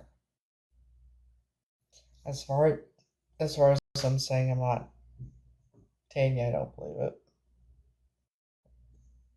When I told him I was going to do, because I've asked many a times for the results, I want the results sent to me so I can see them, and they avoid me like the Black Plague. And then they finally said I was going to show up there, and then the dude texted me. And once I said that I was doing an ancestry DNA test, and if it comes back that Tanya's sister is my sister, well, you know what that means. And I said, y'all are going to have a lot of problems then. Well, am I going to be in trouble? I just started in January here. And what else was it? As far as I know, the DNA test was done properly, blah, blah, blah. It's like, okay. But then tells me he has the results, right? And I said, well, you can send them to me. Oh, you need to contact the Texas Ranger. He can get them to you quicker. See the problem?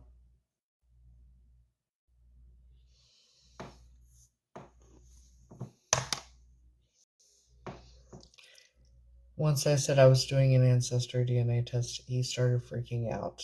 Another officer that I spoke with, law enforcement, that I've spoken to before, I said that I was doing a DNA test,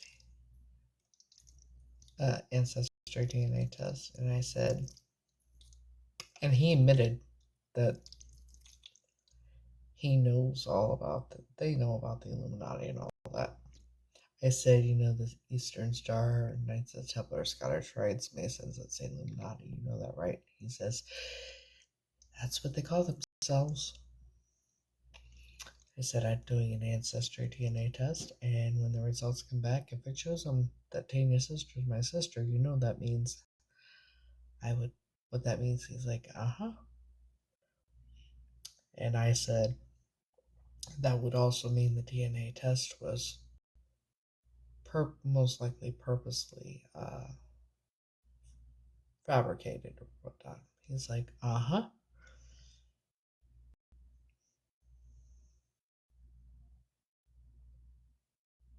So yeah. There are some law enforcement officers that do want to do the right thing, but for reasons they can't because they're scared.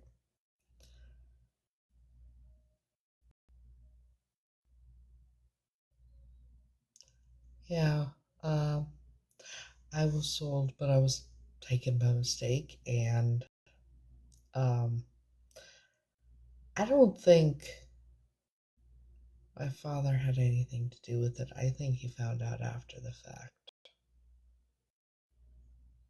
But the family believes he did.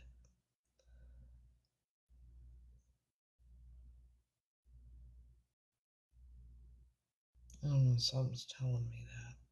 I could be wrong, but I don't know.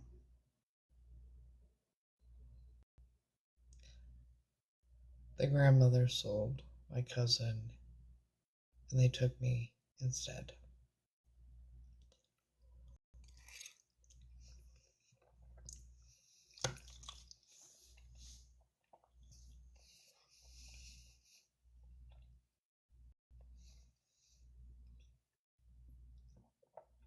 And then,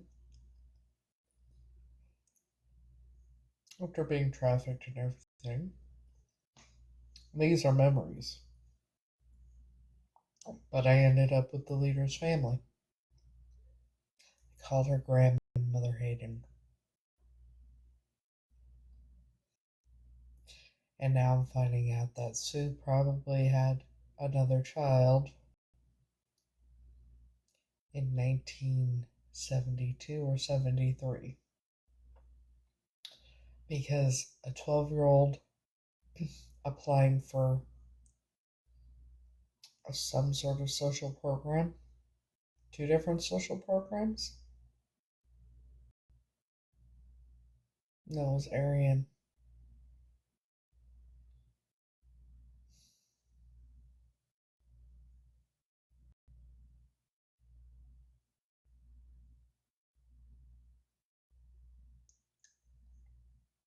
One of the direct descendants of John and Priscilla Alden.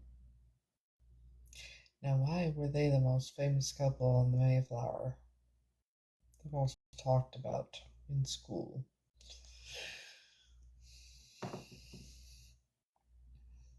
I don't know who actually took me.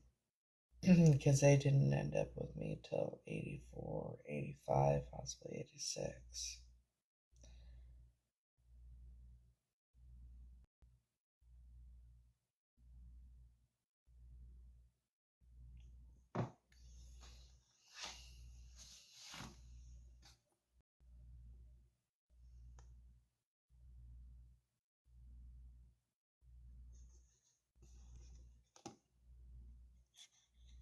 Do I look like I'm going on 6 years old there? Right here.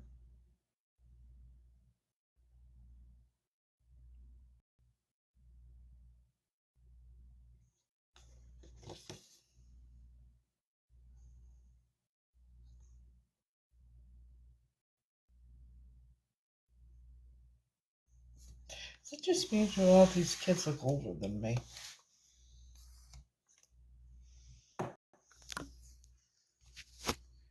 You know, fake accounts, ain't gonna fly here, buddy. Okay, so all these kids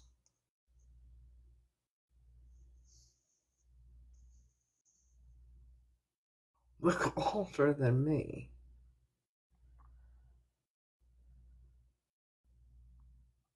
At least to me they do.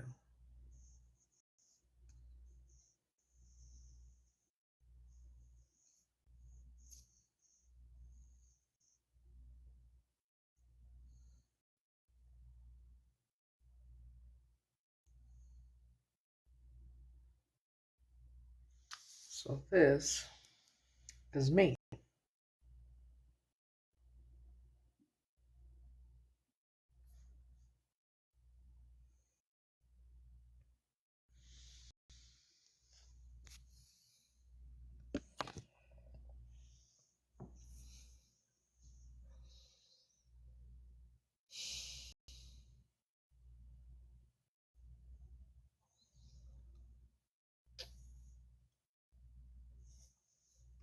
I was taken in Davenport, Iowa, at Buchanan Elementary School, which the school is closed. It's been permanently closed.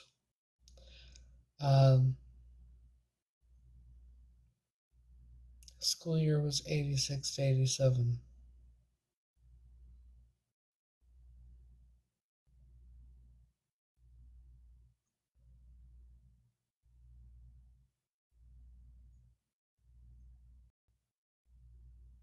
Davenport, Bettendorf.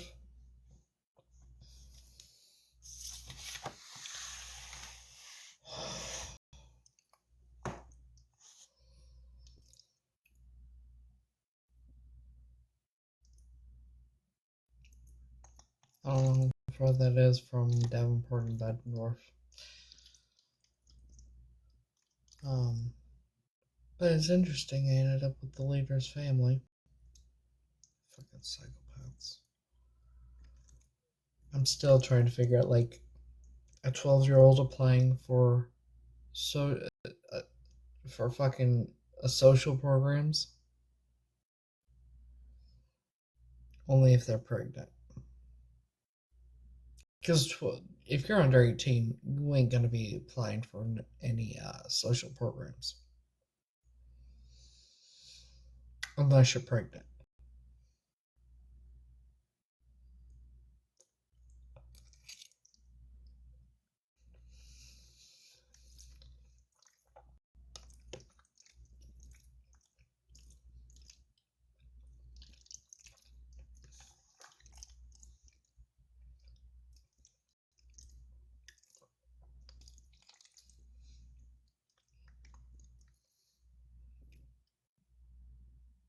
Am I wrong or right?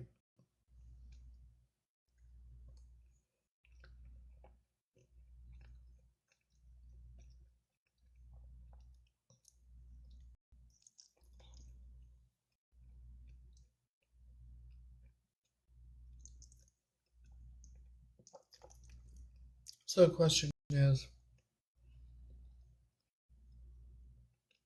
if she was pregnant, she wasn't emancipated. If she was pregnant, where's the child? That's my question.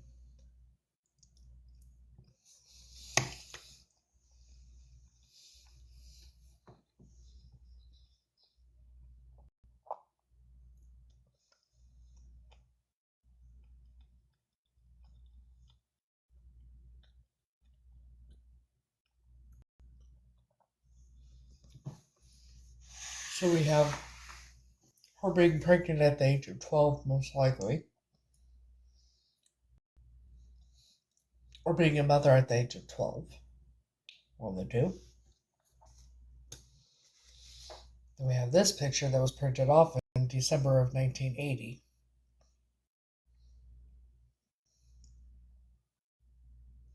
Which, how do we know that this wasn't taken in 1973?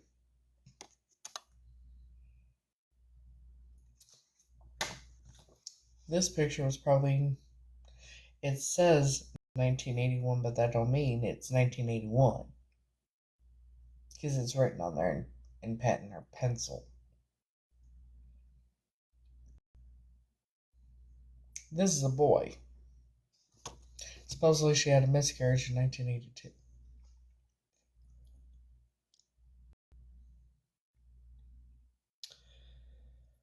Her sister and brother-in-law did the adoption in 1990. I lived with her till they took us to Texas, to El Paso, in 1989. I believe it was February. This was weird. It snowed briefly in El Paso, Texas.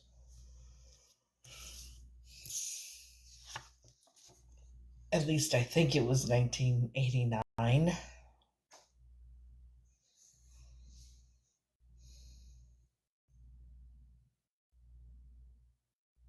don't even know anymore the years. After all this, you just know what you're told.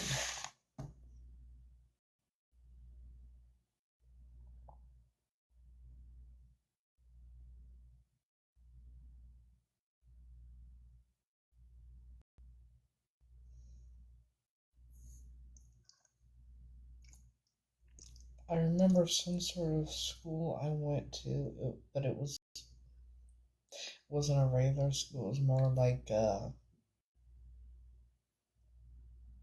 like a Bible school or something, a religious school.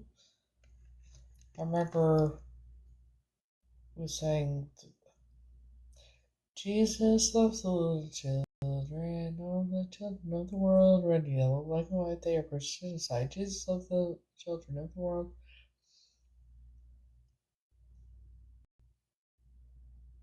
And she was a substitute there, or a teacher or something there too. This whole thing is fucking weird. Things are getting weirder and weirder.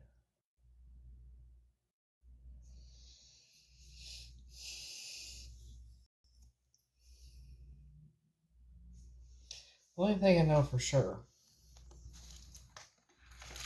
But then again, it doesn't mean this is when it happened.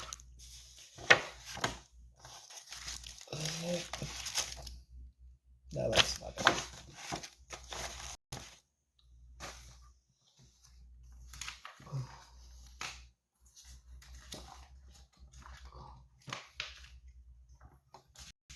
Oh,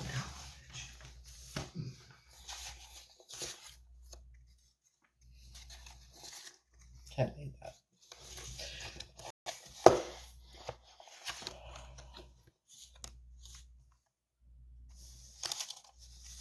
Oh, there's a lot of shit. I have a thing about keeping obituaries. Why would they keep so many did anybody else's family do that? Keep obituaries like that?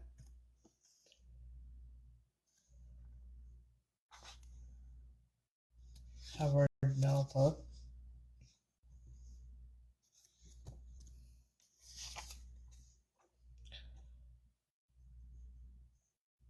And then Joan Arian TV Bride Sunday. She had like 5 or 6 bridal showers. It was fucking weird.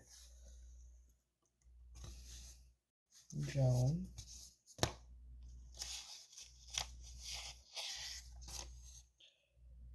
Numerous events claim attention of hated family. Is it normal for families to be newspapers for bullshit? Who the fuck is Ronald Arian? Party Fete, Joan Arian. Marriage in Davenport.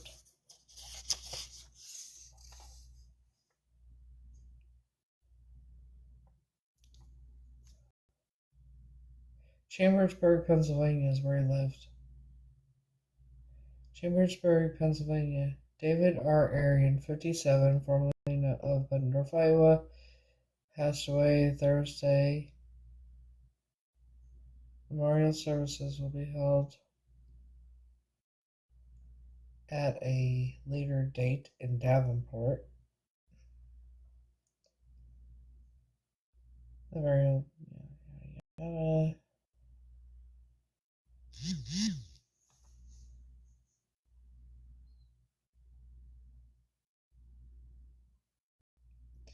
He worked at Rock Island Arsenal and Letterkenny Army Depot. Oh god, I need a light.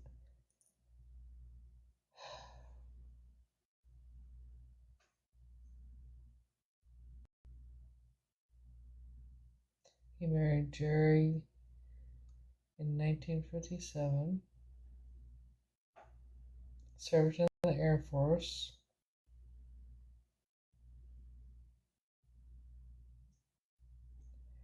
His memberships included Roosevelt Masonic Lodge 626 and the Iowa Mayflower Society and the Vietnam of the Veterans of Foreign War and Masonic and Moose Lodge. Huh. Survivors include his wife, daughters,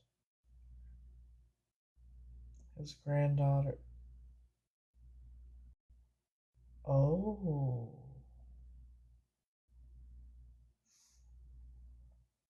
Maybe that's why she did it. Maybe she caught him doing something to the granddaughter. Maybe she knew he was doing something to the granddaughter.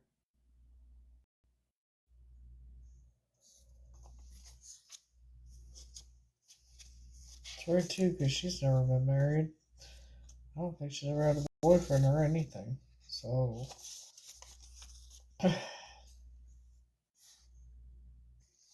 How many obituaries do you need to keep for one person? Shit.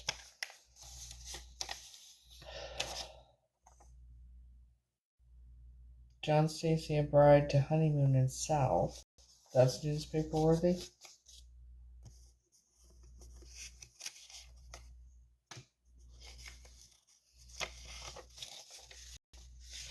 Another wedding announcement for them.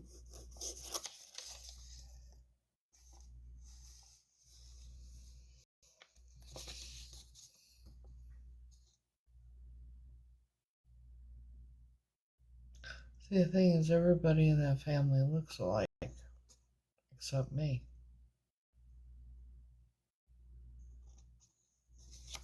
Because I'm not part of that family. I look like a family I don't know. Another wedding announcement.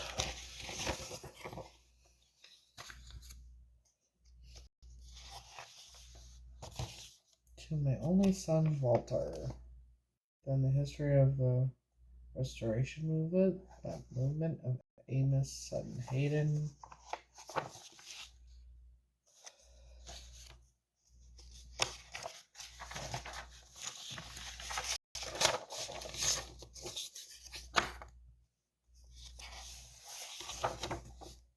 To my only son, Walter. And there's the Hayden family of North America. The Hayden family in North America.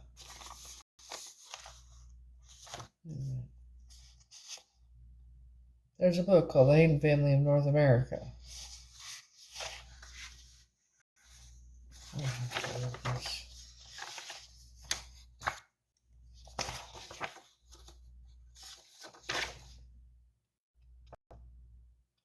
Oh, that's fucking Polish. Descendants of Nathaniel Eli.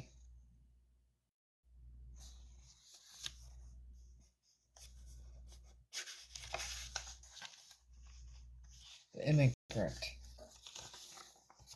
Descendants of Nathaniel Eli, the immigrant.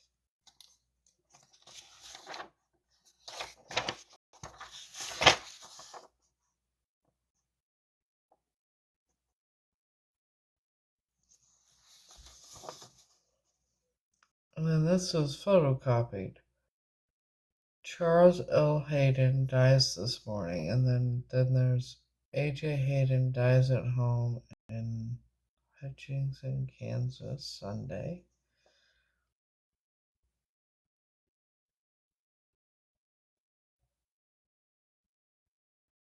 And then there's the honored and beautiful life is brought to a close.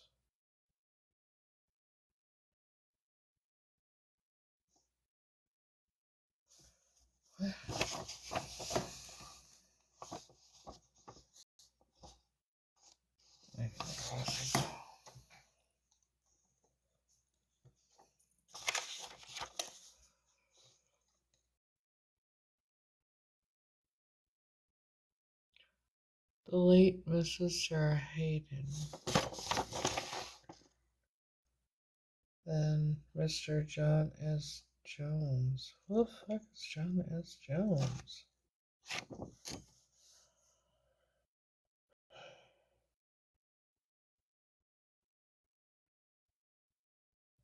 Mr. John S. Jones died very suddenly. Mr. John S. Jones died very suddenly at his home on Honey Creek.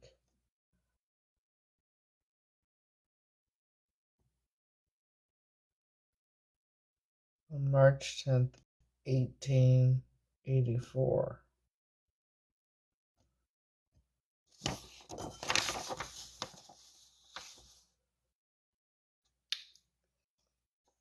Interesting. Very interesting.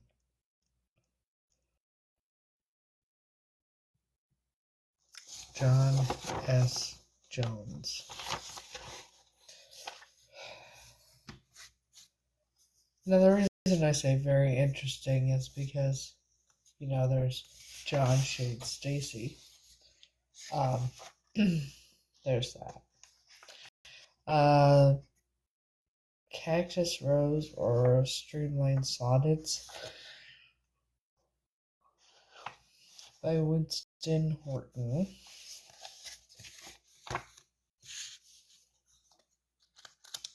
John Alden.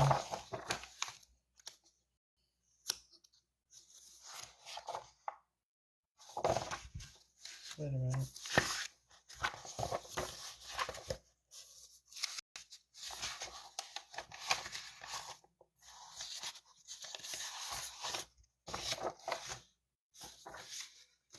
That's weird.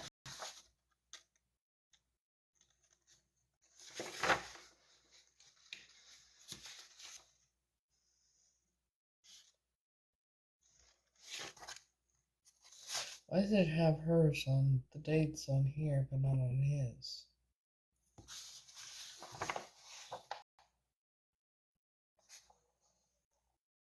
Dates of birth and death, but none on his. So weird.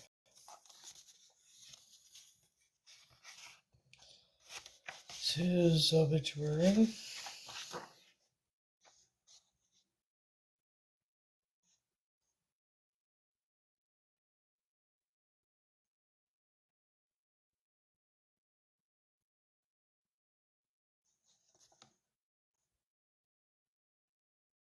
I need to see if I can find this guy Danny.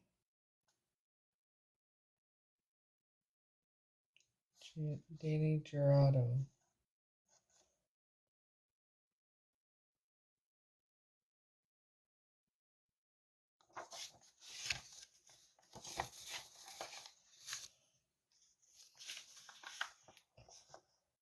So it says September 17th, 1990 was when the adoption took place.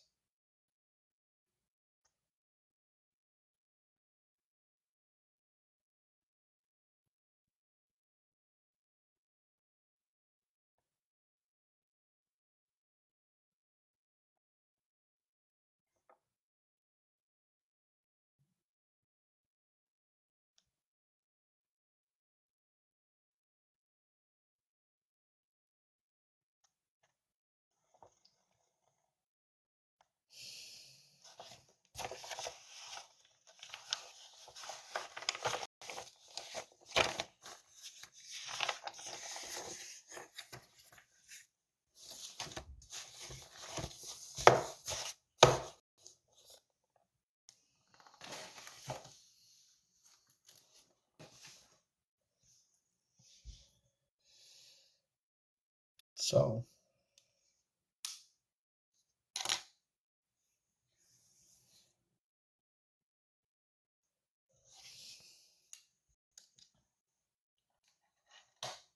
I said that could be, the date could be wrong on that too.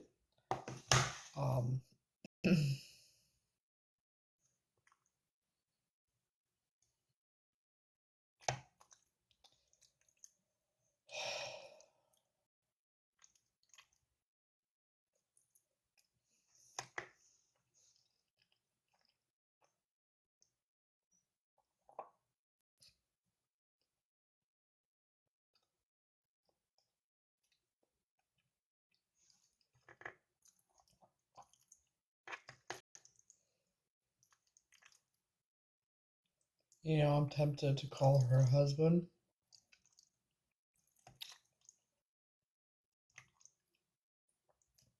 But if I tell him she probably faked her death, he's gonna call me crazy.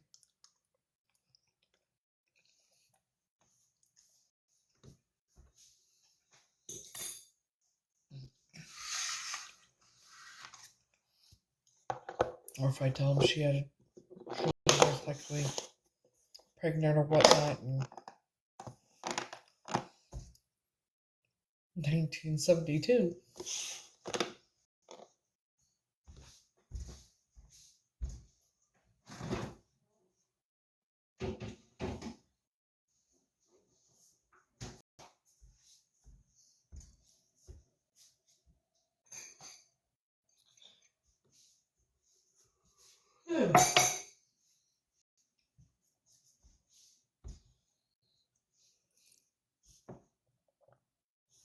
So I think I'm gonna end this for now because I need to sleep on this shit.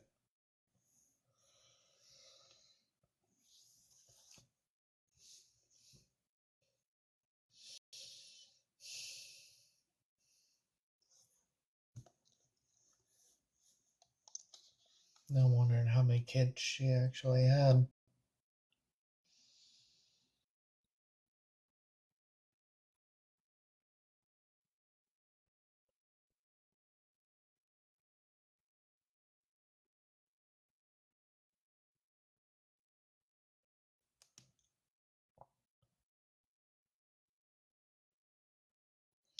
Anyways, I'm gonna go ahead and end this. I hope you all have a good night, and I got a lot to think about, and I'm trying to figure more of it out. So,